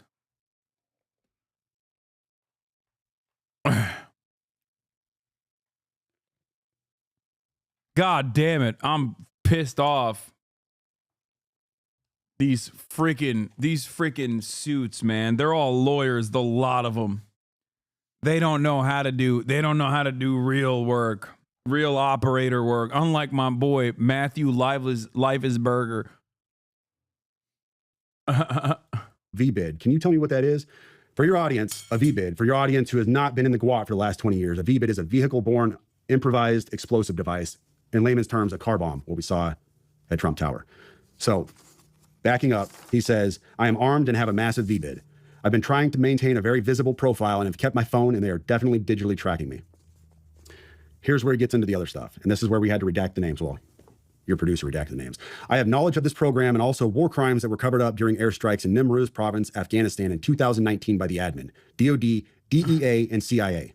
I conducted targeting for these strikes of over 125 buildings. 65 were struck because of civcas, that's civilian casualties, that killed hundreds of civilians in a single day. U.S. FORA continued strikes after spotting civilians on initial ISR. It was supposed to take 6 minutes and scramble all aircraft and CENTCOM. The UN basically called these war crimes, but the administration made them disappear. I was part of that cover-up with U.S. FORA, an agent, redacted, of the DEA. So I don't know if my abduction attempt is related to either. I worked with redacted IO staff on this as well as the response to Bala Murgab. Redacted commander at the time, redacted can validate this. You need to elevate this to the media so we avoid a world war because this is a mutually assured destruction situation. Then he says, for vetting, my LinkedIn is Matt Berg or Matthew Littlesberger, an active duty 18 Zulu out of 110, that's 1st Battalion 10th Special Forces Group. My profile is public. I have an active TSSCI with UAP, USAP access. What is USAP? Do you know what that is? I don't know what that is. But I checked his credentials on LinkedIn. So that was the first thing I did. I went to his LinkedIn page. First thing I noticed was all of his bona fides were in place. He has all the UAS training from USASOC and everything else. And so I said, okay, at least the guy knows what he's talking about with drones. That was a very rough dig into the guy. But my issue was I couldn't validate or verify any of this information. And I told him that. And how I responded to him was in a subsequent email. I said, this is obviously a very big deal, but I don't have anything to verify this information with. Talking about gravitic propulsion systems without evidence just makes me another UFO talking head. Like, I'm not going to go on my social media page and start talking about UFOs and anti-gravity systems and everything. I don't know what you're talking about. I can't. And he said, can I get on Fox News Contact on Signal as well as Sean's show? Hegseth would be good too. That was his last message to me. Wow. Yeah. You know, the thing is, what is a gravitic propulsion system? To be honest with you, it is a fancy term you're going to find in science fiction. You won't find it in any, as far as I know, you won't find this in any kind of official manual or, scientific research. This is all science fiction. So, but what struck me is his use, what strikes me now, not then, but what strikes me now is his use of a very specific term that nobody else call it. If you asked me, I would say an anti-gravity propulsion system. That's how I would describe it because I don't know this stuff. He said gravitic propulsion system. We looked that up last night too, and all we could find was same thing, science fiction type stuff. But, there are some things that line up. One is, like I'd mentioned, well, let's talk about the guy's story. Obviously, he had a VBID. Obviously, he was in the military and served. And the thing that he was talking about in 2019, we pulled a report. This is from October 9th, 2019. UN report find alleged drug facilities were not lawful target airstrikes caused significant civilian casualties. The United Nations Special Report, which examines the impact on civilians of the United States airstrikes on alleged drug processing facilities on 5 May 2019 in Afghanistan, determines the operation caused a large number of civilian casualties. The report also examines the legal framework applicable to this incident. In June 2019, the UN Assistance Mission in Afghanistan, together with representatives of the Afghanistan Independent Human Rights Commission, conducted a site visit to areas impacted by the strikes in Farah Province, Bakwa District, as part of its extensive fact-finding into the 5 May incident. The UN verified 39 civilian casualties, among them 14 children, 1 woman, from multiple airstrikes on more than 60 sites that the United States, Afghanistan identified as drug production facilities in Bakwa District and in parts of neighboring Delaram District of Nimraz Province. They were eliminating the competition, dude. They were like, only we get to produce drugs in Afghanistan, you sons of bitches. What do you think you're doing? Moreover, the UN is working to verify credible reports of at least 37. Yeah. Also, the DA wasn't actually wasn't Afghanistan. I know. I'm not joking when I say only we, JSOC. When I say we, I mean JSOC. Only we get to produce opium in Afghanistan, not you. Suspiciously, none of it makes its way to the United States of America. We have our own version of the fentanyl crisis, obviously, which is really damaging. And weirdly enough, none of the opiates grown in Afghanistan before the Taliban takeover, okay, because from what I understand, they stopped the opium production, and it went down dramatically. But none of that made its way into the United States of America and only made its way into Europe. All the opium that came into the European marketplace, all the heroin that came into the European marketplace was actually Afghan-produced opium.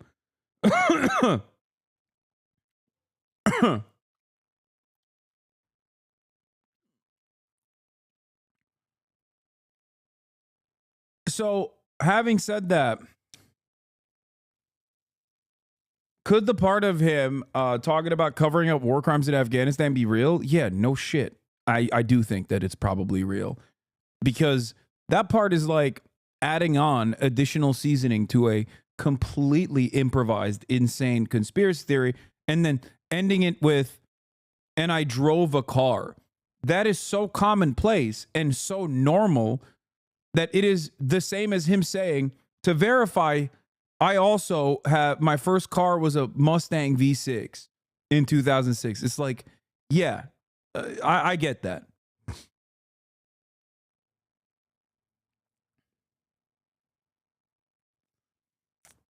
It's the sandwich technique. Place two different correct things and then, slam the middle of the sandwich with insane nonsense. 7 additional civilian casualties, the majority of whom were women and children. Although airstrikes on the alleged drug processing facilities had taken place before, this was the first time that UNAMA had received reports of large number of civilian casualties resulting from such an operation.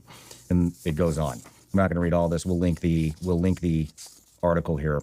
But so that 100% lines up. The other thing, that really struck me is, like I'd mentioned, after our phone call, jumped in an interview after the interview. If we find out that GravTech is there and that's what the orbs are, you're so cooked, bro. I mean, dude, I'll gladly say I'm wrong. So you believe this part, but not his work on drones and what he's seen? No, I'm the one who brought up that he was supposedly working on drones in Germany. I don't know why a special forces guy would be working on drones. It's not like he has an engineering background. He's just a fucking doorbuster, but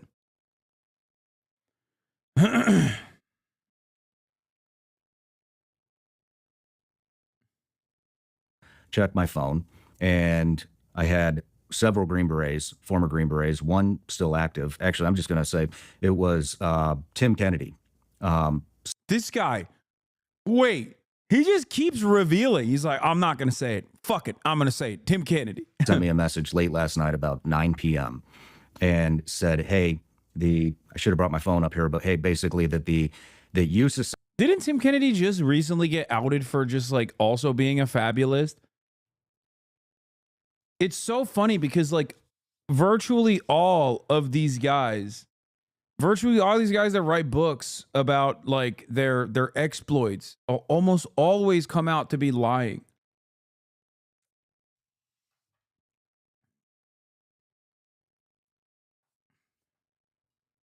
They're serial exaggerators. Mick Huya is another great example. Sean O'Neill, who weirdly follows me. I don't know why.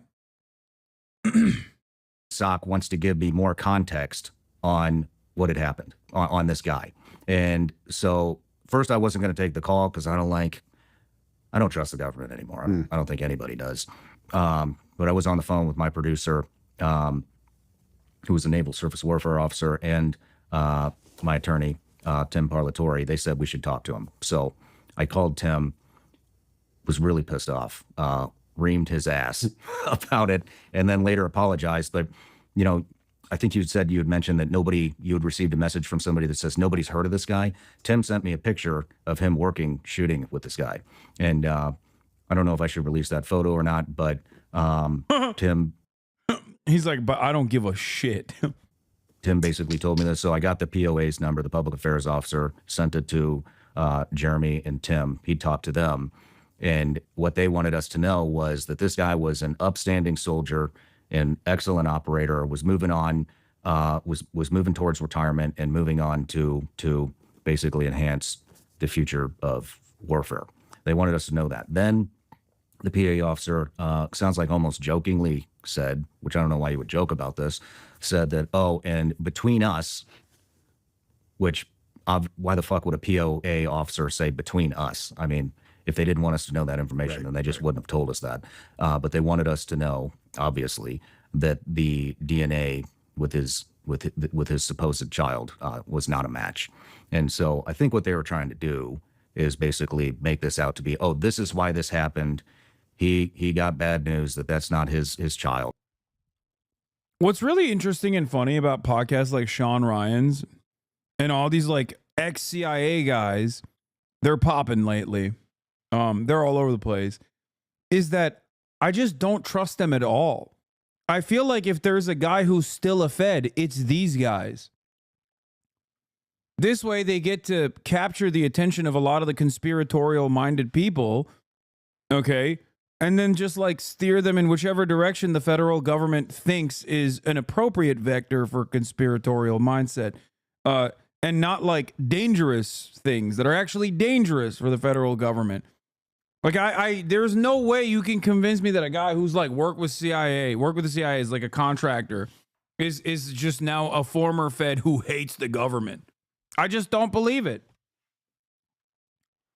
I don't trust anything that these guys say, which is funny because all of those like cynical conspiracy brained guys who traffic in a number of different rabid conspiracies will literally just only listen to these dudes and think these guys are the bravest truth tellers out there.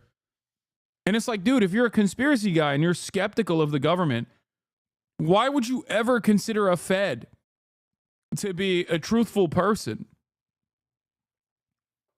I will never understand that. I don't understand it. I will never understand it. I think it's very strange. And so that's why he did it. But with all the other context, don't you think this show so far is just LARP? I think it's half LARP and no, it's there's a lot of LARP for sure. Especially with the 2019 incident, which was obviously a cover-up. I think that has a major role in this. The other thing is, because we already have a track record of what happens when you are a real whistleblower. Okay, you don't have to look any further. One of them has been on my broadcast, Chelsea Manning, and the other is not allowed on U.S. soil, Edward Snowden. Okay, when you're an actual whistleblower, you face tremendous repercussions. You don't get to go on a freaking podcast. You get killed by Boeing, or you get killed by ChatGPT, allegedly. You know? You either die mysteriously and the coroner rules your death a suicide by gunshot, 8 shots to the back of your head. That's the way. That's your method of execution. I mean, not execution. Your method of suicide. Or you have to live your life in exile in Russia. Or you have to live in a consulate building in a non-extradition country for the rest of your life as they openly fantasize about executing you and only let you live basically, many, many years after they've ruined your life. Julian Assange. So, I don't know. I just feel like, if you're like a real whistleblower, opening the book on these government conspiracies, shining a light on these government conspiracies, you're not going to have one of the most popular podcasts out there. The only person I will say that, I trust, despite their background of being around federal, being around the CIA and being trained by the American military, is Brace Belden. As he did, go to Rojava. So, of course, in that time frame, I'm sure that there were members of the CIA and the, American government that trained him. But I still trust them. No, I'm saying, you're saying in Chelsea, but no, Chelsea served her time. That's different. I'm saying Brace didn't get into any problems. Well, I guess Brace wasn't really a whistleblower either. He's not a whistleblower at all. I started receiving a lot of messages from one of the redacted names who's a DEA agent, the one that he's talking about in the email to you. We got it from multiple sources, one of which was actually a videographer for me, I think 4 years ago. He worked for me a very short period of time. I had to let him go. He joined the Army, went to OCS, became an Army officer, sent me a text, super freaked out. Apparently he was on some rafting trip with somebody that knows the DEA officer and said, hey, this guy's still operational. He wants his name redacted. Wow. Not the only one. Then I received a message from another very close friend of mine who's been on the show several times saying that he got word that this guy was still operational. And so that's why we decided to redact his name. I was getting upset because I didn't receive any communication up to that point. Well, then I checked my LinkedIn. I said, let me see if this guy actually messaged me. Sure as shit, that DEA agent did message me, said that he wanted to talk to me before tomorrow's interview. It was really important. Wow. We tried to contact him, not from my phone. I'm not calling any of these people, but from somebody else's phone. He didn't pick up, and we weren't going to send any text thread to show any communication between us any more than the LinkedIn message, and I didn't hit him on LinkedIn. So that also 100% checks out. Now, the weird thing is anonymous as this guy wants to remain, if I remember correctly, he posted something about the Green Beret that set the bomb off. Oh, yeah, wow. that was his latest post. Well, Jeremy, what was it? What did the post? And it was just a report of the story. It was just a report of the story. So very interesting how all this stuff is lining up. What do you think? I told the guys downstairs, you know, I jokingly said this to my wife the day that I got that email, because I read the email to her. You all have heard the email now. You realize without context of who this person is, how just crazy it sounds. And I told her, I said, well, I mean, I guess if the dude ends up getting rolled up by the feds or he gets killed, we got a story, huh? Man, famous last words, right? That's your speculate, dude. Like, no, one, it still sounds just as crazy, and two, you're betraying the severity and the veracity of the email, the contents of the email, by saying you only care about the story element of it. Because if you truly thought what he was saying is true, you're like, dude, the government has anti-gravity technology that they're hiding, and double dude, China also has it, and they're deploying drones on U.S. soil. Clearly, even you don't believe, even now, what the contents of that email was. This is what I don't understand. Elon called you a stupid idiot? Oh, hell yeah. Do we get... What did he say? Here, give me roll the clip. Elon said school is capitalist on Connor. It's not Elon, guys. It's Alan Dittman. Definition of Asperger's to, just high functioning autism effectively. Yeah. So as to eliminate the Nazi history of defining what this narrow part of the spectrum is. I didn't even know all that. I just knew that, like, I just knew, I knew I was cut from a different cloth. That's what I knew. Yeah, I mean, it's like Adrian what I said Dittman. about, general knowledge about the world.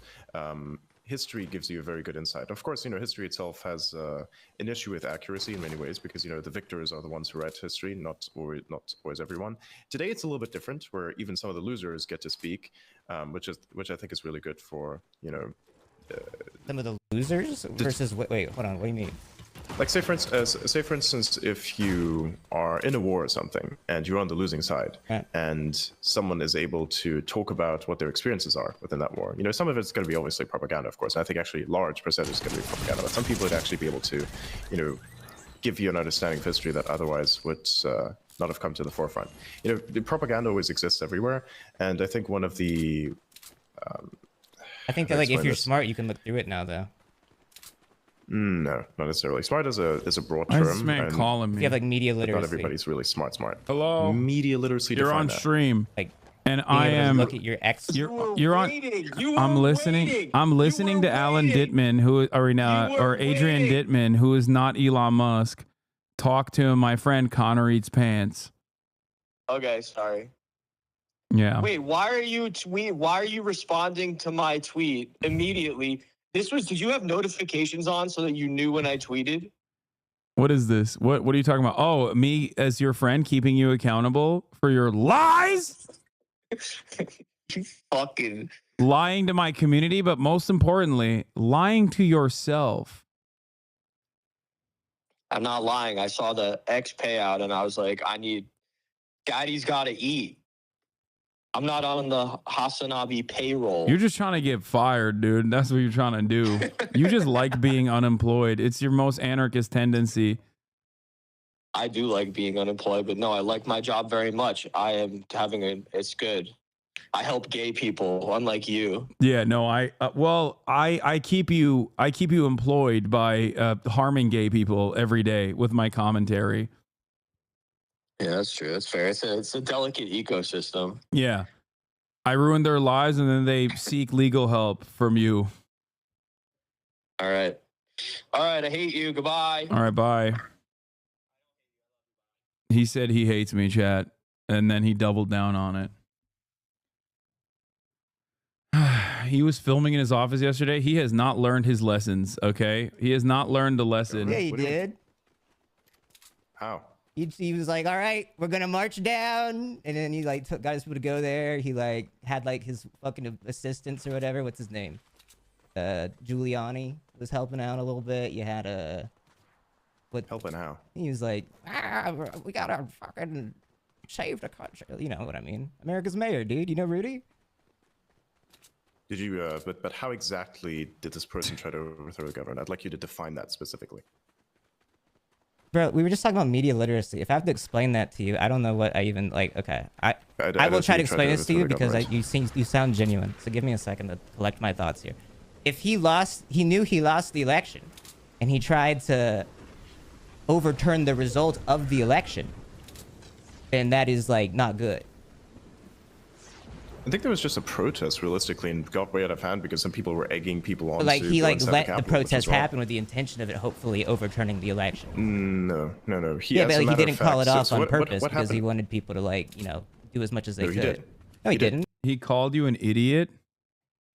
Realistically speaking, you know, if you are trading with someone, you're always going to trade. Even if you like try to impose brain dead systems like socialism, what happens is people will set up a black I have a friend that likes that. That is brain dead. Well, then he's a fucking idiot. He's a good guy, bro. He's a good guy, but probably has good intentions, but not enough knowledge in order to make those intentions actually scalable. Well, he can't make his intentions scalable. Freaking nerd. Yeah, who told him to break in though? Did he tell him to break in? Did he specifically tell him to break in? I don't know. They're fucking pissed and stupid and uneducated, bro. That's how he gets voters. Like, that's what I'm saying. Like, he knows what he's doing. Nah, I disagree. I disagree with that.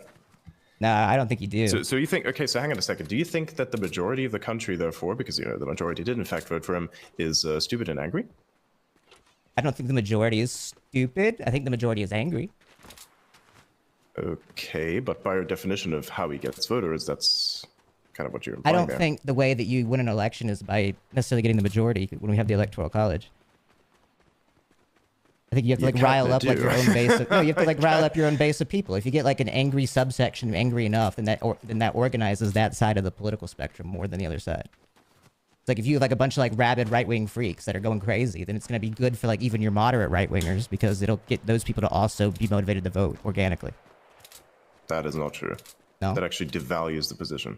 That's why they maybe lost perception, maybe perception on your end of the position, but again, like it's all subjective.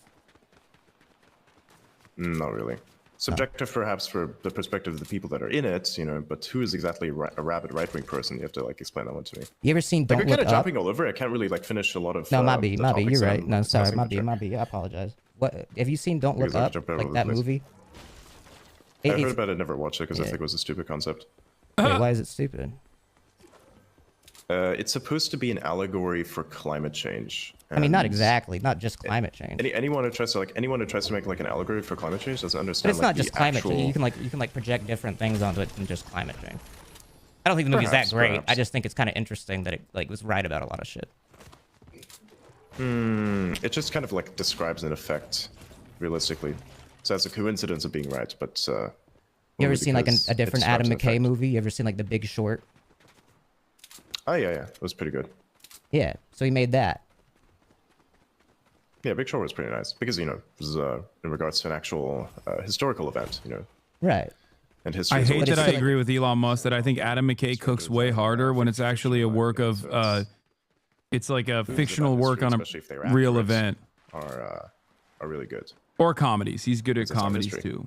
I saw the Bob Dylan movie last night. I don't know how accurate it was. I don't know shit about Bob Dylan, but I like Timothy Chalamet. I didn't see that yet. I haven't watched any movies. I just kind of saw it as like Timothy Chalamet acting weird and awkward for like 2 hours, and I loved it.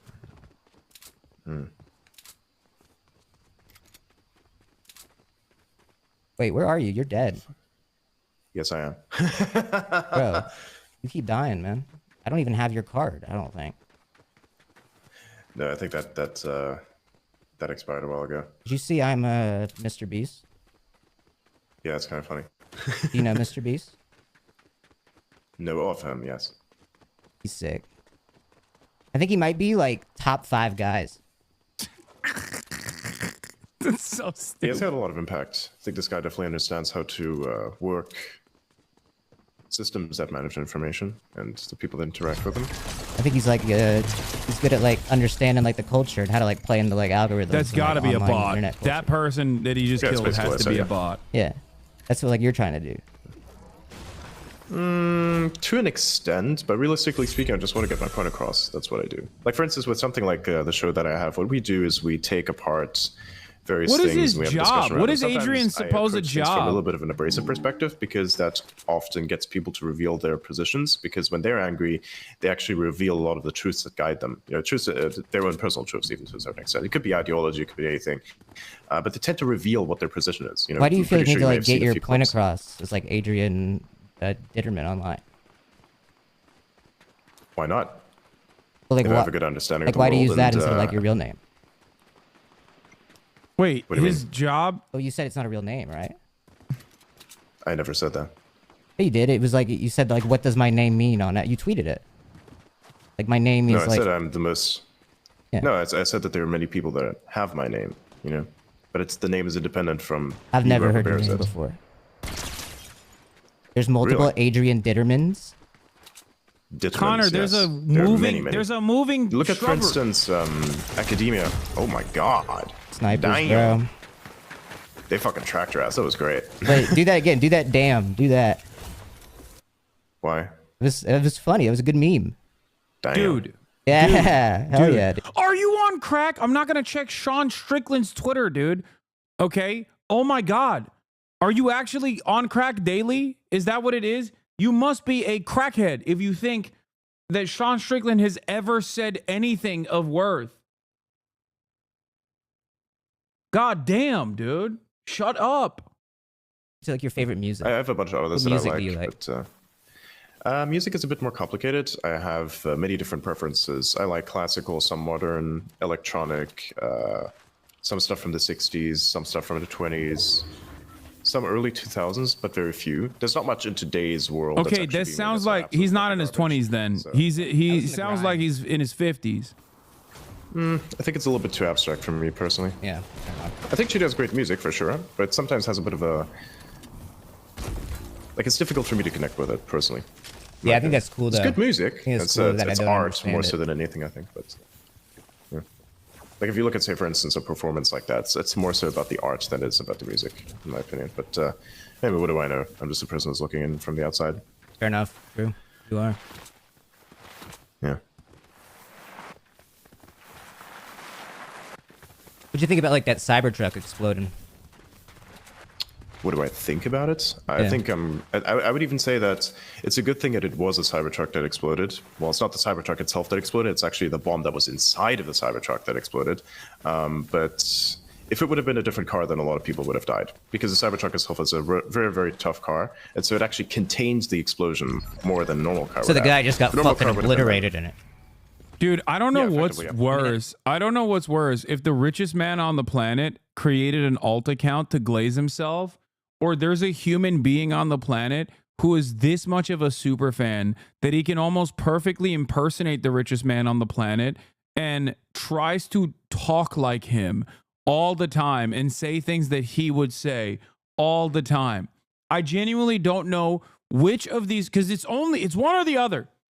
There is no secret third thing here. It's either Adrian Dittman is Elon Musk, the richest man on the planet, who has created yet another alter ego / fake account for himself where he can, interact with groypers and defend Elon Musk. Okay. Or which is also insane and could possibly be the case, or this is the #1 Elon dick rider on the planet who has basically perfectly mastered the way Elon speaks and the things that Elon says. Both of which are equally disastrous. Well, I mean, you ever heard the thing where it's like, don't trust anyone, not even yourself. So it's like that, I do trust some people, of course, but realistically speaking, no, I don't think it's AI, chat. You're crazy. AI is not this sophisticated. Do you what do you like socially? Do you seek validation from others? Do you care what others say about you? If I did, I wouldn't really be on the X platform because a lot of people insult me quite heavily. Even though I think that's fucking funny. No, but I think that you can be insulted and still care. No. Yeah, I do. No, 1,000%. I think basic bitch attacks are just basic bitch attacks, really. I mean, I don't know. I mean, I'm also an ex-influencer. I'm an ex-influencer. Think about it this way. Think about it this way. If somebody's attacking you on a personal level, which is actually kind of good. Imagine, for instance, I make an argument, right? Yeah. And they argue how this argument has elements in it that are not good. Or that are incorrect, then we can have a discussion around that. But if somebody insults me or tries to roast me, for instance, and it's actually a good roast, and I even appreciate it, and be like, yeah, that's actually kind of funny. For instance, when Grok Fun Mode first came, when Grok actually got released for the first time, there was a huge trend for everybody to have themselves be roasted, and many people were highly offended by what the AI would say about them. And fuck, man, it did me in good as well. I think it was just fucking hilarious. It was saying a lot of bad things about Adrian Dittman. It was basically telling me to go touch grass effectively. I mean, I mainly saw it making fun of God Elon damn, Musk. It was fucking funny. They made fun of everyone. Yeah. It makes fun of everyone. It's you could ask, hey, roast whatever this guy's @handle is, and it'll take whatever information is available about you and roast you on it. Yeah, right. It's a really good system. It's a good thing. You think Grok's a good system? Mm-hmm. Yep. I use it every day. It's pretty nice. You use it every day? Yeah. To do what?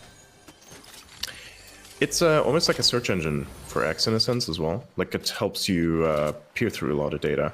Why would you use X and not something else, peer through data? Because a lot of the best real-time data is all in X, and Chrome, for instance, and I don't think Google that, in general just censor stuff. How so? Well, I mean, they censor stuff, I guess, but you can use multiple different ways to find your information. Yeah, that's exactly what I don't want. I want one way that's most efficient, and thus far, X and Grok has been the ultimate combination of both. So, why is it called Grok? Have you not read the book? There's a Grok wrote a book. That's the AI in the book. What? It's Hitchhiker's. I think it's Hitchhiker's Guide to the Galaxy. Oh, no, that's for old people, bro. What? I haven't read that. What do you mean? You gotta be 30 to read that. I haven't read that book. What's wrong with it being old? What's wrong with old people in general? I mean, I understand if you have beef with the boomers. They're old. That I get, but they're old and they're not. They don't get. The world's changing too fast for old people to keep up. So I don't care what they think. That's gonna be you one day, though. Yeah, and one day people aren't gonna give a fuck what I think. But you're not old. You said you're in your 20s. Okay, that sounds exactly like Elon. What's wrong with being old? I'm just saying that the world is changing so fast that a lot of times old people's perspectives are more outdated than they what's your definition of what's your definition? Okay, so what's your definition of old, for instance, right? Because you just mentioned in your 30s. Yeah, I was kind of joking. I don't know. I would say Okay, so what's your definition of old? I would say someone 50 plus right now is a pretty different understanding of the way society is functioning at a younger person's level than I think they'd have any generation prior. Yeah. Yeah, I think they'd have actually a very good understanding of it. Not really any generation prior. I think I disagree with that as well. No, I disagree. I think that the world has changed so rapidly, and you would agree with that. Well, it's changed very rapidly, but so I think that someone whose perspective and upbringing is from a different era is fundamentally disconnected from how things are right now. I disagree. Oh, okay. Disconnected in the sense that they're not contributing to the events, perhaps, but disconnected in terms of understanding, no. You can't deny he's just Elon. He only sounds like he not only sounds like Elon, but holds every single opinion Elon has. Yeah, that's why I said Yeah, no. Both options here are equally pathetic. I don't know which one is more pathetic. Yeah, me neither. RFK is gonna like ban those. Which ones? All of them, right? Which? No. Oh? What do you mean? Who's gonna ban them? You gotta. No. You gotta be. Which pharmaceuticals do you mean specifically? Catch us like bad. Bro, I don't know. They have like long names. I don't know. I don't really know, man. I mean, if you don't know what they are, it's kind of. Yeah, it's a fair point. I'm not a doctor.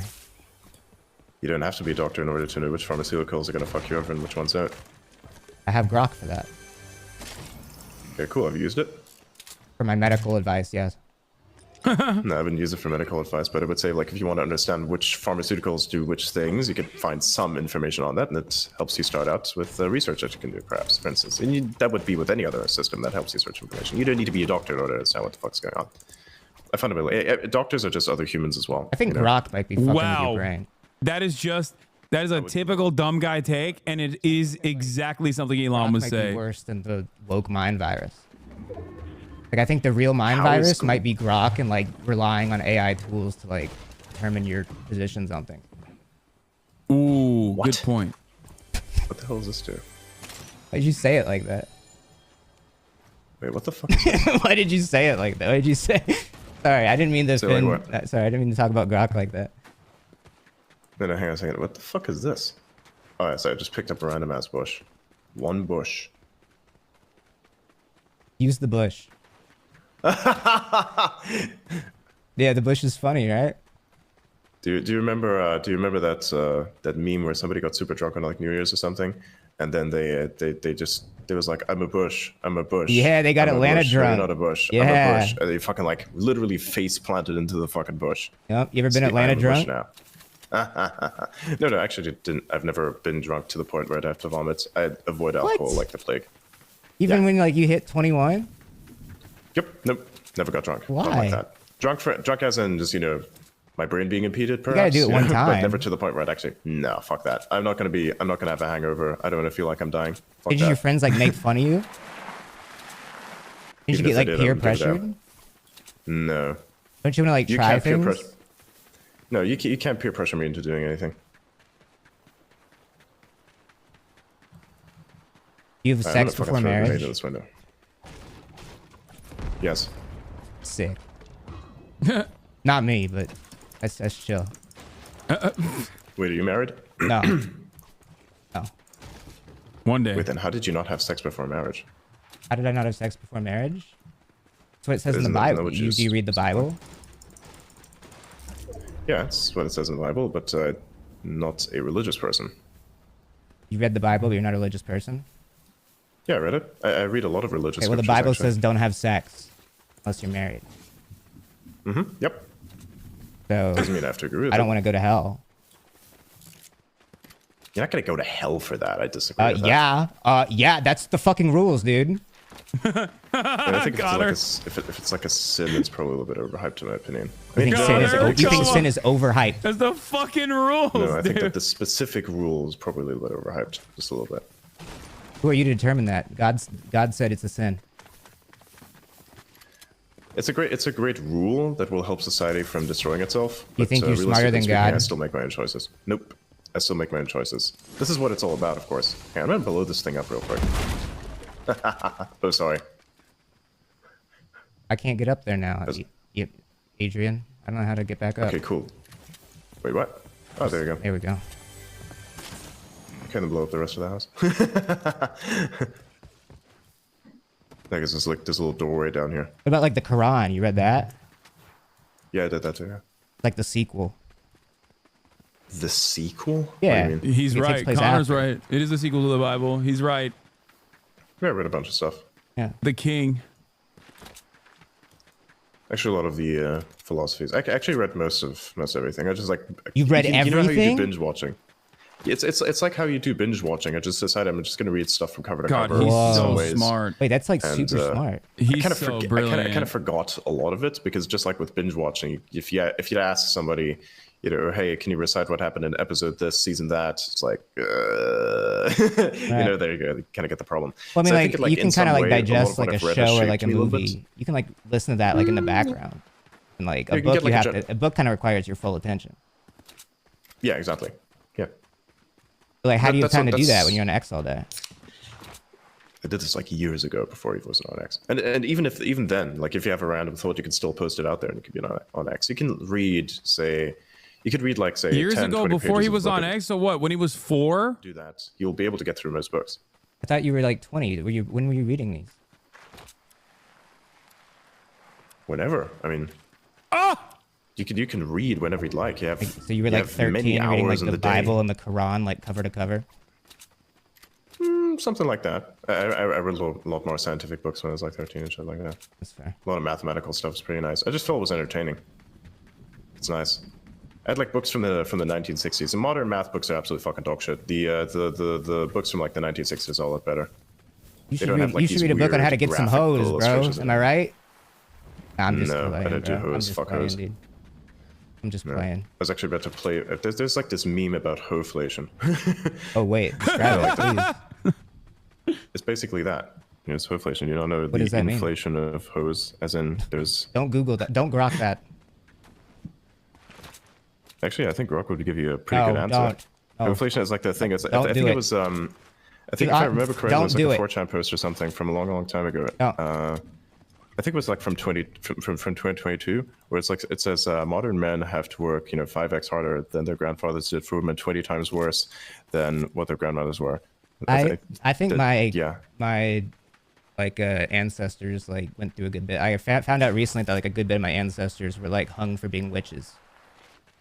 God damn. Yeah. Well, you also had a lot more kids back then, so there was a lot of death happening. Either you'd But, have like, like for they weren't instance, like in, they were like no, of course not. Of like course the not. You had a town lot of would- kids, so you had to have a lot of family. Yep. Like they What the weren't. fuck I is doubt that? they were witches. They were probably just like women that were like how today like people are like mean to like girls because like they're women and there's like underlying There's some misogyny. enemies. There's enemies. You get what I'm saying, Adrian? Yeah, I suppose. But, like they They- would like actually, hang. They would hang girls they don't like because they could just call them witches. I think they're shooting at me now. I these don't guys. care. They're not good at the game. They really like me. What if I did this? Adrian, come this way, bro. Nah, fuck that. I guess them seeing a random bush moving around is not really convincing. I was trying to talk about like witch trials with you, and you changed the subject. No, because I'm seeing enemies. They're not gonna shoot you, bro. They suck. What the fuck are they We're doing? literally doing good here. It's better to be in the. You know what, Adrian? If you sit in the bush, it's better because then you look like a bush that's not fucking moving. Bushes don't move. Crouch. Press control. Which button is crouch again? Press control. Oh, that's crouch. There you go. Gotcha. And just stay there. Honestly, that's your best move. Okay, let's see. Yeah, they're definitely sniping each other down there. Interesting. So we're like waiting for them to do something? Like, or what is what's the- Elon what's doing the- right now? What is Elon Musk doing right now? Technically, I wish I knew what his calendar looked like today. You know what I mean? Because we could address whether or not this is Elon Musk or Adrian Dittman very quickly. You know Hawk Tua and you know Grok, and I just literally replaced one word with the other. You get it? Kinda. Stop moving. It is a spectrum, bro. Did I actually hit this guy? No, no, no. Did you? I don't know. Maybe I did. I might have. There's a lot of people up there. It's gotta be. There's probably people up there, bro. I'm gonna text Connor They're just camping something. So what made you want to come on my show? What made you want to do Fortnite Friday? I thought it was gonna be funny. It's been pretty funny. It's been a good time. I've laughed a good bit. Yeah. Relatively, yeah. Did you not By find the it way, funny? who did you vote for? Who did I Oh, yeah, vote by the for? way, who I did you voted for vote for? Kamala Because you- Harris. That explains a lot. I didn't like her though. I thought she was kind of stupid, but I thought she was better than Then the what other did guy. you vote for her? Better than the other guy. How so? The other guy is like stupid and evil and old. How so? How's he stupid and evil? Okay, well he's stupid because he just. Fuck's sake. He shouldn't be the president. I don't know. I mean, there's so many different ways I could go. I Yeah, don't but know. Yeah, why shouldn't you be the president, though? Bro, Like, I'm not what's the guy makes to it debate stupid? this with you. I'm going to say you shouldn't be the president because he tried to overthrow the election. I will say that will be my lock-in on that. Say that is disqualifying. He didn't overthrow. He tried overthrow to. the election. I think that's He a tried to. misconception. No, he tried to. We talked about this earlier. Like a lot of people say, various He's a rapist things, too. including like insurrection, for instance. He's like a little rapist in a court. Was he convicted though? He's about to be. I thought it was innocent until. Well, actually, he was convicted. Yeah, no, he literally was convicted. I don't know. Hang on a second.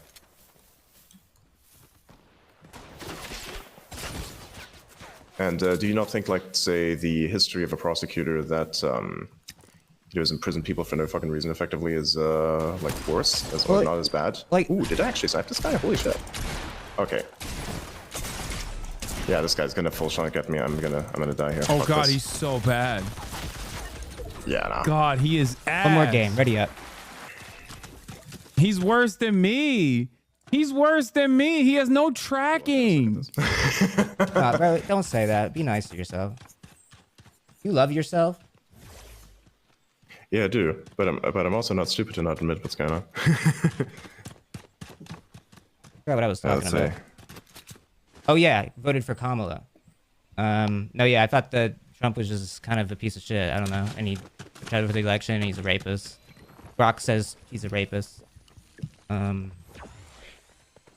Yeah, a second. Let me check what's on my feed real quick. I haven't been on there in quite a while. No, ask Grok. What Bug is this? remover. I gotta see what trending Nice. stuff's happening next. You don't need. I mean, you gotta get off the app sometimes, bro. You gotta live in the moment. Yeah, I do live in the moment. No, you don't. Not when live you're on the app everywhere. like that. Close the door. You're not Thank gonna be you. a good ex-influencer if you're always glued like that. You gotta like breathe in. How would you know? Because I'm a good ex. That's why you came on the show. You literally said you're like you get so many numbers on X. Oh yeah, 100%. But you don't post as much as I do. Yeah, so maybe don't post as much. No, I like to post as much. I don't like to have my speech be restricted. Your speech isn't restricted by you not posting. Yeah, it is because I'm not saying shit. But you don't. Why do you always need to be saying things? That's what I'm saying is the problem. Like It's funny. How is that a problem? Funny.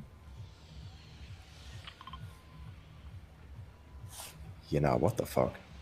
That's Oh, what this I'm is gonna saying. be fun to tell someone. No, hang on a second. All right. What you remember? I'm not 9/11? playing with What were Elon. we This doing isn't then? Elon Musk. I'm watching Connor Eats Pants play with Adrian Dittman, not Elon Musk. Thing. And then shit happened. Marat thinks this Shit is go real. Elon Musk. Doing your He's a thing. simple Well, if you're fool. my age and it was 9/11, you were toddling around. Oh, on he's living asking room the floor, 9/11 question. which would have been your answer. Yep. I was literally doing my thing. That's what you were doing. Was I you didn't were know what I was doing toddling at on the the time. floor? Probably. Shit, Marat, I missed the 9/11 Because question you I were how asked old? him Send to this to ask. someone. Sorry, I'm gonna send a meme to someone. It's kind of funny. I love memes, bro. Wait, send it to me. No, it's a controversial one. Wait, You I would want get to it. see. I want to see it. I want to see it. Nah. I won't share it if you don't want me to. Nah. That's gonna nah. I want to see the meme, dude. I'll share. I'll give you a meme if you can send me one. No, not that one. Not that one. That one's No, dude, send it, bro. I mean, I literally just like gauged your political viewpoint. But You like, I even can like laugh it, at trust both, me. dude. I'm like Lex Fridman, bro. How are you like Lex Friedman? Because I can laugh at both. That's my Connor is so Really? good. Yes, I promise. 100%. Send me the tell me a meme. good joke about Democrats. Tell me a good joke about Democrats. Democrats be like LGBTQ to the polls. Am I right? And we're gay. That's Kiss good. boy, That's you a know? banger. That's Something a like that, banger. right? Oh my fucking god. Am I right, Okay, bro? that's a little bit funny. It's I pretty don't know fun. about Yeah, that, it was man. good. Are you saying all Democrats are gay? I think everybody's gay. Are you gay? No. I told you, I'm cut Then from a how different is cloth. Alright, so then if everybody's gay, how are you not gay? I'm cut Would from you a even different know that you're cloth. gay if you were? The not gay cloth? Yeah. So some cloths are gay and others Send are me not. the meme. Nah. Bro, you're such a buzzkill, It's dude. good. Absolutely, and I love it. Does this give you like Okay, what is fulfillment? No, it doesn't. Like, What the fuck is this? okay. Well, there's an answer, I guess. What is this do? Oh shit, that's you can.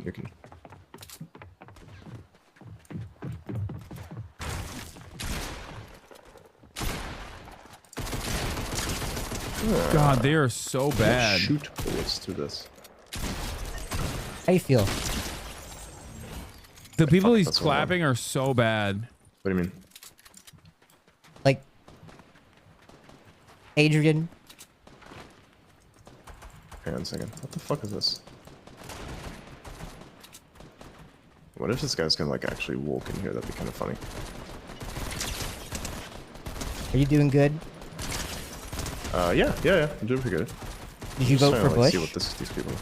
I didn't vote for anyone. I've never voted for anyone. I never really did vote for anyone. You didn't vote for anybody. Nope, I didn't vote for anyone. You see, here's the thing. I have a very objective opinion on certain things in the world, and we're gonna go back to the drone video in a minute. Very subjective opinion. The Sean Ryan. It's the subject of myself. You just said you have an objective opinion. So you think the whole world revolves around you? Yeah, he can't vote because he's not a citizen. He wasn't a citizen until recently. I think the whole world revolves around various things, and I understand those things. Adrian, a lot of people on the internet are saying that they do. Oh my God, this guy's objectifying this character in my game that just killed me. I apologize. Ready up, find the match. All right, people are trying to make political statements in our games. That's fine. Both of you are annoying. You should both end yourselves. That is a mean chat message. That was moderators. Yeah, I don't think. Damn. That one hit home. What do you think about that? People tell you to do that? Yep, sometimes they do. What does that make you think? Nothing. Same. Might as well stick it out, right? I feel very little in regards to things like that. If it's a physical threat, you know, somebody I don't actually know how going much after you you, it's a feel bit of a at all. different story. But I don't know. Define like what I'm supposed to feel or not feel. I really get that. Like, I just don't think you feel, bro. I don't think you even recognize that. I don't think you realize how disconnected you are. How am I disconnected and what am I disconnected Other from? question I asked him is about Grand Theft Auto. I was like, ask him to ask about other video games he's played. I don't put on and if he plays Grand Theft Auto.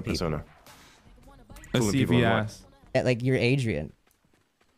What do you mean? I am Adrian. This is who you're talking to. Oh, he did already? Am I not real? I don't know. Do you think this is like a simulation or something? Do you think I'm like an Optimus robot or like? No, I just think you think you're smarter than everybody, and that you thought that like you're How? like, because like you thought you could be this Adrian, and that we wouldn't know it's Elon.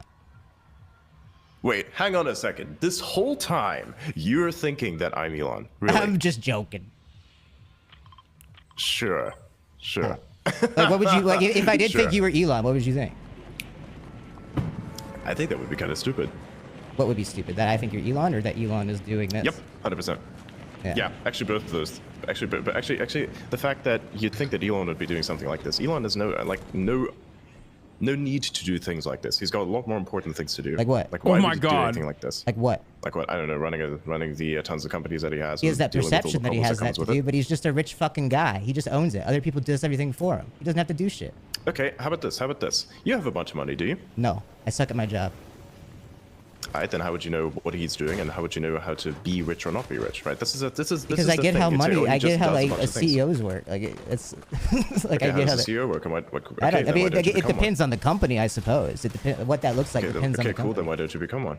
Okay, then why don't you Why become don't I one? Do the become same. one? If you think it's so I don't easy, then know. why don't you Oh do my it? God, he's 'Cause I don't defending want him to. so. I'd rather make Why people not? laugh and like play So Fortnite. aggressively. He's defending Very cool, himself. then there you go. But then your opinion is going to be very subjective to the point where you're kind of disconnected from whatever the real world is beyond whatever this simulation is, which is. Well, yeah, of but a course, literal CEO is fucking disconnected in the simulation. same way, though, is what I'm saying. No, he's not. No, he's not. He actually has to be very What do you mean, connected to no, the rest he's of the world. not? He's more disconnected than anybody because he's at like the top of the world. How's that? That is not being disconnected at all. That actually It makes you is. fundamentally connected to the system that upholds said world. You No. think? Yeah. Is that what gets you by in your day to day? Do you say what you have to say to yourself? No, I didn't say shit to myself. What do you mean? I say shit to myself all the time. I didn't say anything to myself. I just exist. I feel that. Nice, I know. Shit. There's a bunch of people here. What's your loadout looking like, bro? What do you mean? Like, what guns do you have? Got something that looks like an M16 and something that's just like a gray. All right, we gotta win this one. Okay. We really gotta win it. If you are stream sniping this lobby, work with me and Adrian, please. Work with us. He almost said Elon.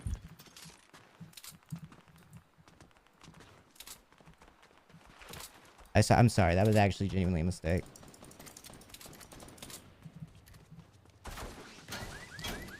You were fucked up. Damn. You ever fucked up before, bro? Wait, what? You ever fucked up? Find that. Fucked up from what? Have you ever fucked up? Ever fucked up how? In any way? In any way? Like, have you ever messed up, made a mistake?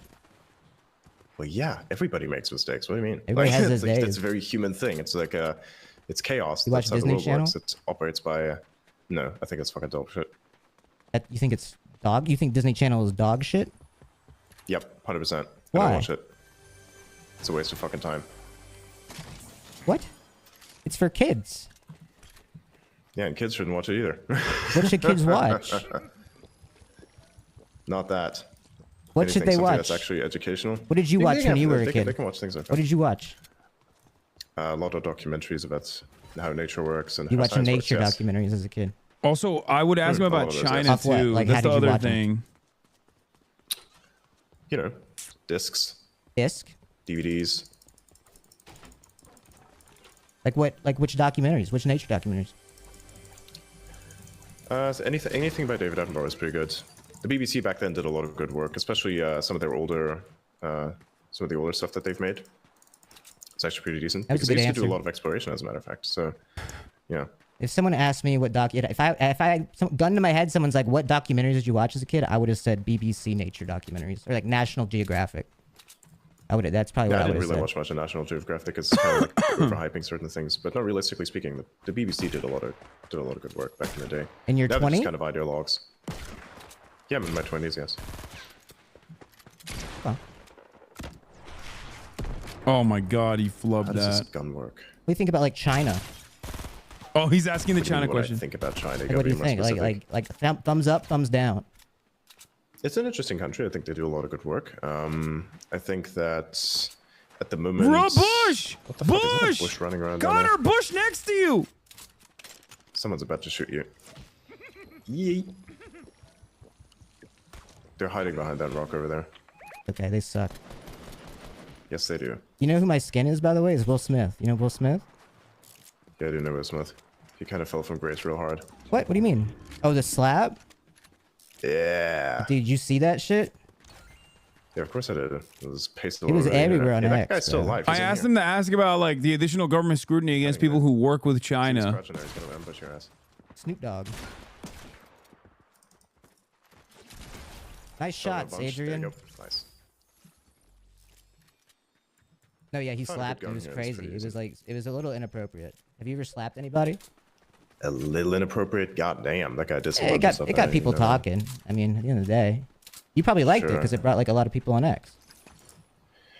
I don't think it brought a lot of people on X actually. I don't know. I mean, There's what other difference is events it to that you have if people been- are on X?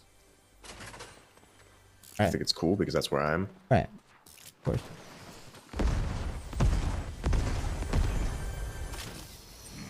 Do you think that like the Republicans like Elon?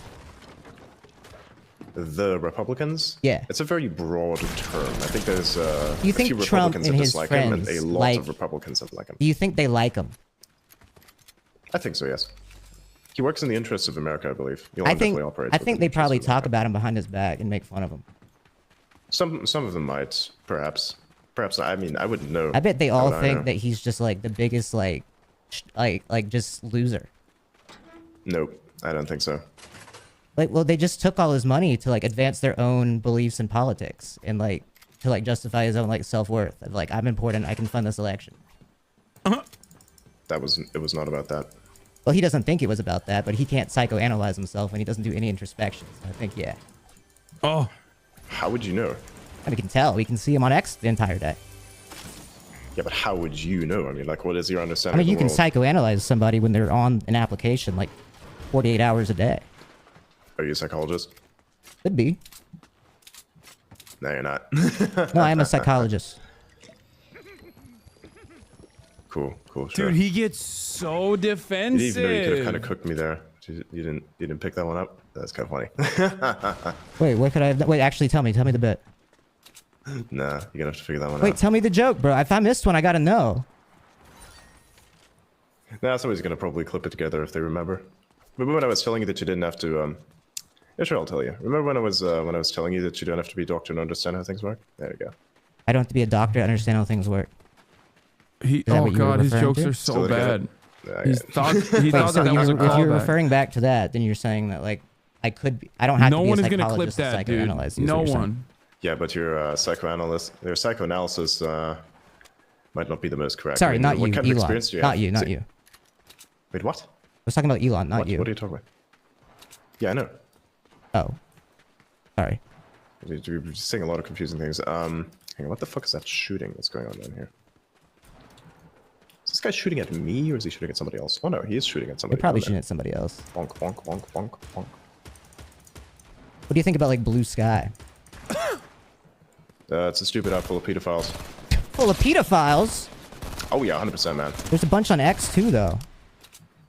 Not that I would be. Like Elon like unbanned one of them. Elon restored the account. Who's supposedly pedophile? It's a very who? There was like the guy. There was like these conservative like commentator or something. Dom Lucre. Which conservative commentator? Someone messaged me and told me. I mean, that's a very serious allegation. If you want to have like a someone messaged me. I am messaging him. Someone messaged me. But you're calling a person who got unbanned on Is that his name? The chat room is saying Dom Lucre. I don't think he was ever banned. Oh. Well, shouldn't he be banned? Why should he be banned? Because of what I just allegedly stated.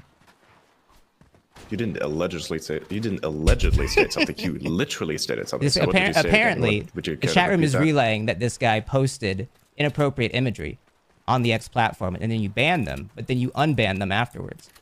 Who's you? Sorry, Elon. Excuse me. Sorry. I got confused. You're confusing me. I don't know. I don't know what he posted or what he didn't post. I don't really look at a lot of his stuff. It's definitely Elon. But he'd have to come up with some sort of evidence. Like Matt Gaetz as well. Matt Gaetz? Wait, what's wrong with Matt Gaetz? I mean, what isn't wrong with Matt Gaetz? I know. You tell me. You're the one who's making the accusation. Have you seen his face? Or the proof is on you. What's wrong with his face? Come on, man. No, seriously, what's wrong with that? It's like, it's kind of scary. How is it scary? It's like, are you like scared? It's not like made out of skin. What? Wait, are you one of those people that believes in like the mask conspiracies? Is that your play? The what? No, you're not that deep in the lore. The Dream song? Gotcha. No worries. No, don't worry about it. Don't worry about it. Okay. No, I was just saying that like he has like a plastic face. How does he have a plastic face? Because he got like a bunch of surgery to like get like cosmetic enhancements, but it didn't go very well. Because he wants to appear younger because he likes little girls. What? I just need to. Did I need to make it more clear? I don't know how to explain it. Nice. This looks good. You think that like some people are like reptiles? I'm glowing. Yay. What? No. Okay, well now I think you might be a reptile. People have told me. People have said that I'm a reptile. Yes. Yo, low key. A bunch of conspiracy theorists. The way you just reacted when you gave that what? That like oh I don't know what you're talking about. You think I'm upset? Wait, hang on a second. Do you think I'm upset by reptile racism? Is that the insinuation here? No, I think that like you were caught off guard by me asking if you're a reptile. So now I low key am like scared. God damn, Connor, your ass too, bro. All around you. There's little lizard things. They're amazing. That's good. You know, like geckos and shit. I kind of like geckos. There's another guy who's like trying to shoot at us. He's over there. That's the best lizard, bro. In this general direction. What's the best lizard? I like geckos. I like geckos. They're pretty chill. Fair. Geckos are nice. Ah, no, this guy's gonna fuck me. W pick. Damn, do they have like any actual semi-automatic? Bro, I suck ass at this video game. Why do I even host a show on this bullshit? I don't know, man. Shut up, dude. I'm definitely gonna die here. Oh, no, I got this guy.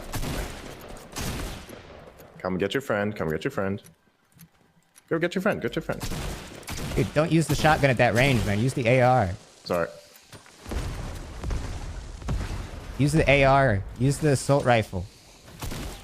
He doesn't know how to change the gun. Sorry, I think. my aim is dog. Oh, it's not your aim. It's your problem solving skills. There you go. Holy shit. He did. Get my card. Wait, where'd you go? Oh, you're dead over there. Do you think you're like a smart guy? I suppose I am. I think Okay, that where do I like put this thing? you are smart in a sense of the word. But I also think you're What does that stupid mean? in a sense of the word. How's that? Like I think that like Define you can relay and retain and recite a bunch of information. Whether or not that information is accurate or true is something you cannot discern and don't have the ability to comprehend. Oh my god. How so? Give me an example. This entire stream. No, how so? Give me an example. I mean, Like I an think the actual people can example. make that up for themselves. Okay, so what the fuck? Oh no, sorry, that's this way. Right. It's a little difficult because you change topics quickly without my ability to actually finish them. That's one issue.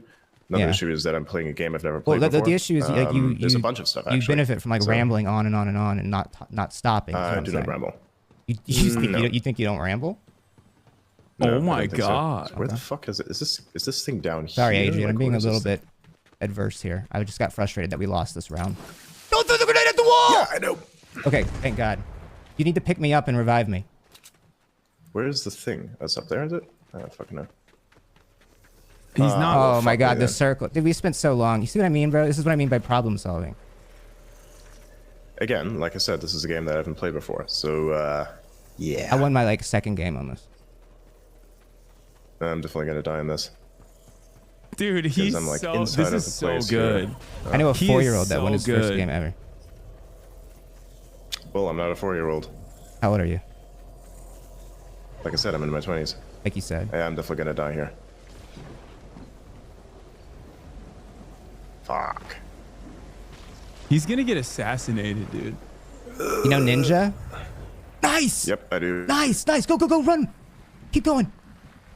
Okay, wait, you could actually do this. I'm not even lying, bro.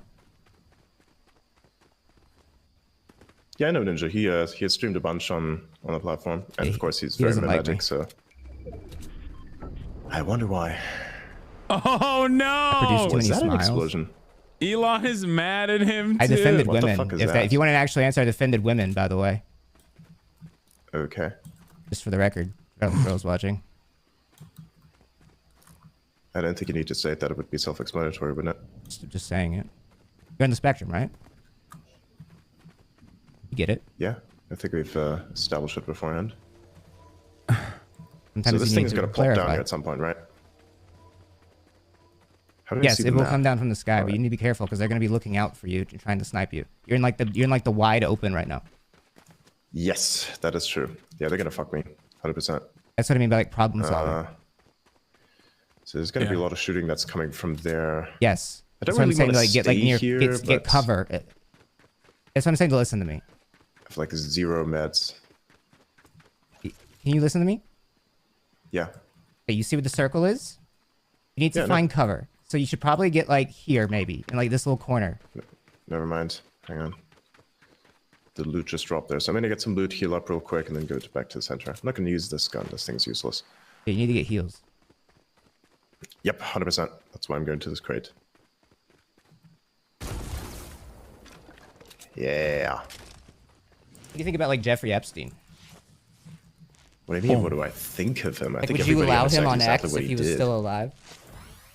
Would I personally sorry. allow him on X? Never mind. That's not your job. Would you be chill with him being on X if he was still alive? Probably not. My personal opinion is like that g's kind of fucking insane. And he's Dude, done a lot same, of insane right? shit. Fuck that guy. So It's nah, wild. I don't think it should be on X in my opinion. Do you think like Elon knew Why him? did I do that? No. Knew of him perhaps because he was very. What? There he goes. They tried to sign me just now. Ooh. Wait, can I actually grab this thing? Nice. There's definitely a guy there on that hill. He's trying to snipe me. 100%. Yep. Oh fuck. Bro, I'm a you gotta fucking idiot. stop throwing the grenades. We just gotta stop using that. Done. Nice. Let's go. Fuck. Sorry. It's okay, Almost top got two, it. top Almost two. got it. It was a loadout problem there. It was a loadout problem. You needed shotguns. Yeah. Yep. Again, problem solving. That's what I'm talking about. You want to keep going, or are you done? We can do one I'm more. not familiar with. Yeah, we can keep going. Okay. It's not fun. All right, we'll keep I'm going. starting to understand what's going on. It's kind of fun. We got to get you a win. You listen to like rap music? Rap music? Yeah. You don't. No, not really. Do you know any like rappers? Except for very mainstream ones, no. I think Eminem, for instance, is a very mainstream. True. So anyone's like extremely mainstream that I know. Because I don't really get into it because, yeah, it's not really my type of music. Fair. No Netspin? Netspin? Netspin? None of that? No. Yeah. Again, not sure who that is. Sabrina Carpenter? Fuck it, this guy. You don't know Sabrina Carpenter? Over here. Lol. You don't know Sabrina? Yeah. You know Espresso? Yeah, know of. No. That's that me Espresso. You've heard that. No, I haven't. Yes, you have, bro. Hold on. No, I haven't. Give me a sec. He's gonna play it. I'm not into modern music, not by a long shot. You've heard this, bro. You've heard this. You've heard that, right? Guess so. Heard what? Say you can't sleep, baby. I know. You've heard this. No, I can barely hear anything that's coming through your mic right now. You've got good noise cancelling going on, so I can't hear it. Yeah, I can't hear it to the mic. He asked about Grimes earlier. You've never heard that? Nope. How? Never heard that. There's no way you're on X all the time, all day, and you haven't heard that one time. Again, the X algorithm is really good at sorting things. So No, it's bad at it. It's bad at it. It's bad at it. It's bad at it. It's bad at it. No, whoever you're following and whoever's interacting with stuff. I'm following the same people I was following before it became X. Yeah, well, I don't know, man. Whatever you see is going to be wildly different. It was good before it than what became somebody else X, sees. and then it became For bad. instance, how did it become bad? Because it's because apparently I see espresso and you don't. Yeah, what's wrong with that? Nobody needs to listen That's what to I'm that type of music. asking, bro. Who cares? Like, seriously, who cares? True. What I see is completely different than from that what you would see, right? Because we don't care about the same things. You get like Mozart on your timeline? No, I don't get any music on my timeline. I got a lot of stuff about technology and things such as that. Like, name new technology. Anything. Any that's Whoa. it's a Chills. It's a very how to explain it. It's a very broad thing. I can't like pick one technology specifically, except for like say AI, for instance, which of course is taking over everyone's timeline. Robotics. There are a few that are quite good at developing that, so I kind of keep up with that. And then anyone who tries to develop anything that is going to utilize that technology, of which there are many different companies, and specifically the types of people. Okay, I'm less autistic than Elon, by the way, because I know espresso and I love Sabrina Carpenter. I'm one of the girly pops. I just want to point that out. Okay, as someone who's a notorious not music listener, I do listen to music. To the It's left 4chan, like the and then founding went fathers. on to X. Wait, I thought you didn't know went 4chan. to X. You didn't know 4chan I until don't- yesterday. I do know. What do you mean? You didn't know until That's yesterday. wrong. That isn't correct. When did I say that? I thought you said that. No, I didn't. Okay. Oh, I know exactly what I've said, and I haven't said that. You know exactly what you said? Yep. Is that and I what you haven't have to said tell that. yourself to like reassure yourself you're not making a mistake here? No, I definitely know I'm not making a mistake here. Okay. I know 4chan very well. I even recited to you a post from memory. So you want to tell me that I don't know it, and that post. I think was that's from really 2022? impressive that you have a photographic memory, but I don't think it makes you smart. dude. I don't have photographic memory. Oh. Well, then how did you remember it? That's how the brain works. People have it. Some people know how to utilize it. I mean, I don't know. Yeah, got me. Do you not know how to use your brain? He's so The shotgun lame. is dog. That's a point in your book.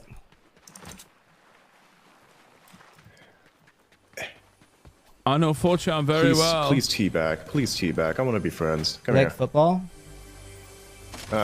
I don't really like sports in general. I'm not a sports type of person. No sports? No, I don't do sports. You don't know any ball?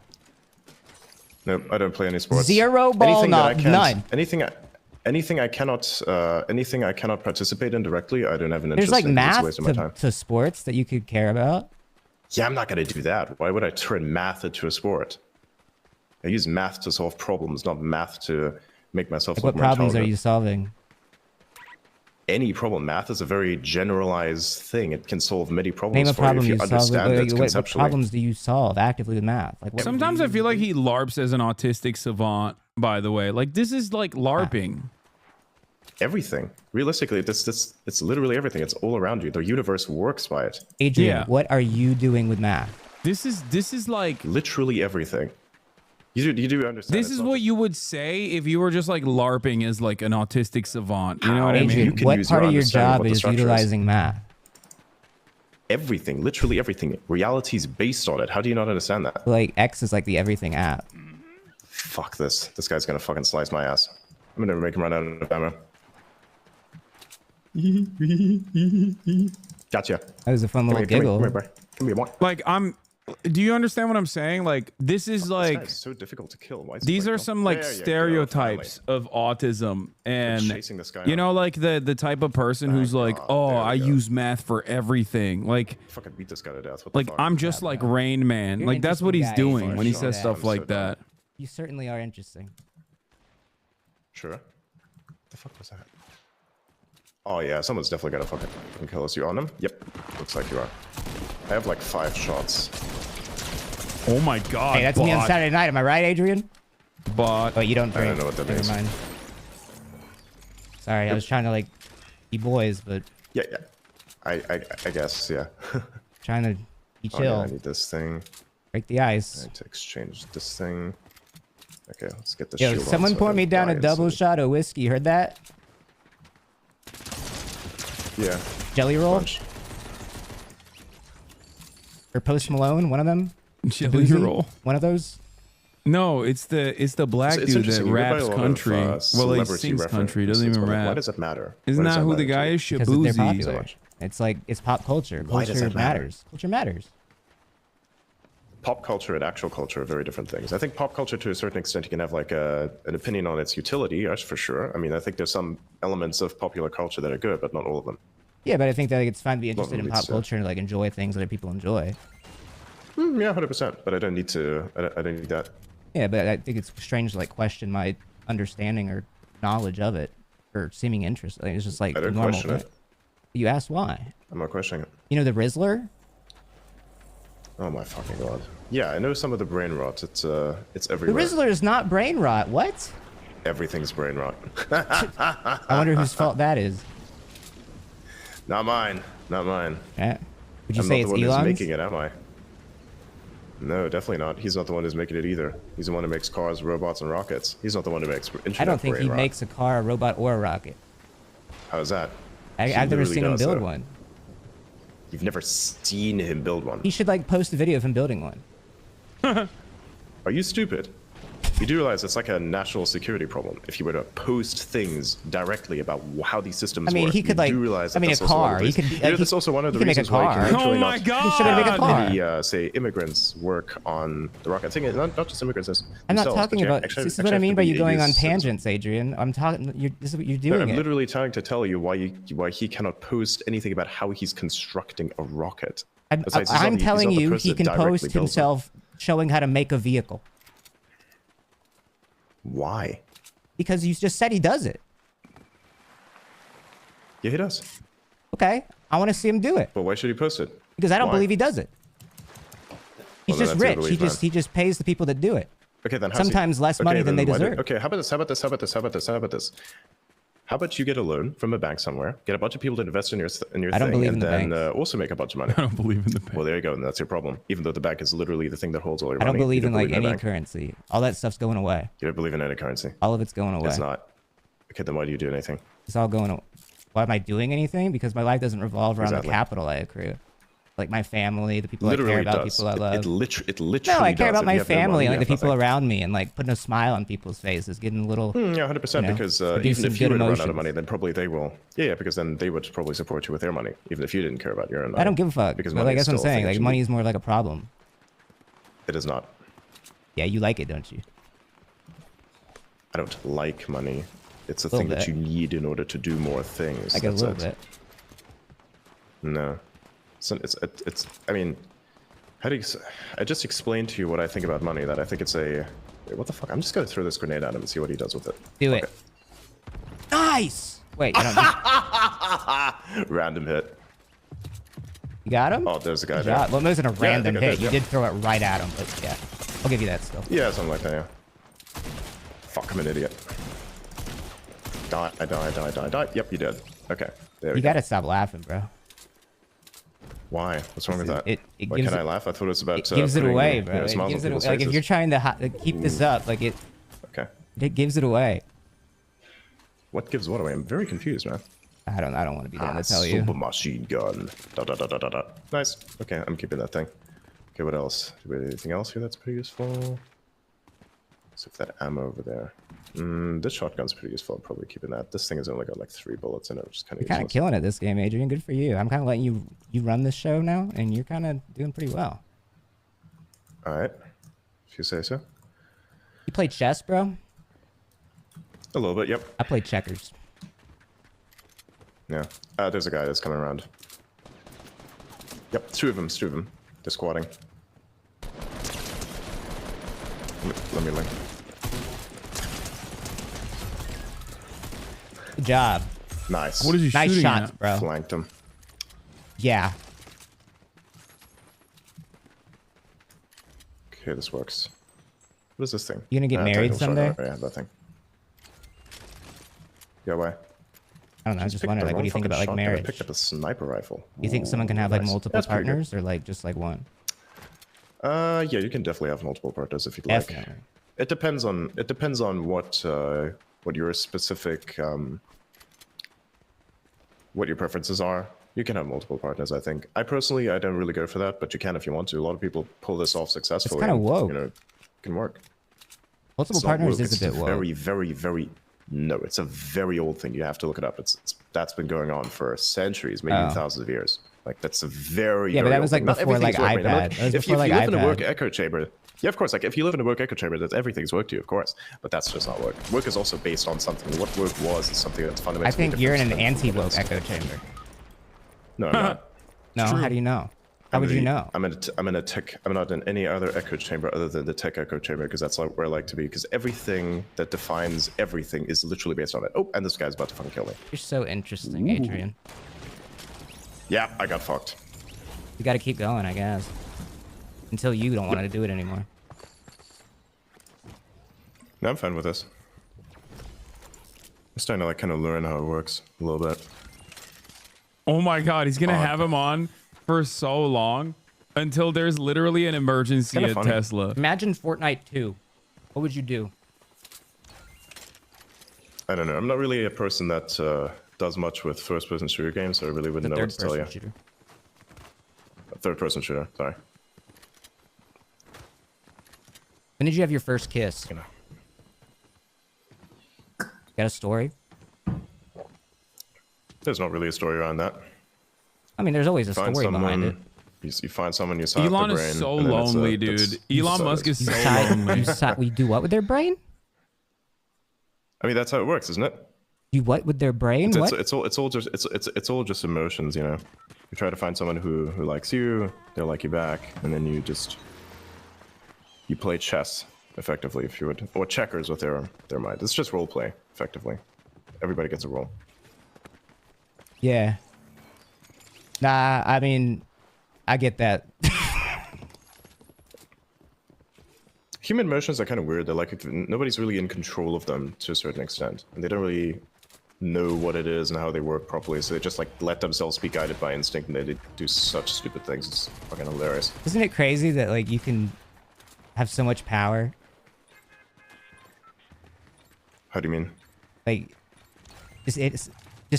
theoretically, someone could just have so much power. Yeah. That's just crazy. What's? I suppose that's crazy. I don't see it as particularly crazy. I think it's just the way We that should, the like- system works. Yeah, but we should fix the system. In what way? Not electing the Republicans. Last is a time good start. Elon tweeted was 59 minutes Why, ago. what's wrong with the Republicans? They're fucking losers. How are they losers? They clearly won. True. True. All right, they're That's just the kind of one. They won by a very large margin. They're. Hold on, I need a better like term. I gotta think of a You good don't need a insult term. here. You need to objectively tell me what's wrong with them. No, I'm gonna think of a good term here. I think it's fucking funny. They're pedophiles. How so? A lot of them like kids. Who? Matt Gates. Can you prove that?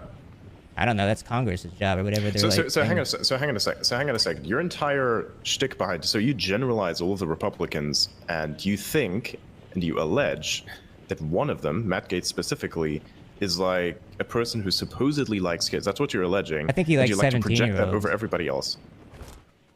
Yeah, I know what you're thinking, but that doesn't mean that it's true. I mean, I don't really make a differentiation there. I don't know. Well, that's kind of your problem, isn't it? Would you make a differentiation there? Yes, I would Is make that a something you wanna differentiation defend? one. I'm not defending anything. I'm saying that you don't have proof of that. Okay. I think you're just making that shit up. Or somebody else made I that do shit just up. be You saying believe what they shit. made up. This is a comedy show. Yeah. Yep. You just be saying shit too sometimes, though. Nope. No? Okay. Hang on, You gonna watch the Super Bowl this year? I think I might. It depends. What'd you think of the Super Bowl last year? It's kind of weird. What YouTubers did you like when you were younger? Ooh. I don't really like any YouTuber specifically. Right, because you didn't have I access don't to have the like internet. a thing. No, it's not even that. It's like in general, I feel like this the idea of being very fanatic about your support for someone is not something that I'm personally into. I'm not saying this is something bad or something that people shouldn't do in general. I'm just saying this is something that I personally am not into doing. And you've come up with these perspectives in the... How many years have you had the internet now? I don't just come up with these perspectives. You just kind of discover them. It's like I know, but like for how that's what long have you people had do. the That's how internet? the world works. Oh my fucking god! All right, I'm gonna run a For quite poll. while. What the fuck I'm gonna is this run a person trying to shoot poll. at me? Chat. How long? I'm It going can't to be more run than, a like poll. 5 years, right? Way more than that. Okay. Wait, what do you mean way more than that? You said you're in The your poll 20s and you only is, got internet when you were is 18. this Elon? Oh no, don't dodge, Adrian. I'm asking a question. Yes, it's Hang on, I'm trying to Elon. kill someone. Give me a You're second. not gonna No, kill them. We've it's seen you play. Adrian. No, Real. it's not. Oh my god, Well, you I just did it! There you go. And I got you, oh, I got you. I'm fuck. covering you, I'm covering you, I'm covering you. Nice! Running the Oh, the poll. boat's dead. Vote Let's on go, it dude. now. No, that was teamwork. Shake and bake. Like, You seen Talladega Nights? what's this? Saying what? Talladega Nights, the movie. Will Ferrell, No, I don't think Ricky I have, Bobby, no. whatever, dude. It was really popular when we were kids. Like, if you're in your 20s, you would have seen that all the time. Again, totally different way to grow up. It's an Adam McKay movie. It's like, don't look Practically up. Grew up in the fucking desert. In the desert? Wait, why is that Practically, so you could say. funny? We're in the desert, bro. Practically. Don't worry about it. What does that mean? Don't worry about it. Like It's a Walter funny- White, like it's a in New funny slice Mexico? of- Nah, like Walter White. Yeah, that's a reference that I can get. Like South Breaking Bad was Africa? pretty good. And no, that's not okay. That's not it. Oh. Did you watch Better Call Saul? No. You should. It's freaking great. I don't watch TV. I think it's brain rot. No, it's not TV. It's It like is. specifically a series. Sure, they'd be displaying it on TV. It was on but you TV. can They literally watch displayed it on side. TV. Are you stupid? Yeah.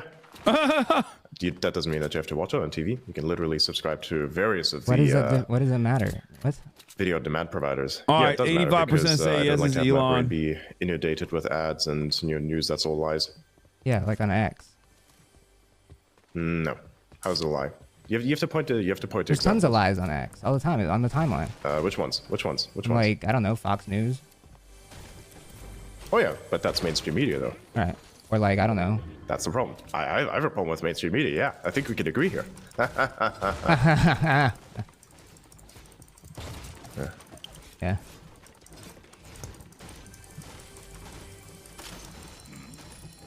Who's like your best friend? This is my best friend. Yeah.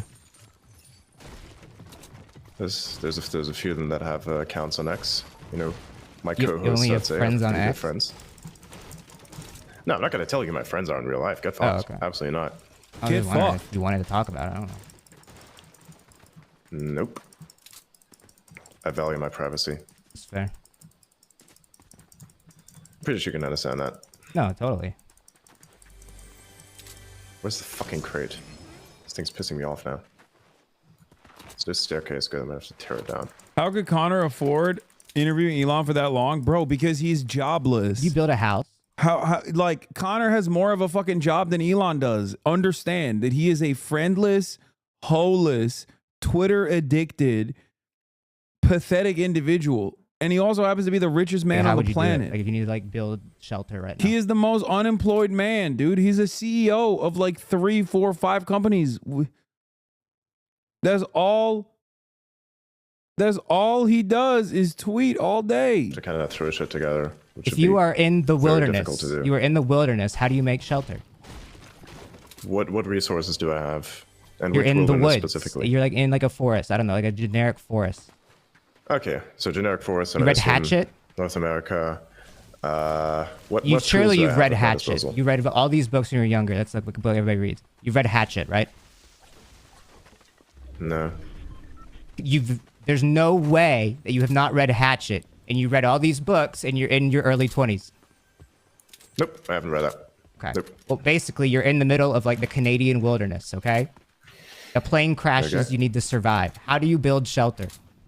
Dude, Megaphonics, you need to dial it back, okay? You need to dial it back, Megaphonics. God damn, we're watching not Elon, and you're freaking the fuck out in the Okay, chat. yeah, no. Okay, cool. Then I can't use that. Okay, that's a good definition right there. That's like saying that's like asking. It's from the book Hatchet. Right. Yeah. It's good. Well, I wouldn't know because I haven't read it. Right. Of course. Like this very specific. I mean, it's a funny little trap. It's only question like a because I book would be that's in asking, every single curriculum Like, how of about this? How people about this? your age. How about this? How about this? Yeah. Yeah, exactly. That's why the curriculum was dog shit. Anyways, think about it this way. But you took the. Okay. Let me ask you a question. Let me ask you a question. No, I want you to answer this one. No, let me ask you a question. I No. already answered the question. I want to ask you a question. You were in the Canadian wilderness and you need to make shelter. How What do you tools make do I have? shelter? You don't have tools. tools Your do I have? plane crashed. It's in the water. It's from Hatchet. It's the book. What do you Take do? down a few trees. Cut down a few trees. How are you going to chop down the trees? Ooh, nice. Well, chopping down not necessarily. How are you going to do that? But if you can find some can't. summer. You can You couldn't find do some it. summer You couldn't loose do it. wood, I think. You couldn't do No, it. Yes, you could. Yes, you could. I don't think you'd Yes, make you it. No, you couldn't. That's so. This is Adrian, so let's do funny. it. I'll stream it. We'll put I'm you not in the gonna fucking, wilderness. Like, go into the wilderness. We'll I'm do not gonna it. go into the fucking wilderness just like that. No, why should I? I got way too much stuff to do. Oh, we'll pay you. We'll get someone to sponsor it. You know Ludwig? You couldn't afford it. He's rich. Not that Mr. rich. Beast? You know Mr. Beast? It's not going to be valuable enough for him. Yes, I guarantee. No. Adrian. He has the money, but it wouldn't bring it. Let me tell you, Mr. Beast would be the first one to be completely down to put you in the wilderness and then record it and see what happens. I promise you, if I know Jimmy Beast, he would be on that in an instant if he could get permission to do that. Sure. So you should do it. Do I get to choose? Wait, hold up. Do I get to choose which forest? Probably not. That doesn't seem fair. All right, there 'Cause you then go. you can like prep. No. Yes, that is what you could do if you knew. You could prep. So we're not letting you know. Is this button? Wait, why How aren't you much- answering how much the of an question? explosion does this make? Let me. I'm sorry. Am I making you uncomfortable? No, you're not. getting, like, a Damn, vibe this that thing I'm kind of making sucks. you- I thought this Use was the gonna, shield. I thought it was gonna blow up the whole fucking building. Use the shield. We have to go to the circle. We need to win this. You're pissing me off. Not funny. Oh no, it is absolutely funny for me. No, it's not funny, dude. This is a serious fucking show. Hilarious. Serious shit. I bet it is. What is a porta bunker? What does that thing do? I don't give a fuck. Fuck you. Sorry, I'm just joking. Just joking. Just putting on smiles. Oh, that's what this thing does. Okay. Oh, that's actually kind of nice.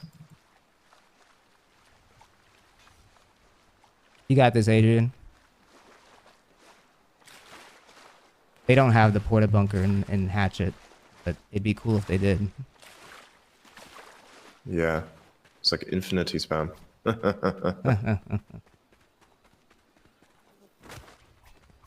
So what's your issue with right-wing people? Like, what's your issue with them? I grew up like around like a lot of people that had that ideology and thought it was like right growing up. And as I expanded my horizons beyond the world and met people around the world, I kind of realized how narrow-minded it is and how lucky I was to be in a position where I benefited from right-wing politics. So you benefited from right-wing politics, but you dislike right-wing politics. Yeah, because I realized how it's a net negative like on the world. Like I think like the world is suffering because of those politics. Traditionally, for the most part. Really? You do understand that the Republicans specifically were the reason why slavery was abolished in the United States, even though the Democrats were one of the I understand like the party's flop, but it's not going to get into that. We don't even debate that part. It is. I mean, it is. It's literally how it happened. It's literally how it happened, bro. I'm not a historian. I'm not going to explain this to you. Well, there you go. That's your problem. You don't know history. That's not how debates work, bro. That's not how this works. No, that's exactly how that works, actually. Okay. That's not a debate, this is a discussion. You watch Destiny? Actually, technically, it's an interview. Oh, God. Yeah, I do. It's pretty cool. I bet you do. Careful. Oh. Why, what do you mean, I bet you do? Don't look too much into that. Why, what's wrong with it? What's wrong with Destiny? I just don't like the video. I don't like StarCraft. What? Yeah, StarCraft sucks. A boring game for nerds. He doesn't... He does political discussions. No, he's a StarCraft That's why player, I watched dude. Destiny. He's a fucking StarCraft player. He was a StarCraft player. I'm not sure if he even still does StarCraft. You weren't even on the internet when he was a StarCraft player. What are you talking about? His work as a You weren't even on the internet when he was a That's how you could StarCraft. define it. What are you talking about? Wait, what's your problem? What's your problem with him? No, seriously, what's your problem with him? I'm confused. He wasn't a Star. How do you even what? I just don't like him. He's kind of mean. You know. He's mean to people I know sometimes. Yeah, it's pretty cool. I don't like bullying. Oh fuck, I'm definitely gonna get my ass beaten. They ambushed me from behind. I had like 0 chance. Oh, these guys suck ass. You died to them? I'm just joking. I died to them too. My white AR. What kind of guns did you have? Elon would like Shotgun, Destiny. rocket launcher. That tracks. All right. We need to switch to a different kind of map and see if it goes better. I think OG is too difficult. Ask about Hasan, please. He already alluded to me before. It's kind of fun. You having fun? I mean, I know I'm getting like shot to pieces, but that's fine. It's okay. I hate the way this menu is ass. I will say even the X UI is better than this. Like, what am I even looking for here? Battle Royale, zero, but here we go. This one.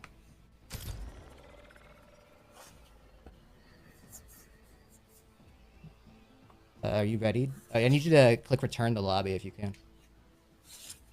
No, I already readied up. How do you return to lobby? Like, press B. I don't know. Oh, there we go. There we go. You got any questions for me? Not in particular. So what's your goal? What's your goal with this? And I'll ask you another question afterwards when it comes to like the survival thing, Fortnite Friday or like interviewing like you? No. Which one? No, actually, I'll ask you the first one that I wanted to ask you. Right, we're still like on the Hatchet book. I was like, you kind of asked a trick question there, and the trick question was almost like I would ask you this question right now. It's like, imagine it like this. You know, if you had a plane that crashed between Canada and the United States, where would you bury the survivors?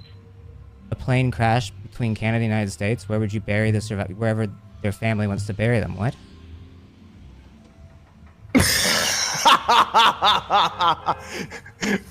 What? What is so crazy? What's so what?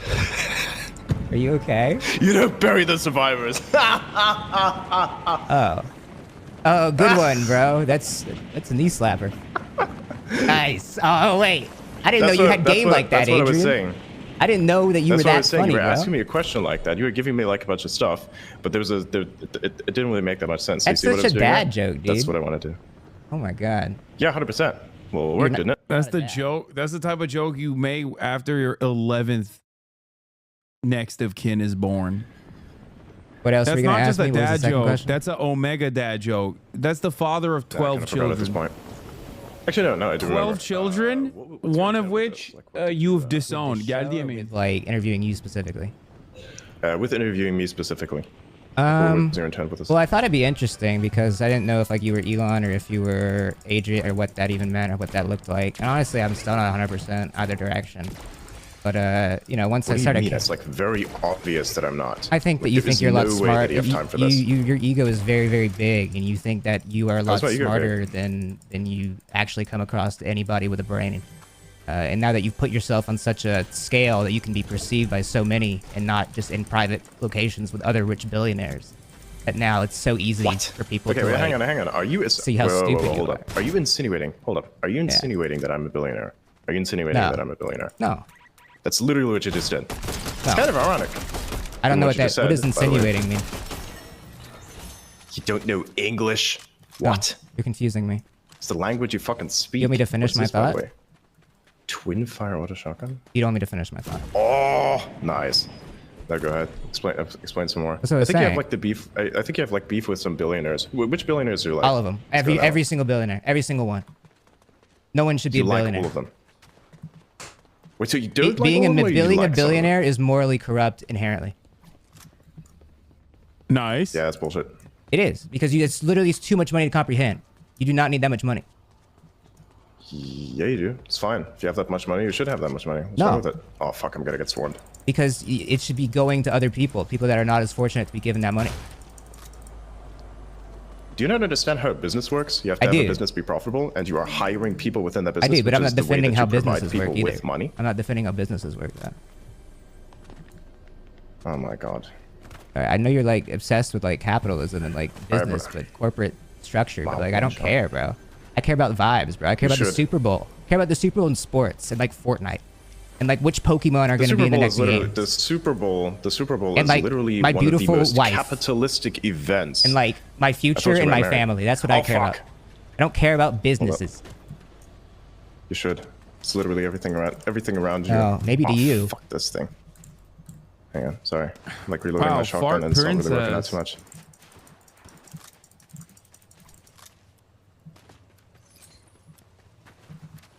Where'd this guy go? You should really smoke, Nope, fuck that. or at least like do like edibles. Why? I think it'd like It chill really you is a out. really bad idea. Sorry. I think it'd chill you out. Nah, I wouldn't. I think it would genuinely help you. You should do ayahuasca. Nope. Fuck that. That can Nope. melt Not doing people. that either. I actually think it would fix you. It doesn't fix anyone. Yeah, I would do that's your ayahuasca, man. hubris Fuck talking. that. That's your hubris. You need your ego to die, actually. What are you talking about? Like you want to get? I'm sorry. You want to get? Hang on. Have you done it yourself? Yeah. He's lying. That explains so much, man. I mean, I kind of figured that you got one shot by the 60 Mesopotamian demon. The Mesopotamian demon. He has a name, bro. It's a reference, my friend. I don't get it. You don't have to. That's the point. There's somebody here. I'm some fucking hologram. Oh, there he is. Hi, sir. Why do you want to I have think like I'd- so many kids? What do you mean? I didn't say I want to have many No, kids. you did. You were Where'd like, you you get have that a from? big family and stuff. When did I say that? You said that. All right, maybe you didn't. But like, what's the reason behind No, I behind didn't. having so many kids? Like, Kinda wanna what would be the repopulate reason If anyone behind was that? going to do that. If anyone's going to do that, what would be the reason? Anyone behind was going to do that, then. Well, because you kind of want to repopulate Earth. Okay, so Nope. there's a Come there's on, the justification for it. dude! Stop! Yeah, of course. You want to repopulate the Well, Earth. why do you because otherwise, specifically need to come on, bro, that's- need people. But don't you My think you need direct to like? ancestors, what do you mean? Don't you need Wait, to wait, like? You think wait, it's wait, what do just you mean? he might be Whoa, whoa, whoa, what do he you might mean? be What do you mean? What do you mean? impersonating him. No, I no, don't no, what do you know. mean? What do you I mean my don't direct ancestors? know. How? Like, why do you need to What are you like? talking about? Because like, if you have so many, why do you need to like? Like, it's kind of tough to parent if you have like so many. How would you know? How would I know? I mean, People I have been just doing math. it in. You know math. We were talking about earlier.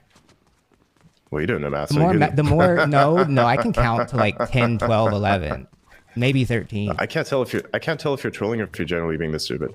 Honestly, I can't either sometimes, bro. That's part of the show. But that answers the point so I'm many making questions is that I that haven't like, even asked yet. if you have so many kids, you can't give as much attention to each of them. That is a very strange talking point made by people who themselves don't even have any kids. I think there's people with kids that make that talking point. Yeah. Yeah, and I don't think they're very good parents either. I mean, I'd have to see them. You'd have to. They're Like, show not them to good me. parents because they have less number of kids. It's Nope, not like they're that's not putting what I up stated. chart numbers, Nope, dude. that's It's not not what I like stated. it's not a Nope, baseball that's not game. what I stated. Okay, well, Nope, that's not what I stated. Okay, well, can you state something? I keep stating things, but you're not paying attention to any Well, they're of the not things that I relevant stated, then, even because though I'm I've asking a done. different question. I mean, that's a subjective opinion, isn't it? Your mom's a subjective opinion. I don't think she's a subjective opinion. She's an individual. She Wouldn't was that last be an night. individual? Up top. Nah. If somebody would be in her, then that wouldn't be like that, would it? Now? Whoa, because I'm I didn't assuming say that you're going that. to do a bit of a mom joke. That. Nah, Dude, you didn't. you When took we're it about too to. far, bro. You can't Nah, take dude, the I take it insinuation and very then far. say it, bro. That makes it not Actually, funny. no, hang on a second. You want to talk about video games, right? It sounds You wanna talk about video games? misogynistic. I got one for you. I want to. No. If you're going to say that, your mom is a subjective opinion, I think you're the person here to start with the, misogyny. But we're not going to talk about that. I don't believe in such That's what I'm things. I think a lot saying. of that's You pointed overhyped it by out. leftist people who are It fucking became insane. How's it wait, hold up. What's misogynistic? Explain it. I'm What's lost, bro. misogynistic? You confused the fuck out of me. I'm not even gonna lie. No, no. I completely What forgot. specifically is misogynistic? I think, there you go. Okay, then making probably a wasn't joke that bad. about someone's mother maybe is like, imply that maybe. You think it's that's a little bit? You don't think it's a little bit? I think there's like misogynistic? some It's a little inherent bit? stuff there, but I don't think entirely. Like it's also just like, oh, like you want to defend your mother. Like it's not that deep. Is there friendly fire in this game? I don't give a fuck. I wish, bro. He's gonna shoot you. Why, you don't like your teammates? Sometimes. Or do you not just like me? Ah, nice. I got cars in here. It's pretty cool. Okay, how does this work? Can I drift this thing? Do it, bro. All right, jump in. Where do we want to go? Why don't you have the Cybertruck? Hmm? Why don't you have the Cybertruck? I didn't buy the skin. It was free. It was? Yeah. Oh, sorry. Does that upset you? Is it free still, or? No, it was 'cause free I just don't- for a I didn't see bit. the option. There you go. So then I didn't get it, unfortunately. So where do you want to go? Well, we gotta stay in the circle, so I would say we go towards, I don't know, over here. The dead center? All right. No problem. I can't. Okay. Do I have control? can't. Oh, okay. So it's both. It's dual. All right. Gotcha. Wiggle, wiggle, wiggle, wiggle, wiggle. Okay. What? I'm wiggling the car. How do you turn on the radio? Don't worry about it. I don't know. Not working. I can't figure it out. I was once driving a car and then I had like a bunch of people who were drinking at I the don't time. think it's Something him. funny as I shit. don't think it's So I was him. like driving I them can't. home. And while I was I don't- driving, somebody like reached over and Like fucking I pulled said, the it's car just into- pathetic. Whether it's him or it's not him, it's equally pathetic. If it's him, it's pathetic. If it's not him, it's still pathetic because there's a dick rider to that degree. But If you're like having a I don't good know, time so- and like somebody like tries to demean that, or like make you feel lesser, like a loser for having fun, does that make you feel bad? I don't feel anything in regards to like people's. You don't feel- strange well, I know you don't opinions. feel I- anything. I just also don't think he's No, that's not true. Like, I don't, when, I don't like- care about those things. I saw that like you Like, at one I- point, like, a You can tweet. make that. You've had like, I you've don't had, know. like, a I tweet, just like, Elon hasn't tweeted in 3 like, hours, like X 2 jump hours. or whatever, like one of the rallies, and like people were making fun of his jump. And, like he seemed like really happy doing that. I never replied to any posts about that. I think he like joked about one of them. If I recall. I did a little bit of research last night. Where are these bitches? Get him, bro. Where are these people shooting from? All right, come here. But, like he does like the Can this X car logo. explode? Yeah. Token the Cybertruck apparently. Tush. You like that one? Oh, are you laughing? Okay. I thought you were How laughing many at my times? joke. How many times am I gonna like fucking kill this guy? I'm just Okay, gonna pretend like you where were else is laughing at my somebody? joke because it was pretty good. No, I was laughing at the fact that I hit this guy and this guy's about to get it too. Bonk. I fucking missed that zone point. How do I get out of this car? You have to make sure all the electric is on. Make sure that there's not been electric failure. Wait, what happened? You have to make sure there's not been electric failure in the vehicle first, and then you can get out of the car. This is not an electric vehicle. Every Fortnite vehicle is electric. Yeah, to a certain extent. But then why do you charge them up with gasoline? This is a video game. I know. Everything's electric in here. I think I figured out how to turn It's on the electric. radio. Know that song? But this thing's Maybe like, I before don't your know. time. I think I accidentally turned on the radio. What is this thing? Oh. This looks like a marker from Dead Space. Play Dead Space? I'm gonna throw it out. I know about it. How do I get out of this fucking car?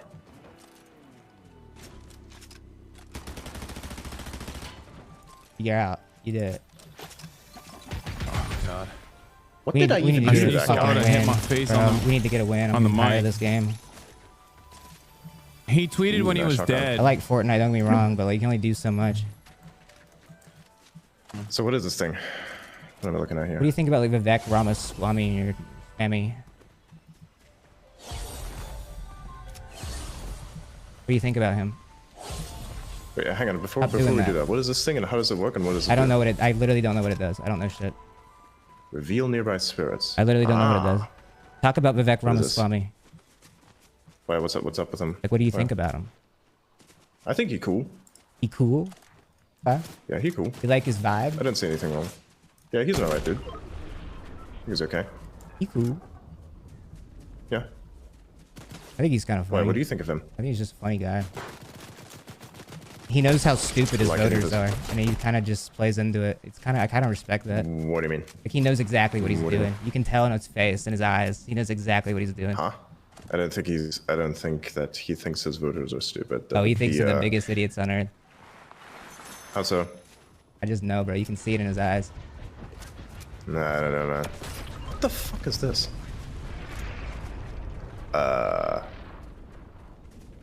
Okay. Islands floating in the sky. Did you see when Great. Vivek played GTA? What are these fucking things? Whatever, that, like, dude. I'm run just trying to. around Like, here? you What is don't that even shit? like engage with me. You don't even like care. No, it's not. I'm like trying to figure out what this weird shit is that's like walking around here. What is this thing? Come here. It's a rock, bro. What is this? You played Breath of the Wild? Zelda It's a very on the cute, Switch? cuddly rock. You played Zelda Breath of the Wild on Switch? Oh my god! That yeets you. Holy shit. Oh, I thought it was a walking That's pretty rock. cool. Never mind. Ooh, damn, that yeets you quite high. You like Nintendo games? Yeah, they're pretty decent, yeah. Name I of- think you need to pick up like one. I think you need to pick up one of these things if you want to get on. I that don't island care. I up want to there. talk about Nintendo games, please, please, please, please. What about them? What's your favorite Nintendo game? I don't particularly have a favorite. Pick I've a really favorite gone Nintendo very game. hard There's into- so many franchises. You surely have one, I didn't know about the Cybertruck in Fortnite. bro. Come on. Oh my god. What does this thing do? Mario, Zelda, Smash Bros, Pokemon. Oh my god, he literally tweeted about it. Yeah, those are good. But I Oh my god, bro. You're the worst conversational. You're never gonna get married like this, honestly, bro. If you can't even carry a Sure, conversation with me, like sure, I don't know how you're sure. gonna do this. Sure. I mean, you're into hoes. I'm into different things. I am not in the hose, bro. Don't say that, man. Okay, then what are you I'm into? in the broads. Right. Well, you're not gonna get any Just bras making with a that kind of classic like conversational tone. 70s misogyny joke. No, but seriously though, bro. Like I think that like you need to reevaluate your entire How's position. that? on How's that a reality. 70s? How does that a? No, I don't. How does that a 70s do. misogyny joke? I Explain don't that. know. It was just a joke. I called women broads. That was the joke. Oh my It's like god. it's like okay. what they called them in the 50s to like be demeaning. That was the joke. The absurdity of that was the joke. Broad. Okay. You never said that? Surely some of your pals said that. No. I'm sure No. Trump says that. No doubt. I don't know if he says that. I don't think it matters if He he goes, does. or there's does no not. way this broad's winning this election. I guarantee you he said that in the past year. 100%. I'm not sure if he did. I'm not even sure what's wrong with it. I bet you might have heard it. Even if, which I don't, by the way, because I don't recall that. Right. What's wrong with it? I just, he thinks lesser of women No, like, fundamentally. what's wrong with calling a person abroad? Like, It's a what's wrong demeaning with that? term for a woman. How is it a demeaning term? Because it's just like Are you a woman? historically used as a way to like demean women. Are you a woman? Are you a woman? No, but I know women. Okay, then how would you know? I don't think you know women. Sure you do. I actually don't think you know a single woman or like have a platonic relationship, healthy relationship with a single woman.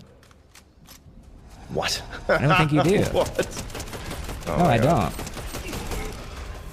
Hang on a second. What is this thing?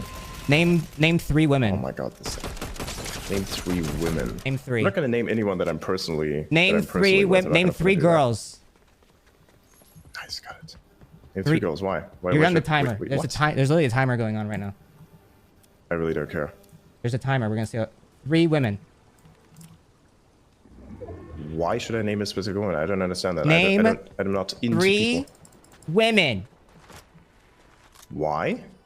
I'll name 3. Britney Spears, Miranda Cosgrove, Sabrina Carpenter. Boom. Oh yeah, she's such a sure. Britney Spears is a major inspiration. I didn't say she was inspiration. I just named a woman, which you can't do. I can name a woman. I just want Name to see how 3 you're triggered by it. women, bro. Name 3 of I think them. it's funny. What is this? What does this thing do? There's a portal here. What does it do? I'm so glad people can't vote for you, bro. What do you mean? Like, because they would. Like, people would vote for you. It doesn't even matter that, like, you are the way you are. People would vote for you. They voted for Trump. How am I? Like, they voted for Trump. Like, I mean, you might as well be the president. Like, it's crazy. I can't believe this. I just can't believe this. 3 women. How would I escape this? 3. Nope, not gonna. I kind of find it funny girls, the way you bro. get triggered by it. You hate nope, girls. I don't. Nope, I don't. I'm not even triggered, bro. You're triggered. No, you are. Why are you so loud about it, man? You're triggered, bro. How am I triggered? Dude, you realize that, like, your entire, like dialect and, like, your vernacular is, like, based in, like, 2013, 2014 era, like, online politic discourse on, like, Reddit. Like, you're so far behind. Reddit? Reddit is an echo chamber. I've never been to Reddit. But you're Fuck that so place. far. What you don't realize is how far behind you are, and everybody's laughing at you. Everybody is laughing Everybody at is you because laughing. you. No. Like your specific your echo chamber is laughing entire at me. behavior That's is what's so dated. It is obvious. It's Based appalling. on whose opinion You say like based on you whose say like opinion Keck Maximus and like fucking like. I didn't say Keck Maximus. Excuse me, Elon said. What your pal? You say God, like man, the dude, way your you perception is off the way the you refer to rails, like bro. memes, bro. But you don't even realize how that's like selling you out. You don't even realize how like the way that like you look at memes and the way you describe it is very much like Elon does, which is just wrong. This guy fucking idiot. It's just wrong, and it's so obvious. It's embarrassing, man. It's embarrassing, bro. Wait, what? Wait, Make hang on, comedy what legal did you again on say? X, dude.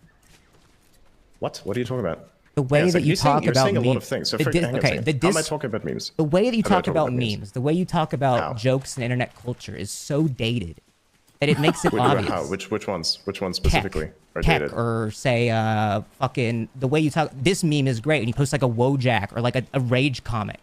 Like you're just so far behind. I don't recall ever having You posted think Hawk a rage Tua comment, sucks, but I have dude? definitely. You think Hawk Tua Yeah, sucks? absolutely do. Yep, I do. Yep, I do. Got a problem with that? Yes. You don't like free speech? You don't like humor? I just know. I'm. You just said that he has a problem with free speech. Lol. It's awesome.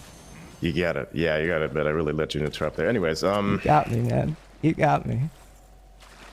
I don't really care about any of this. The more this conversation goes on, the more I agree with Connor's take that Elon Musk thinks he's brilliant, but he's actually deep down inside a very stupid man. I'm not. Again, my dude. If you're supposed to be like very well informed, why do you keep making these insinuations? My dude. Can I not use this boat? That's fucking sucks. The more Elon Musk feels, Adrian Dittman feels like he's in a panic corner, the more he just like hyper focuses on the game. We're gonna get you a win, bro. Swear to God. Please, for the love of God, get me a fucking win. I don't care if I do or do not. Okay, evidence that this is not Elon Musk is the fact that the fact that, and this chatter is correct, No, I don't. No, I don't. that Elon Musk would have had his feelings hurt a long time ago and left this interview. Whereas Adrian Dittman, if he is a grifter who loves the attention and loves Yes, I do. making it seem as though he's Elon Musk, that's the reason why he's farming this interview as hard as he can. Any particular dude, I'm not gonna do that Are either. you like Same shit. 4 years old? Am I? You tell me. I don't know. You tell me. You're supposed to be the one who psychoanalyzes people. I don't know. Mentally, I don't think I can even put you on a map. I don't think I can clock you anywhere, man. Which Like, map I don't. Which map specifically? You don't live in the same what are we talking reality, about? and that's you are an indictment of Yeah, the we do. entire structure of world that we live in. Is what you are. You are a complete. This should That's exactly what you are. I don't understand. Is that supposed to be like meant as an insult? Because that's definitely a fun compliment. That you're an indictment on the way the world is. Yeah, coming from you, that's just like the max level compliment. I'm a cool guy, bro. Are they autistically shitting on one another? What's happening? Now I'm confused. Do you tell that to You know yourself? Justin so you feel bad Bieber? about yourself? Is this autistic flirting? Like, what's happening? Your boyfriend by Justin Bieber. Swag. Oh, you heard that? Nah.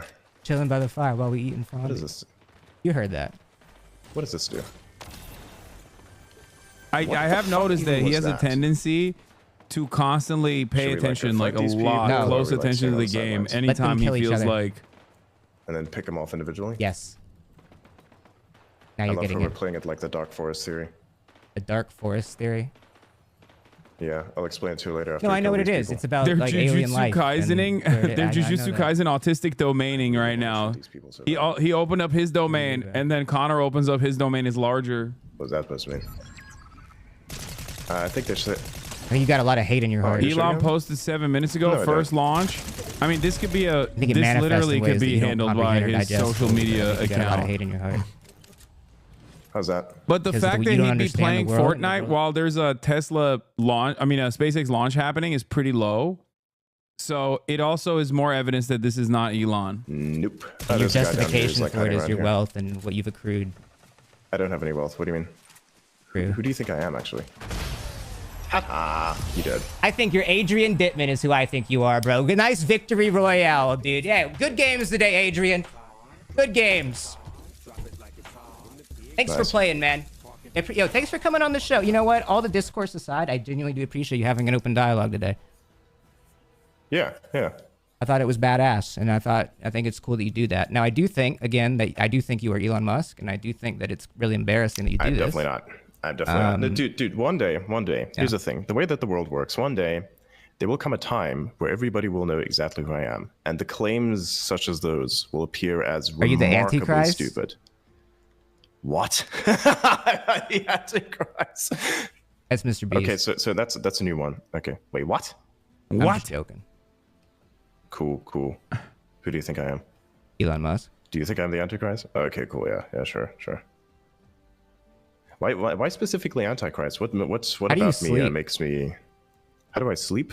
Like do everybody you else think does? that You like close you're your gonna eyes be and then like do you want your memory to be like good? Like I can tell that like you want to be go down in history books as like this guy got us to Mars, did all this.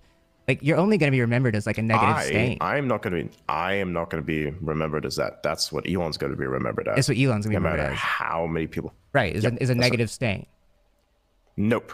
That he's gonna be the person who brings people to Mars. Or he at least facilitates that's what he it, because wants. That's, That's exactly what he wants, and SpaceX he's is. realized recently that it's not going to happen like that, and so he has to influence more than he was before. And now What he are you just talking keeps about? digging Are himself you a hole. aware? Okay, hang on a second. What do you think SpaceX is? Define it for me. Gay? You think space exploration is gay? Really? No, I said SpaceX was. Because that's exactly what it is. Okay, so how is that? Okay, so hang on a second. You want to say that some things are misogynistic, but at the same time you're willing to do things that are definitely homophobic. What's wrong with being gay? There's nothing wrong with that. Okay, then what is wrong with SpaceX being gay? Because you There's said that nothing wrong with SpaceX it being is gay. but I you're just saying said it as was if was gay. negative. Okay, what's wrong? What's wrong I with didn't that? say it was a negative. You insinuated it was a negative. No, I didn't. You did. You did. Because You you did. simply said it was gay. No, Because you internet did. culture literally stipulates that if you say that something is gay, No. then you're referring to it in a sense No, you of took it something that being way. negative. You took it that way. I didn't say that. Nope. And I got That's you. not I how that turned it works. around on you, bro. Nope, you did You've not. gone woke. I have gone woke? Yep. I thought, okay, so hang on a second. Isn't that a good thing then? Because you like woke, don't you? No. No, you said, you earlier you did say that woke is kind of badass. Woke's, I mean, sometimes. So then what's wrong with that?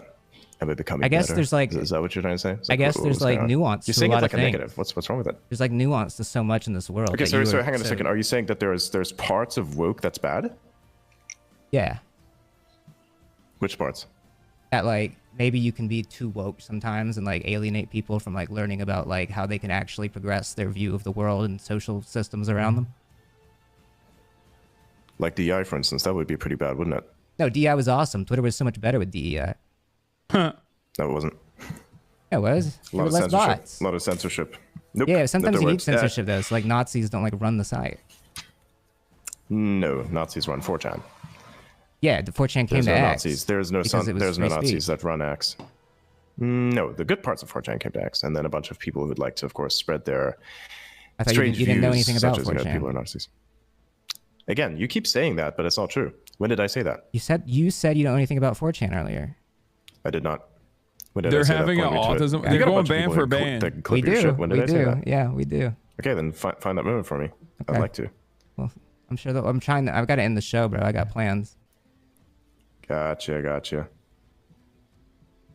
You free next week? You free next week? Perhaps. We'll see. Yeah. I'll try Deadlock. let Let me you know. It's the Depends on next what big I'm gonna thing. do. Perhaps. Like, Yeah. Can you name three if girls also Adrian Dittman wasn't Elon Musk, though, I feel like Elon Musk would stamp it down. You know what I mean? Because he speaks for him, and enough people think he is Talking Elon. about girls, or you're talking about women specifically? Because there's Either. I don't know any girls, but women specifically. I do. Either. I don't know. I'm literally like, it's not hard. But why do you want to know it so bad? It's kind of Because funny. it's weird that you can't name three girls. Oh, I can definitely name them. I'm just not gonna. Because it's Okay. funny, the way it makes you feel. The way it makes you feel is funny. That you can't name three girls.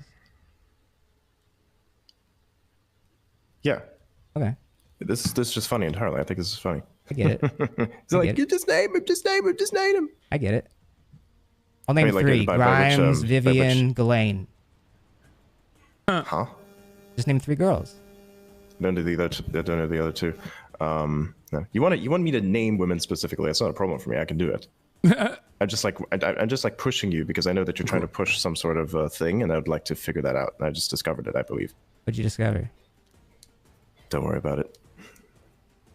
Dick. All right. Well, hey, thanks for coming on the show. We appreciate you, bro. One more thing I want to ask. Do you know Teapot? Do you know what Teapot is? No, I don't know what that is. You talked about that earlier. I didn't know what it was. Yeah, it's kind of funny that you don't know what that is. It's Yeah. literally called this part of Twitter, and it's like the tech side of things. Oh. You should look into it. It's pretty cool. The tech side. They won't like you too much. Are there though. girls there? Oh. Maybe. Oh, Probably not. he's so 53 years old, which is suspiciously how old Elon is. One of them? Wait, You named one woman in the hang on a teapot? second. Hang on a second. Are you not into chicks who do programming? No, I am. I'm into all You don't think kinds that's of. hot? You heard the song "Girls" by the Dare? Look that up. Is that you think? Look up "Girls" by the Dare. Connor. You'd fuck with this. Huh? Wait, he Song. said Twitter. He said this part of that's Twitter, true. not That's true for me, man. T-Pox. Listen to this. I can Yeah, barely hear it. Your noise canceling The kind of point is, isolates it talks about the guy likes all kinds of girls. It's what it is, bro. I'm trying to end the show. Thank you for coming on the show, Adrian. Thank you for coming on the show. Yeah, cool. All right, see you around. Bye, dude. Thanks for coming on. We'll talk to you soon. Bye. Sure. That was crazy. I don't even know what to say. I think there's a lot to process from that. That was crazy. I think it's him. I don't know. It could not be, which would be crazy. There's something about it, bro. I think it's him. I think his brain is so cooked. I think he is so obsessed with his own website and has no life. And he is just completely, he thinks so full of himself that he can create an alternate persona online and that people wouldn't. I don't think it's him, dude. Like, He's figure it probably out. at the SpaceX And now he launch. just keeps digging his hole. That's the only thing I think. I mean, SpaceX launches a lot. That's what I think. Right? So he know. probably doesn't go to every, obviously That's he what doesn't I go to think. every launch. But He tweeted while you were live? No, I know. But like, I think someone else can tweet for him. Or he could even, it's not like his tweets are like hard to like do. Like he's just like concerning to like the fakest shit you've ever seen in your life. Anyways, thanks for tuning in to the stream, guys. If you're new here, welcome. I'm Connor Eats Pants. I play Marvel Rivals and Deadlock and Nintendo games and movie games on Monday and Fortnite on don't you Friday. think the bigger indication is that he doesn't sound like Elon? He does.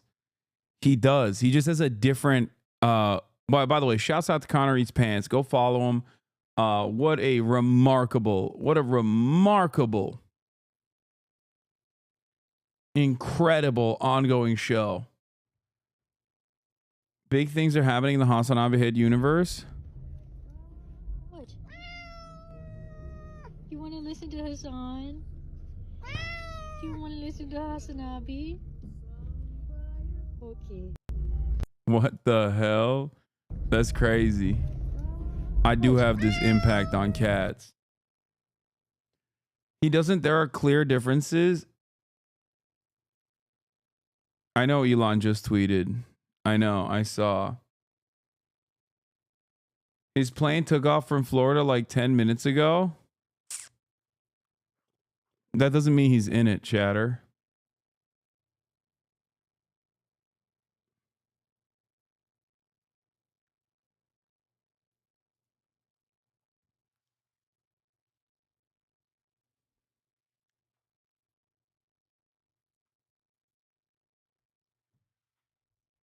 Tweeting doesn't even necessarily indicate anything, really. He did noticeably start posting a lot more as the Fortnite games ended, so that's weird, but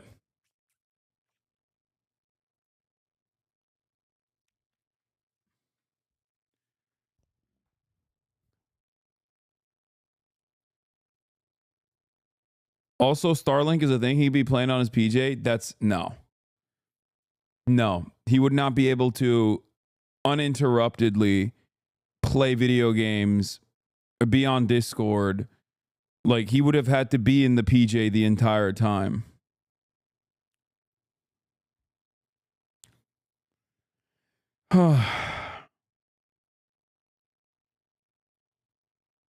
This is like drones in Jersey people for more people that have more than 100 IQ. No, we're still very much less than 100 IQ for constantly having this back and forth about whether this is Elon Musk or not.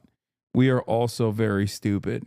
Don't ever think we're smart for having this conversation.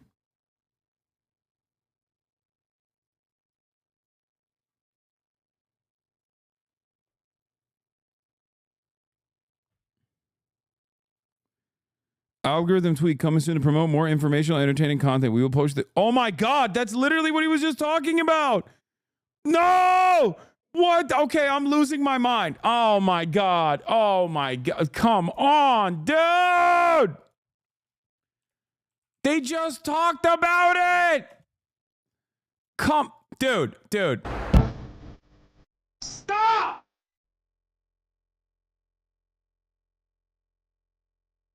Algorithm tweet coming soon to promote more informational, entertaining content. We will publish changes to X. Our goal is to maximize unregretted user seconds. Too much negativity is being pushed that technically grows user time, but unregretted user time. We're also working on easy ways for you to adjust the content feed dynamically so you can have what you want at any given moment.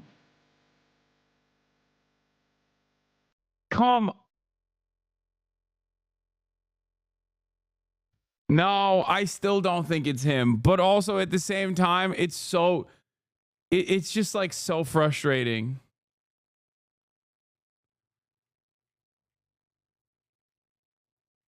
He's going to tweet about Sabrina Carpenter or something. As usual, Douglas K. Bro. He literally has started posting like crazy. He has started posting like crazy. What? He just started. He was not posting that much for the past hour. 2 hours ago. Worth doing. A couple of retweets. And then now he's just back to his crazy posting.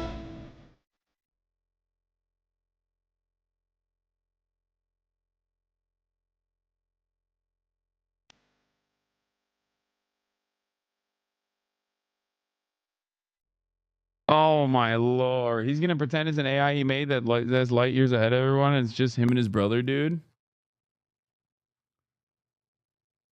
I don't care about hearing his Twitter space. I don't care.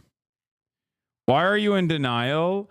I'm in denial because denial is the name of a river in Egypt.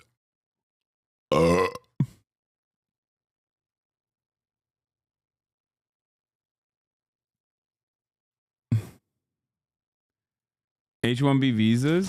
It does. I think with the kind of political stuff. What MAGA is between you, it doesn't matter.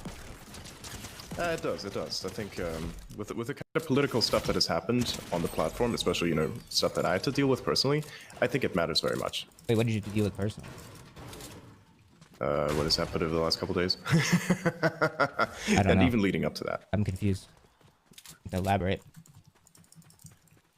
Well, yeah, very simple. Because so for instance, you had this discussion around H-1B visas, right? And there was a lot of so fundamentally, I think That was Elon that was talking about all that, right? No, it was various other people as well.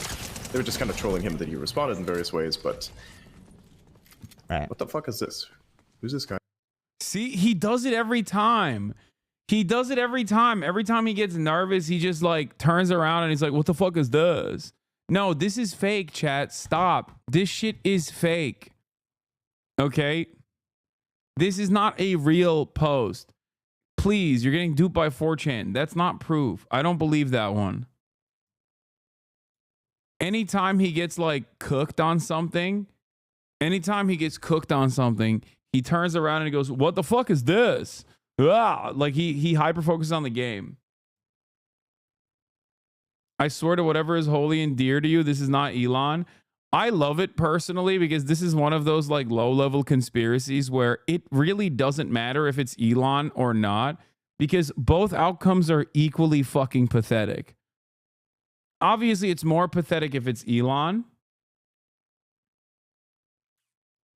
What is this? Autism Capital, Lil X playing with Elon. Head like bongos. They're having the time of their lives. That's love. Hello, I hope this is in trouble, but could I kindly ask you to please take this down and refrain from posting images or videos of my children in the future? I'm asking with respect and love. I know it's an odd request, but I believe fame is doing something. Fame is something that should be consented to as an adult. Have tried contacting media sites privately and not gotten responses. Not you. So going to start gently poking people about this in hopes that a mother's request can be honored. I know his dad wants to bring him out and I can't control people filming. I just like to make the situation slightly safer for his brain environment in any small ways I can. I hope you understand. Happy New Year. I'm sorry, Grimes, but I don't think that's going to happen because Elon Musk is his father. Therefore, there is very little chance that he's going to grow up to be normal on that alone. Have you seen this? Is basically not just a problem with the product, but it seems to be a problem with Elon and anything Elon like, given that I was literally the first thing she posted about. It's kind of obvious at this point that you have more of a problem with the person than you do with the product, which I think kind of invalidates any data point and position of. I mean, he says I, but also he says person, which is the most German he's ever sounded. Yeah, I don't know, man. I don't know. I don't think so. Person. The way he said person is very German.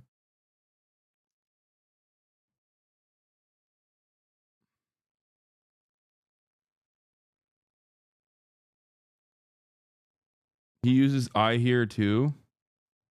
When I was like small on the internet, I would like make smaller accounts of myself and like be a fan of like myself and like make myself seem cooler than I actually am. Oh my god. That was like what I would do. I'd be like Connor Eats Pants fan 32. That's fucking funny. Yeah. A little sad, but funny. Yeah, I never did anything like that. I didn't think you did. You smoke?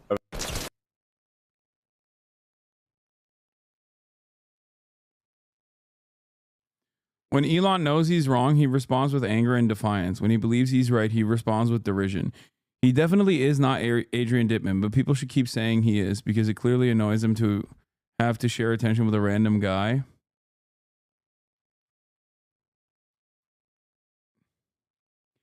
I mean, look, I kind of take Evan's word for this because outside of Megaphonics, Evan is the #1 Elon tracker. You know what I mean? For the record, Fango Lives and I both think it's Elon.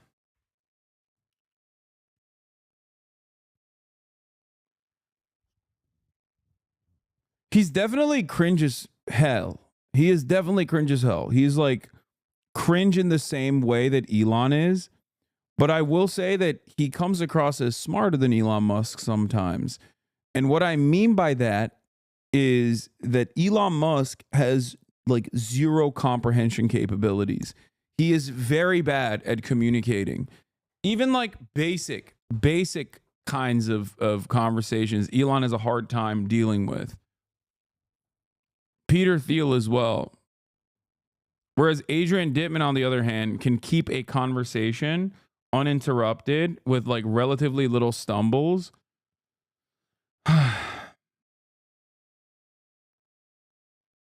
Nice catch on the curse word, bro. Thank you. Yeah, I am. That is a New Year's resolution. Now, we are going to get back to the Sean Ryan podcast. But before I get back to the Sean Ryan podcast, I'm going to do the New Year's predictions and New Year's resolutions. Okay?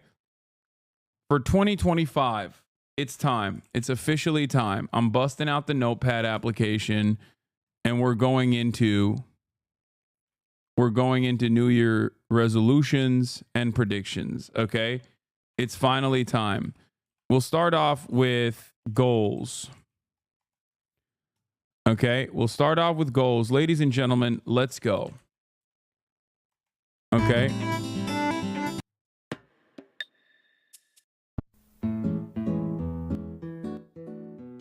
It's time. 2025 goals. Okay. Now, I'm going to do subcategories for the goals.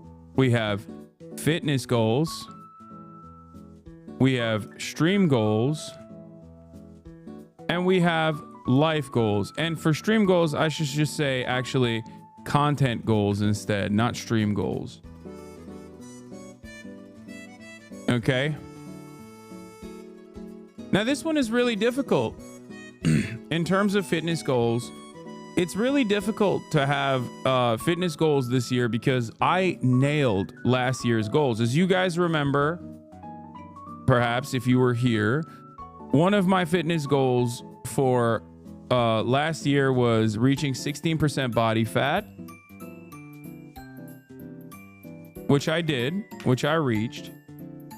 So now I think it gets a lot harder from this point on. So I think midterm goals would probably be I think this year I'm probably gonna work on putting on more muscle mass, okay? But in the midterm, I would probably say maintain sub 15% body fat. How about that? And in the long term, put on more muscle mass. And under that umbrella of putting on more muscle mass, I'm planning on being able to, oops, wrong. That's greater than champ. Yeah. In the long term, put on more muscle mass.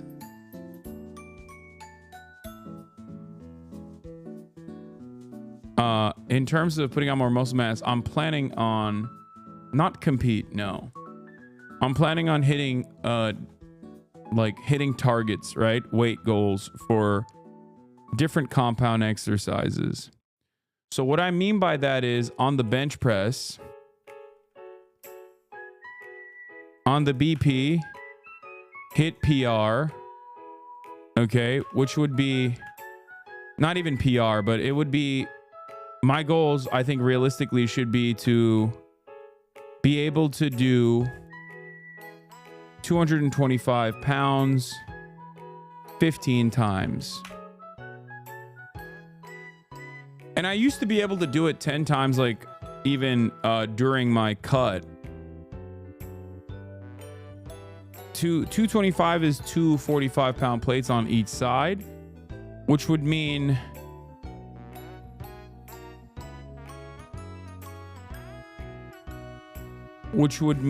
that I would probably, I don't know what the PR would look like if I could do 225 15 times.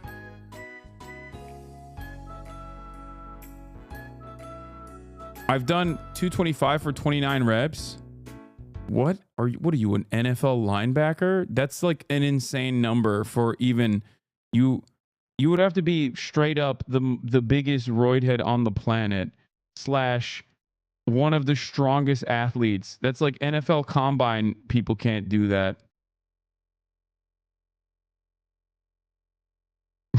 So it could just be an Islander. Nah, I've done it. Okay, good luck. I would have to see that to believe it. Okay.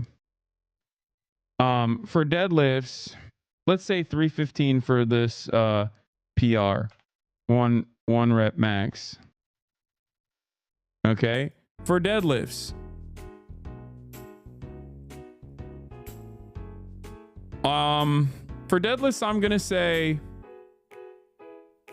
455 12 times. I could probably go higher. For deadlifts, I'm gonna be able to 1 rep max. I think I can go up to 500 or 5 plates. What would 5 plates be? 490 or something? No, 4 plates 405. 495. Yeah. 1 rep max 495, which is definitely easy. I think I can do that.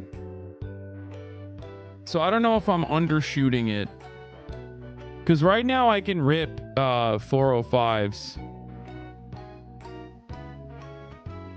So maybe 5 plates and another 50 on the side, let's say. No, not trap bar, regular barbell. Regular barbell deadlift. Let's see. Yeah, 555. Be able to do 555 1 rep max. And then squatting, I think you can do 545 times 2. I don't know if I can do that. I don't think I can do that right now. For squatting, I want to be able to do 305, or I mean 315, sorry. 12 times. So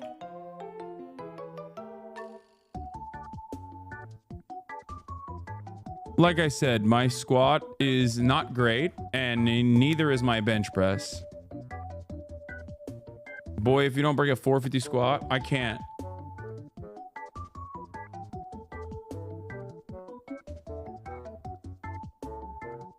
I want to increase my vert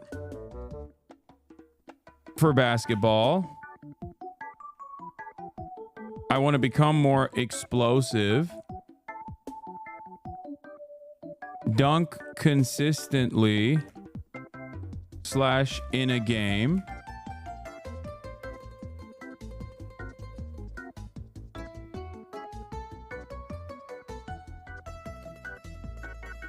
And also focus on recovery / strengthening knees, or strengthening lower body in general. Because I do have issues with like knees and ankles, things like that.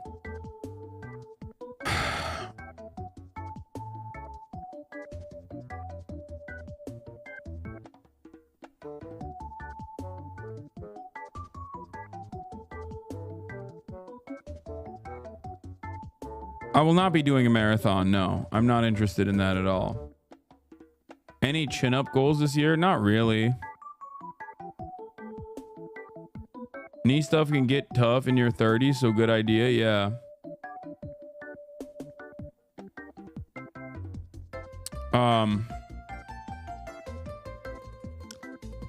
Self-care 1 time a month. Actually, that's in the life goals category at that point.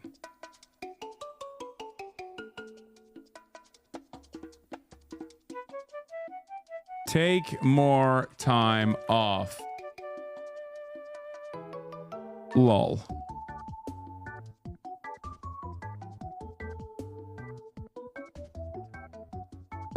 Other fitness goals I have. I'm a little all over the place because I've been so consistent.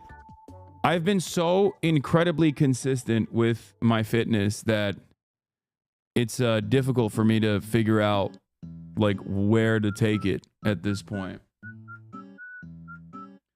Also, another thing I've realized is that my community is so primed towards political content, and I do want to change that.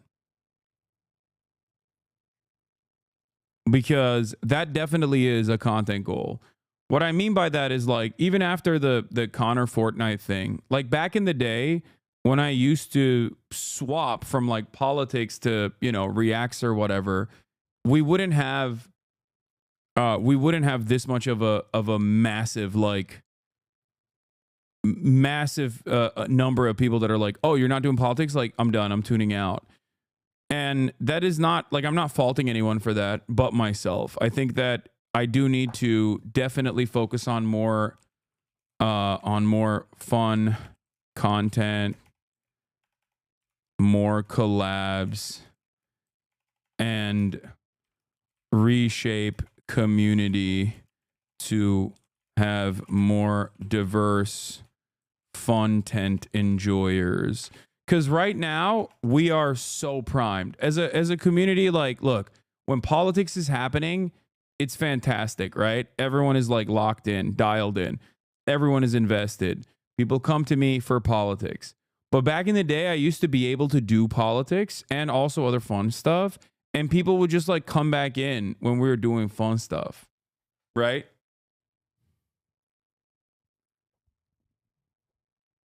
I only suggest not to replace it with drama stuff because that's always where politics frogs want to do if it's not politics. I know. We need to bring back that balance. And I think we're about to hit 7 hours. People are man, stop. If I literally went from the Connor stream directly into this, everyone would have stayed. Okay. Stop. I know I'm the professional here. Please. Trust my opinion on this, okay? Please, I beg of you. I know, as a matter of fact, that if I went directly back to news and commentary, people would have stayed. They wouldn't have been like, oh, fuck this guy. I don't give a shit about his New Year's predictions, which is fine. Like, I understand that. But this community used to have like, 30 to 40K people when we were doing fun stuff as well.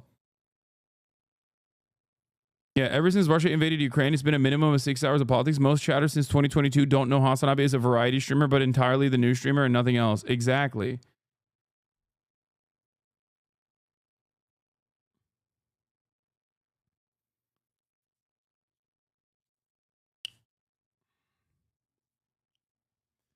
MasterChef reacts and like TV show reacts was definitely bring back TV show react meta.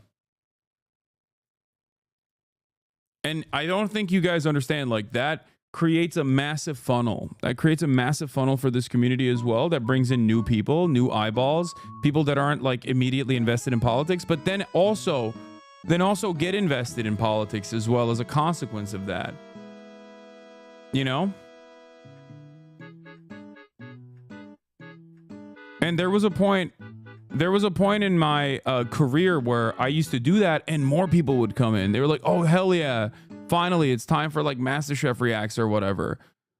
And now it's like, oh, if I know for a fact that if I swapped over from politics to MasterChef, people would be like, oh, dude, this sucks. I don't want this at all. I want politics. Get back politics. Bring back politics.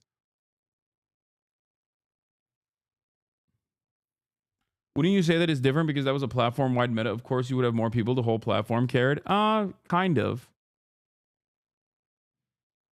Yeah, see, it literally happened to me. You got me with reaction stuff, and now I know much more about politics than I had beforehand. Yeah, this is Chuck Dies.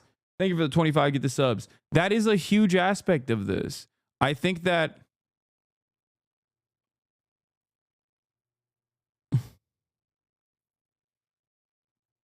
the more I do exclusively politics, the more people are shocked whenever I do collaborations with other people.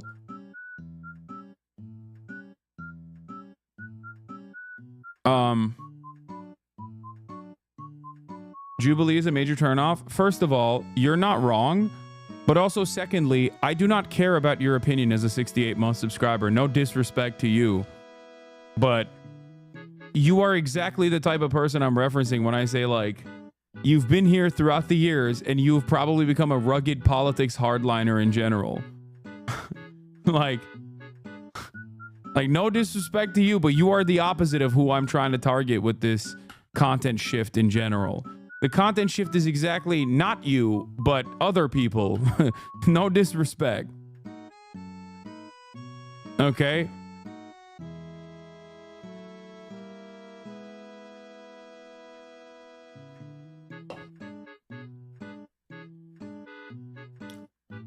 Bro, you don't want us?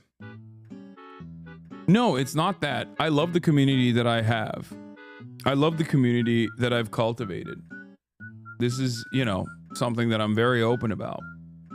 But also, we got to slowly but, you know, confidently edge in the direction of like more lighthearted stuff in 2025. Because the exclusive political commentary very clearly has a negative impact. One of those negative impacts is that the moment that I swap out, here's how Twitch works. Okay?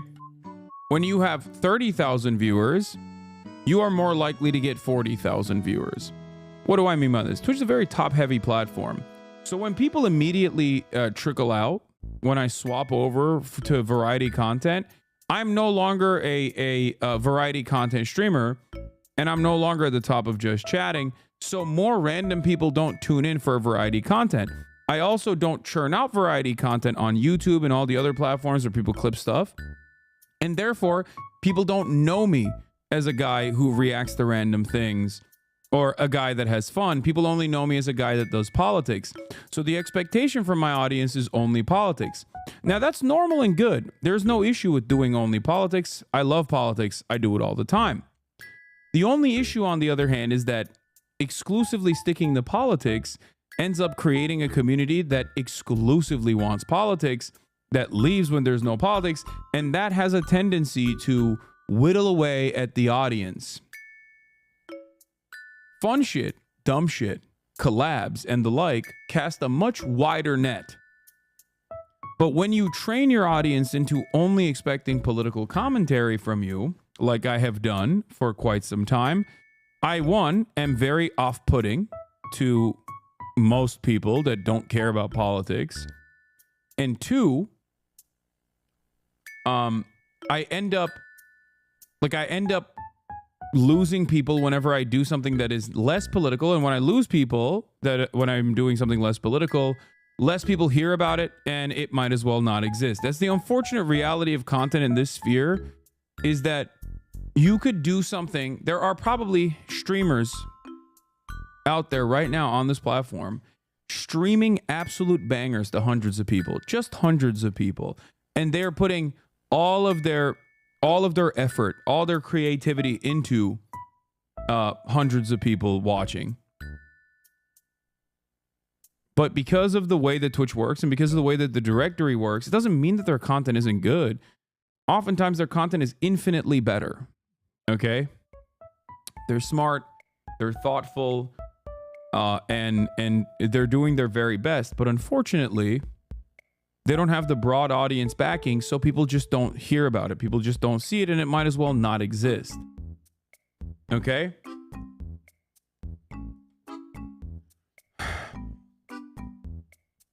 That's it. That's the reality. This platform is the exact opposite of TikTok in that regard.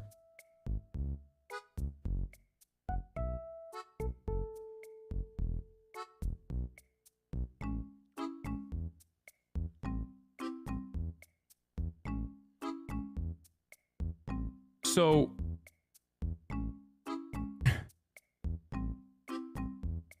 for that reason, like I said, I think it's important to make sure that the expectations are set appropriately. The expectation is set appropriately that this community is not just about politics, but about variety as well, that we can have fun. And while initially a lot of people might leave at the first inclination that we're doing predictions, for example, or community building related things, I'm not discouraged by that because it takes time and people will inevitably come back. And then all of the people that say, oh, he's not doing politics, I'm tuning out, will also come back because they see other people. It's like moths to a beam of light. We are social animals, and I think we react to things like that we don't want to miss out. So we react to things that other people are reacting to. Anyway, I hope I made myself clear. Even though I described it as to the best of my ability, I'm sure that 95% of people are going to misunderstand and think like, Hasan doesn't want to do politics anymore or something like that. Of course, that's not the case. Anyway, are you bringing back chair reacts? Hell yeah, baby. That's what I'm bringing back. Yes, I'm just going to place the chair here and let the video bang.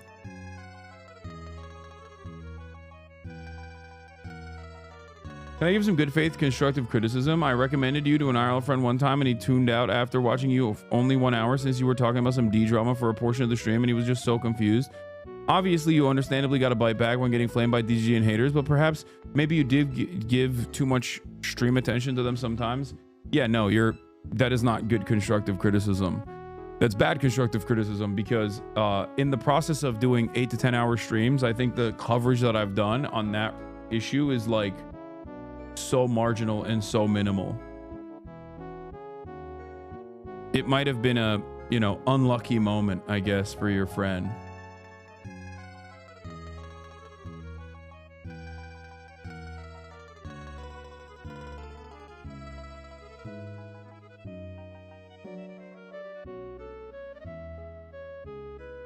Some of your best political content isn't when you're covering politics 12 hours a day, and I wish some of the chatters who insta-leave would stick around to notice this. Yeah, it's fine.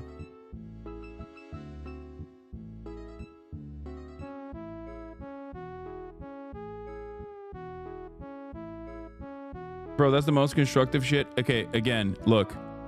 No disrespect, but for the 45-month subscribers, I'm not talking to you. I'm not talking at you. I'm not talking about you. Okay?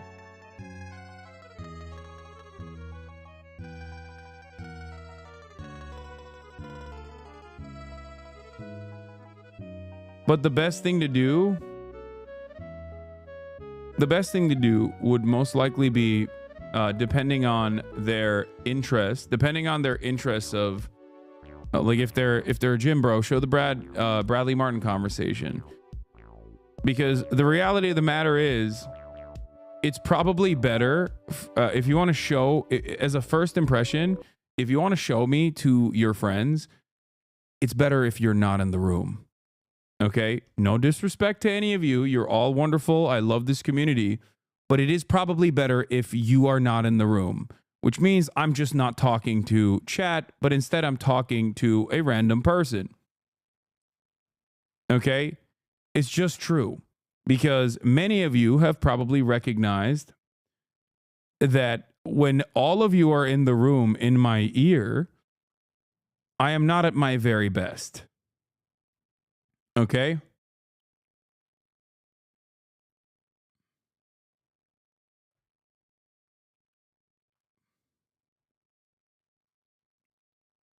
Do you feel me? You understand what I'm saying?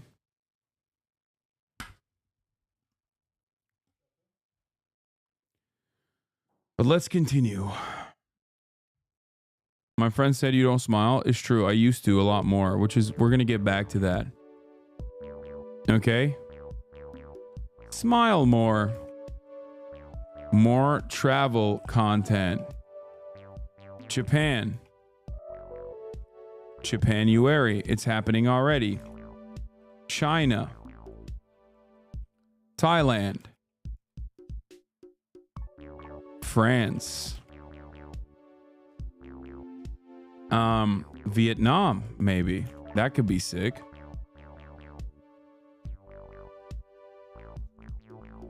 Korea.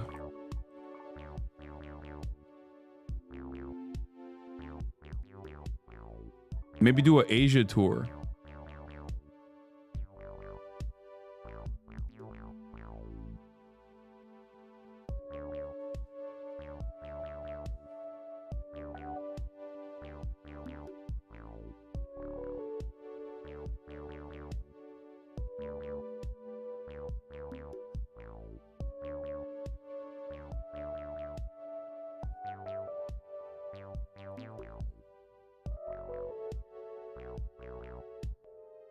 So that's a option. Bingo. You take relative news and can apply materials and make a political conversation based on theory about anything current. You make it digestible for Zoomers who can't read. Like everything can be dialectical materialism. Yeah.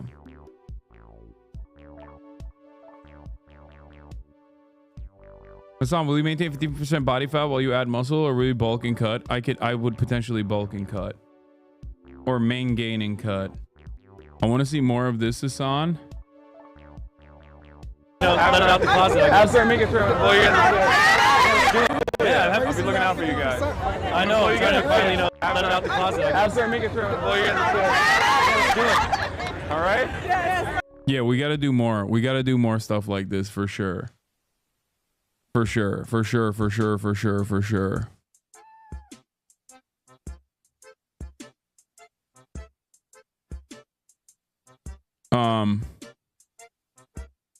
Be more in tune with viral things happening. TikTok. Yeah. Okay. Maras says throw a sick bachelor party. Okay. Take Kaya to experience snow for the first time. That's definitely going to happen this year.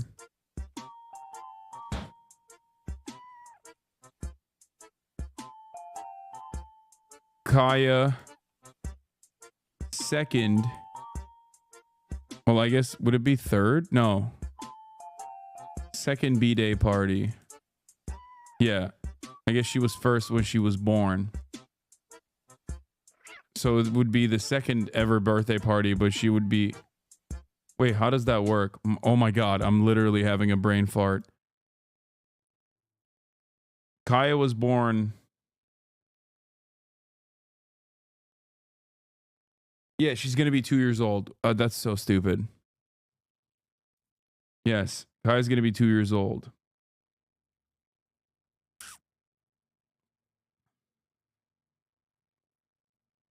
Bro, her first birthday was at 1. She is going to be 2 years old.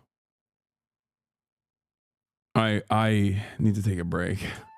Sorry.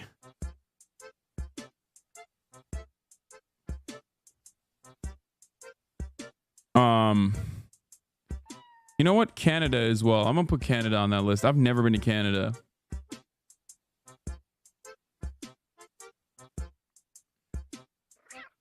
Would you ever go to Russia? No.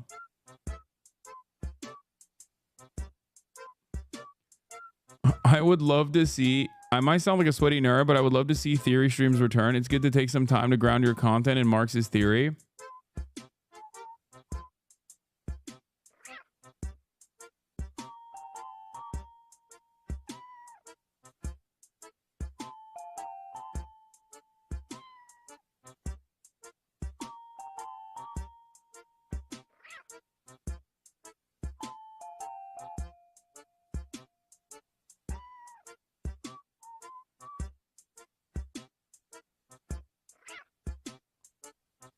I like that the average chatter is in a permanent state of scaring the hoes. Like, they just can't stop. Your community hates you? No, they don't. It's okay. No, my community tries its best. Okay? My community is always trying its best. The problem is If I were to listen to them when I had 35 viewers, I would have stayed at 35 viewers. If I listened to them at 300 viewers, I would have stayed at 300 viewers. If I listened to them at 3,000 viewers, I would have stayed at 3,000 viewers. This is something that has always been a back and forth with members of this community, some of the most outspoken members of this community. It's okay.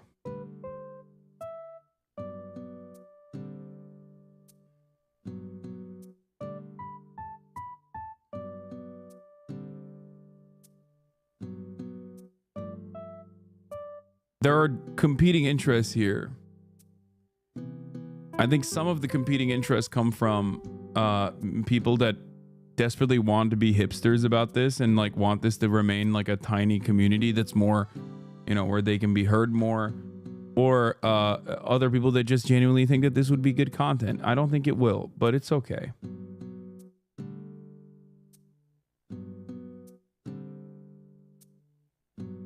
We are too alike. We need people who disagree with us. Exactly.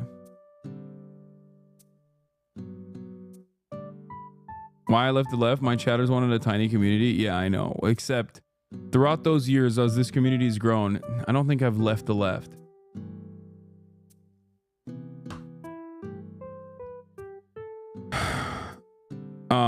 Oh yeah, DreamCon. More b-ball content. Fix shot with lethal shooter. Basketball coaching with other content creators.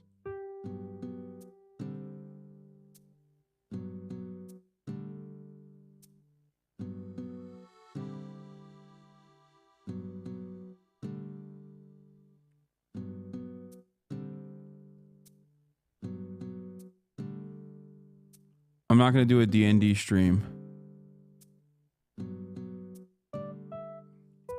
Cooking streams with Cutie.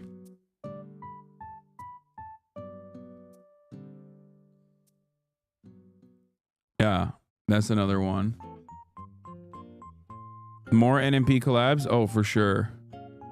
Travel stream with Nick. Palom.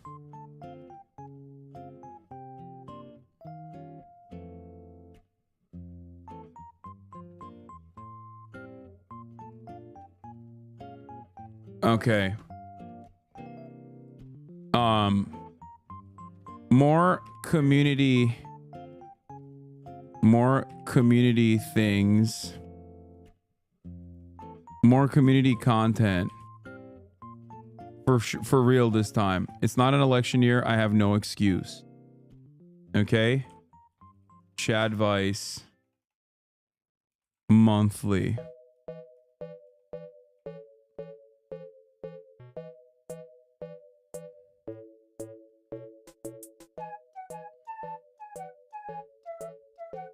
P.O. Box.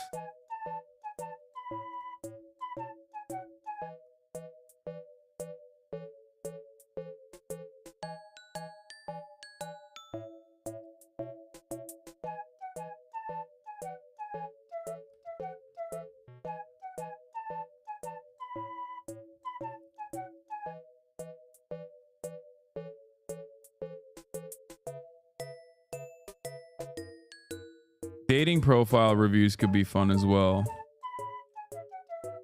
Dating profile reviews. Yeah, no, YouTube content is up here. Focus on more fun content, more collabs, reshape community, have more diverse fun content.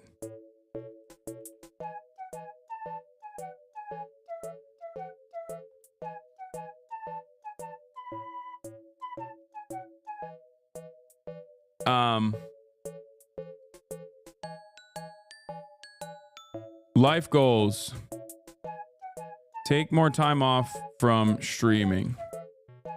Self-care 1 time a month.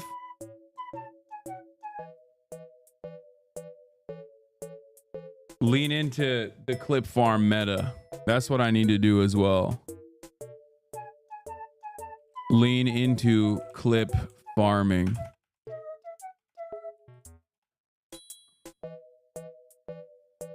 Okay, buddy, twice a month at least.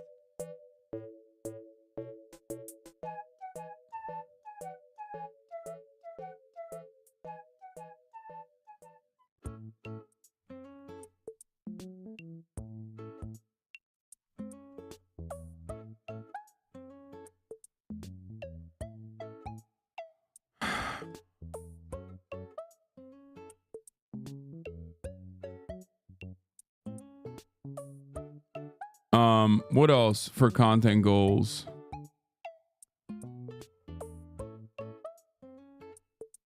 Oh, cosplay with Emaru. Yes. That's easy.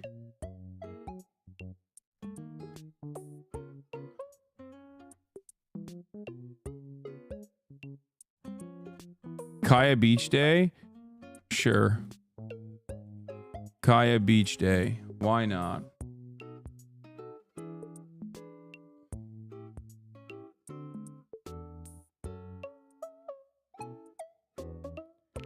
Also, dating games, scary games,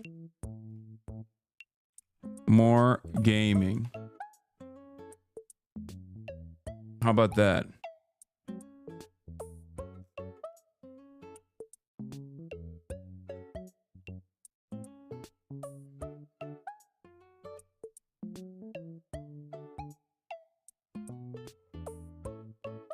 Return of leftovers? Yeah, no, that's probably not happening. Anyway. Finish Elden Ring DLC. Finish Elden Ring DLC.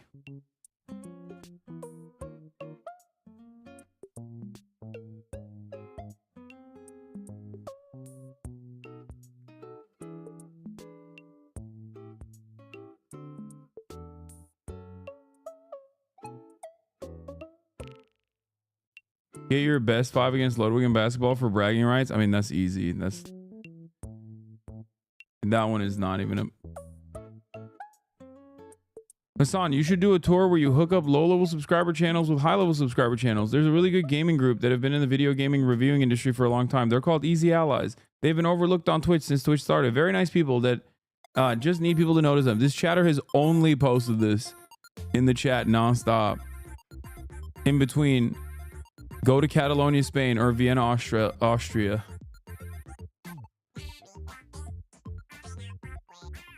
Can you give girl advice on dating? You're hot. Please don't ban me. Yeah, we usually have girl guests on as well.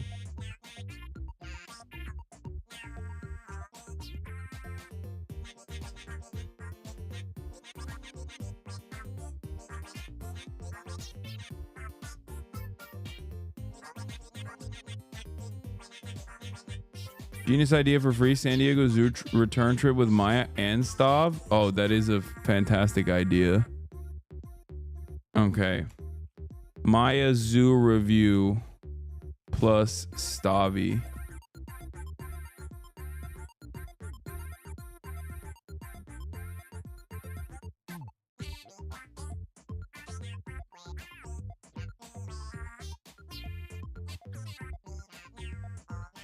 Bring back leftovers, but every week bring on a new guest co-host that your community dislikes. Maybe for the first week you could have Brett Cooper on.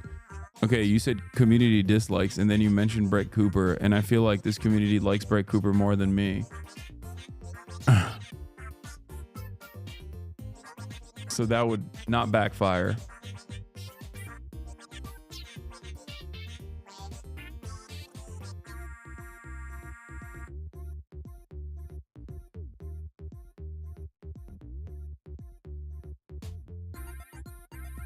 Yeah.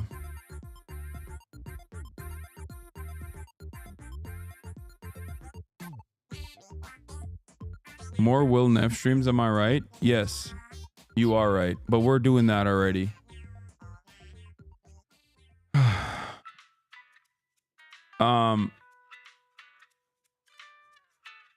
What else? What else?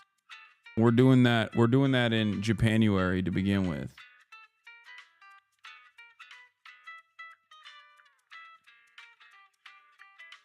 Oh yeah, collab with Keizo as well. This should just be a collab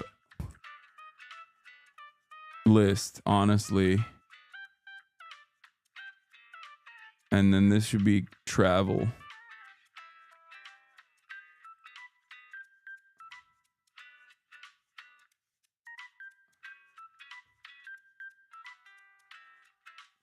Keizo.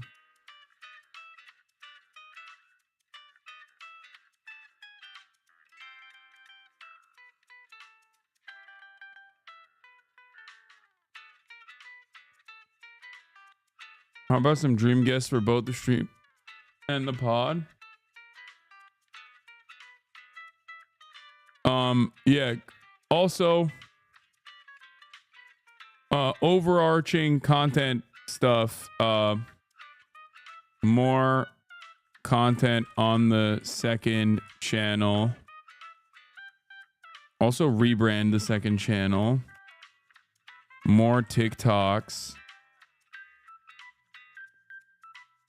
More TikTok exclusive content, unless it's banned. In parentheses, also in parentheses, it won't be banned.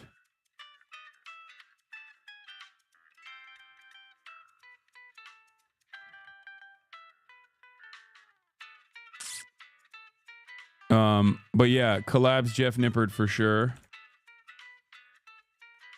Squeezy.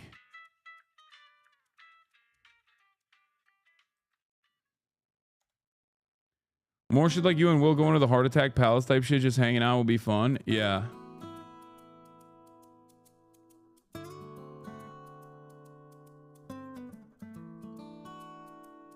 Also, more fear and shared experiences. I think those always bang.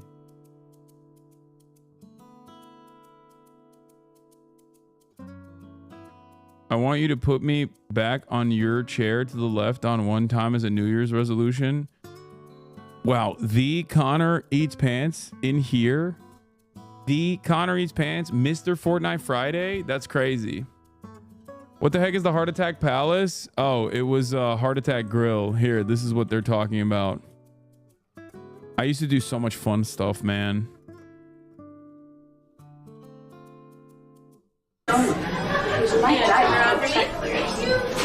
The Guinness Book of World Records awarded our quadruple bypass burger as the world's most caloric burger with 9,000.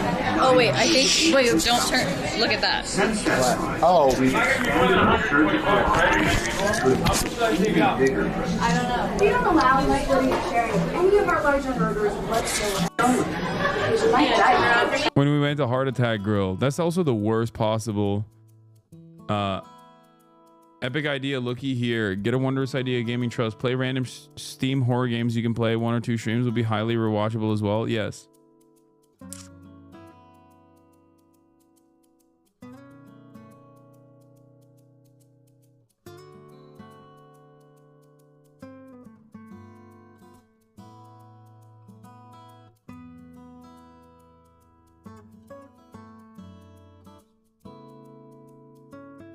Meet Paramount leader Xi Jinping. Yeah, no.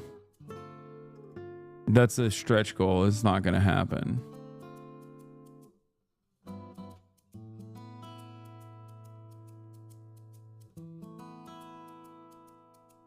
Game demos and indies. Yeah, I'm going to do that.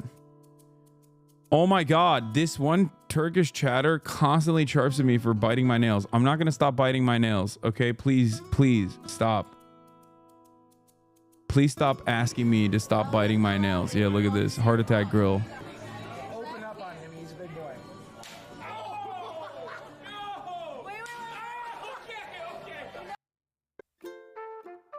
Yeah, we used to do fun stuff. Speed will meet G. Collab with Speed. Speed. You're more likely to... Wait, what? You're more likely to get a Presidential Medal of Freedom than get anywhere near CCP Politburo? I think CCP Politburo, yes. CPC Politburo, yes. But higher level CPC Politburo absolutely won't happen. It will never happen. I wish it could, but it will not. That would be amazing.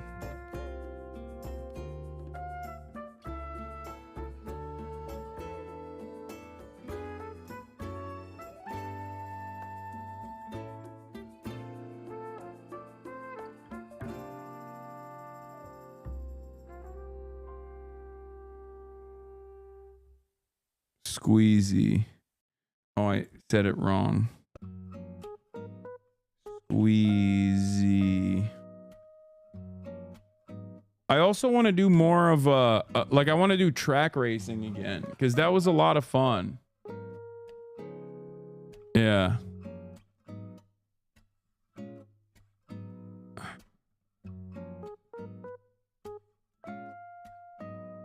This is already so much of a, this is a massive list already. Track racing. Take Austin to a straight bar.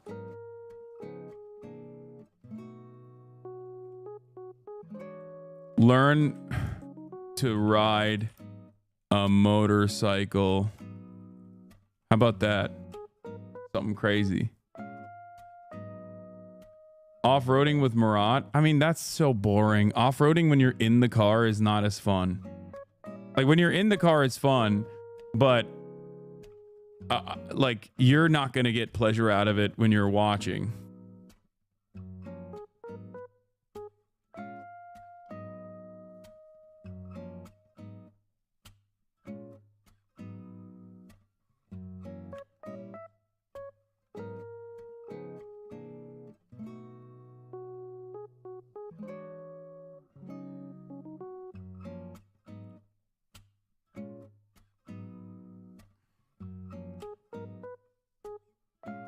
This is a massive list.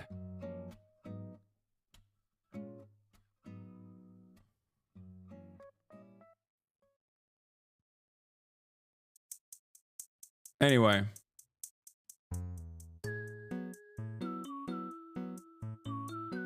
Get at least one high profile. Get at least one high profile interview that seems insane. Luigi Mangione, or the guy who shot Shinzo Abe.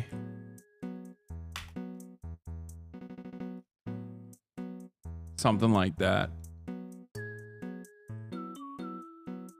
Hideo Kojima.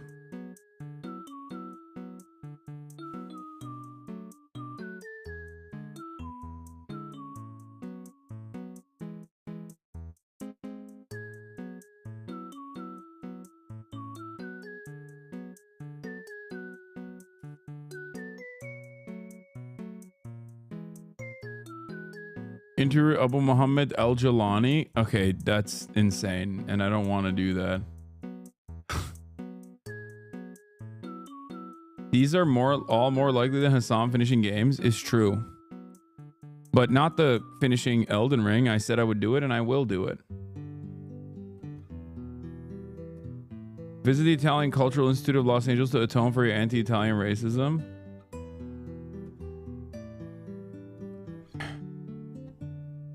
Swim with fishes to defeat your fears.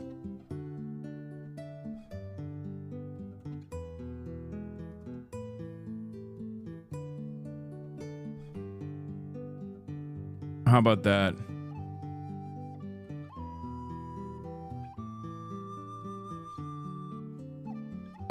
Okay, life goals. Let's get to life goals. We did so much content. There's so much content goals here. I mean, look at this. Look at this list here. Let's zoom out so that people can see it. We got the fitness goals, pretty basic stuff. No more injuries. Let's just say avoid injuries. How about that? And then for other fitness stuff, do combat sport on stream. dancing lessons with other CCs also on stream. A lot of my life goals also happen to be, you know, things that I will stream because this is what I do. I stream a lot.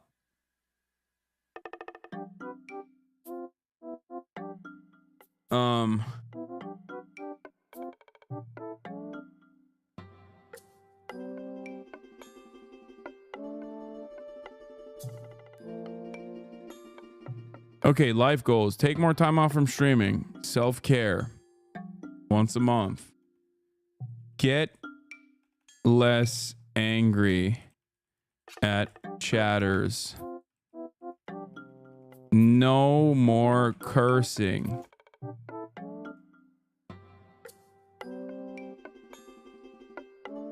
That's a good one.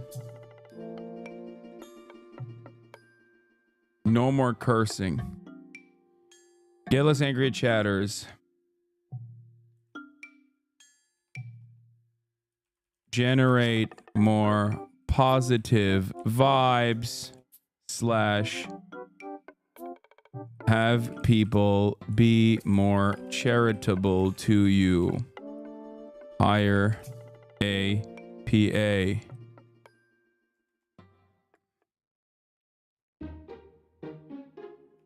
Get a new car.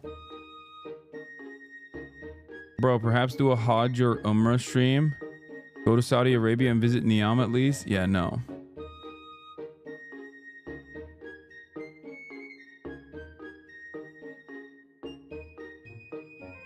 Generate more positive vibes that people will be more charitable to you. PR year continues.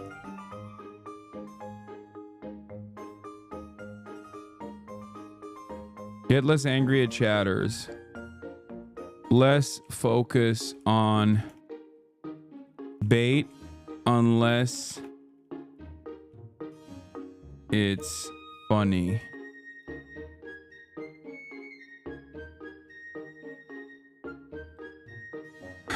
You not cursing is going to be creepy. For the past couple of days, I've already been doing that. I don't know if you guys have noticed or not. I just didn't make a larger point of it.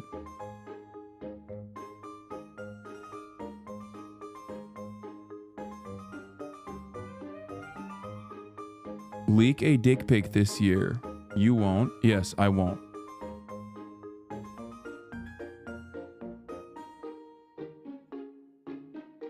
It's almost never funny. Stop trying this shit in chat. It's not an invitation for you to debate. I know.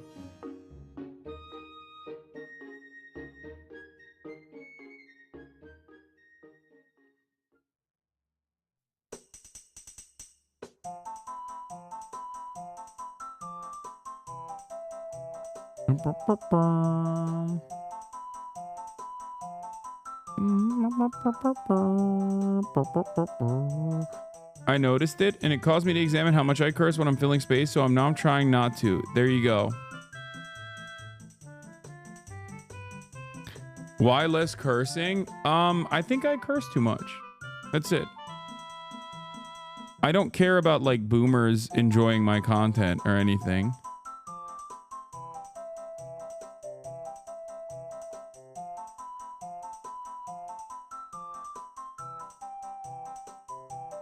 But that's it. Explore bisexuality? Yeah, no, I'm good. I don't think there's that much to explore there.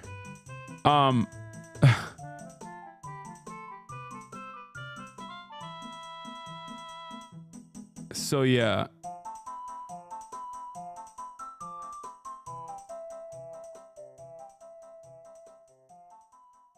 More debates for content?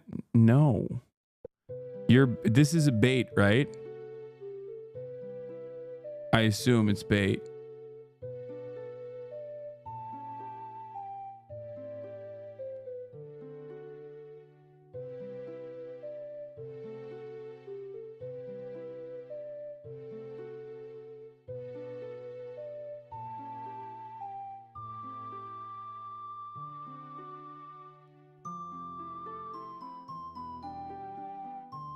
Did you see kids born this year are now generation beta? Now I'm definitely not having a kid.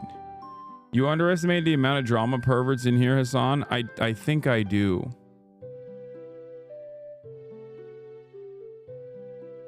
Please make more content around feminism.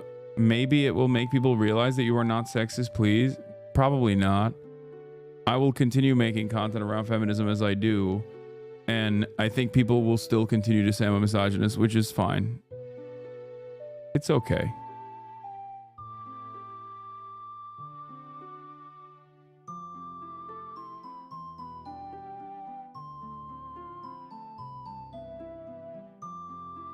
You gotta get out of your rich socialist bubble and make a real wagey cage and stream from it for a month. Yeah, that'll certainly be viewed positively.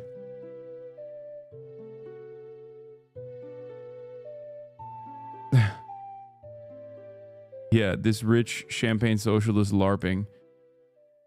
LARPing is a everyman.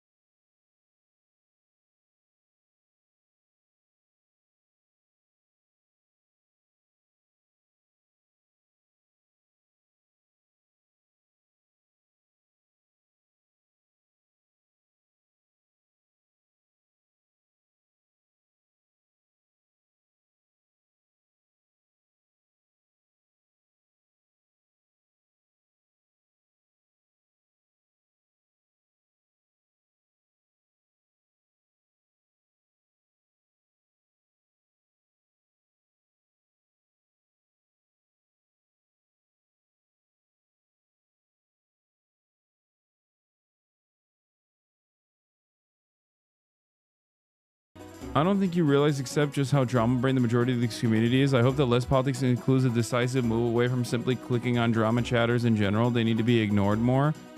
I agree. I think a lot of people in this community are very drama brained. Just put predictions on the 2025 list, Lamau.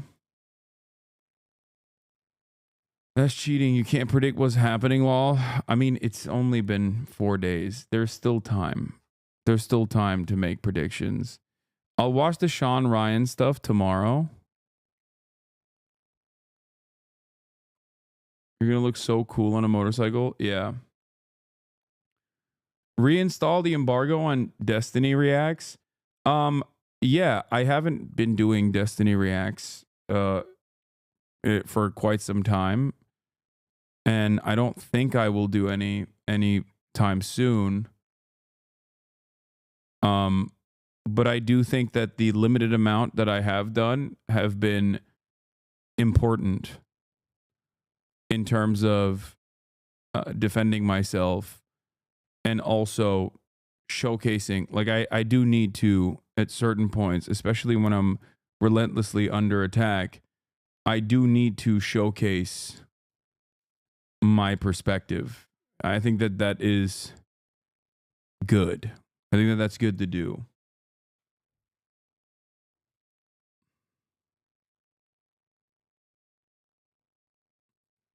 And I think it's been relatively successful. So glad we stopped reading a terrorist manifesto to watch a twink and an Elon impersonator argue on Fortnite. I don't know if you're saying fuck you. Wait, what? You're mad about that? Because that was actually banger content.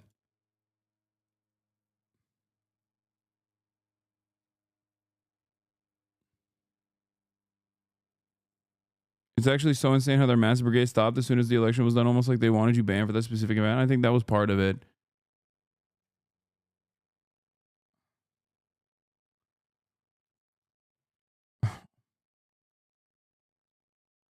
I hope in 2025 you feel less forced to justify your content to every single chatter with a chip on their shoulder.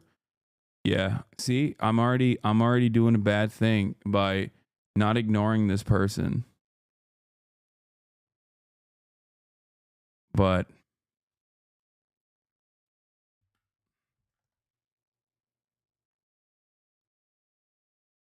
you know, it lasted 2 minutes. It didn't last for that long. But hey, listen, I said I'm going to get better at it.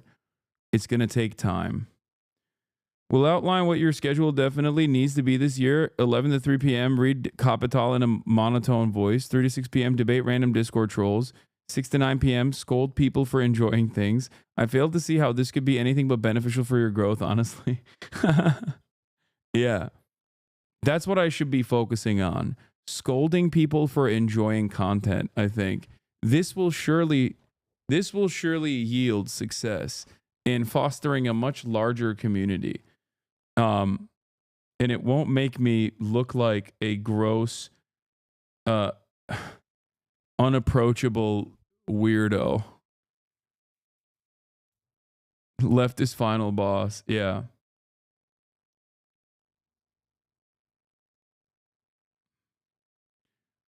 And then 5 p.m. to 6 p.m., I will do a Purity Spiral stream where we basically do,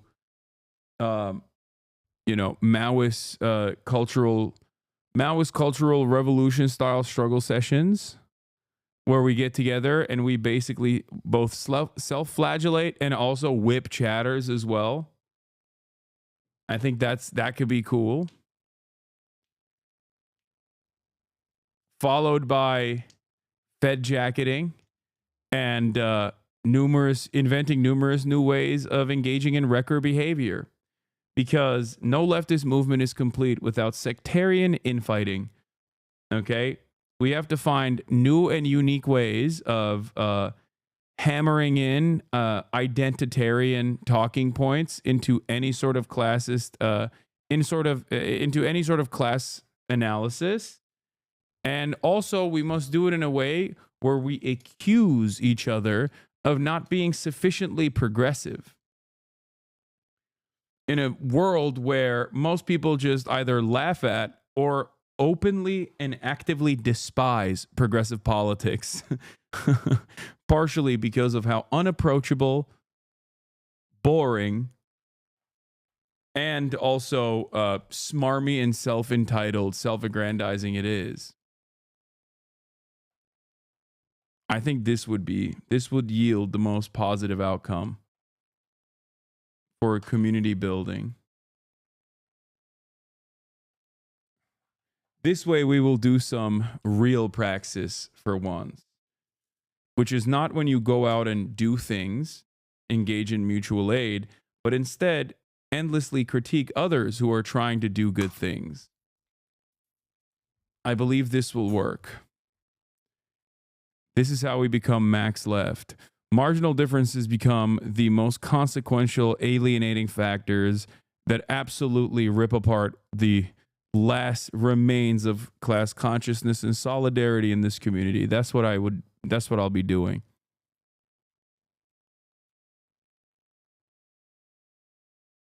Yeah.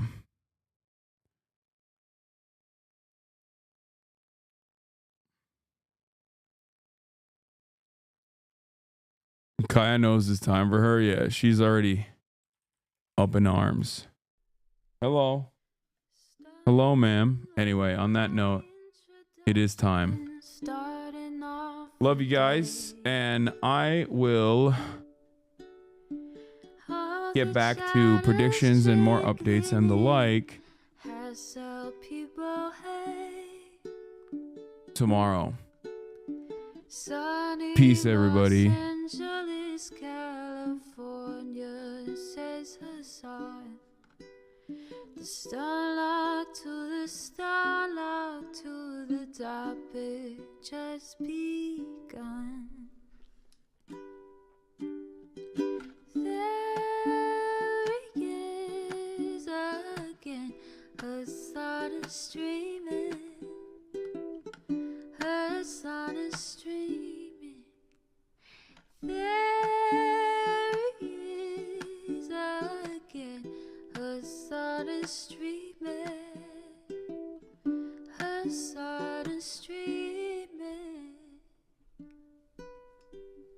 Reviewing the P.O. box, Uncle Uger's face. Sudden Discord agitprop, Great names take embrace. Tiny Bernie Sanders, LGBTQ Air Force. The whole left at your fingertips, on at your door. H3 crowded debate, the Young Turks online show. 3 full fucking years of this, plenty more to go. 90-day fiance, talks of champagne bourgeoisie. A Trump rally live reaction, a mass riot at DC. There he is again, Hasan is streaming. Hasan is streaming.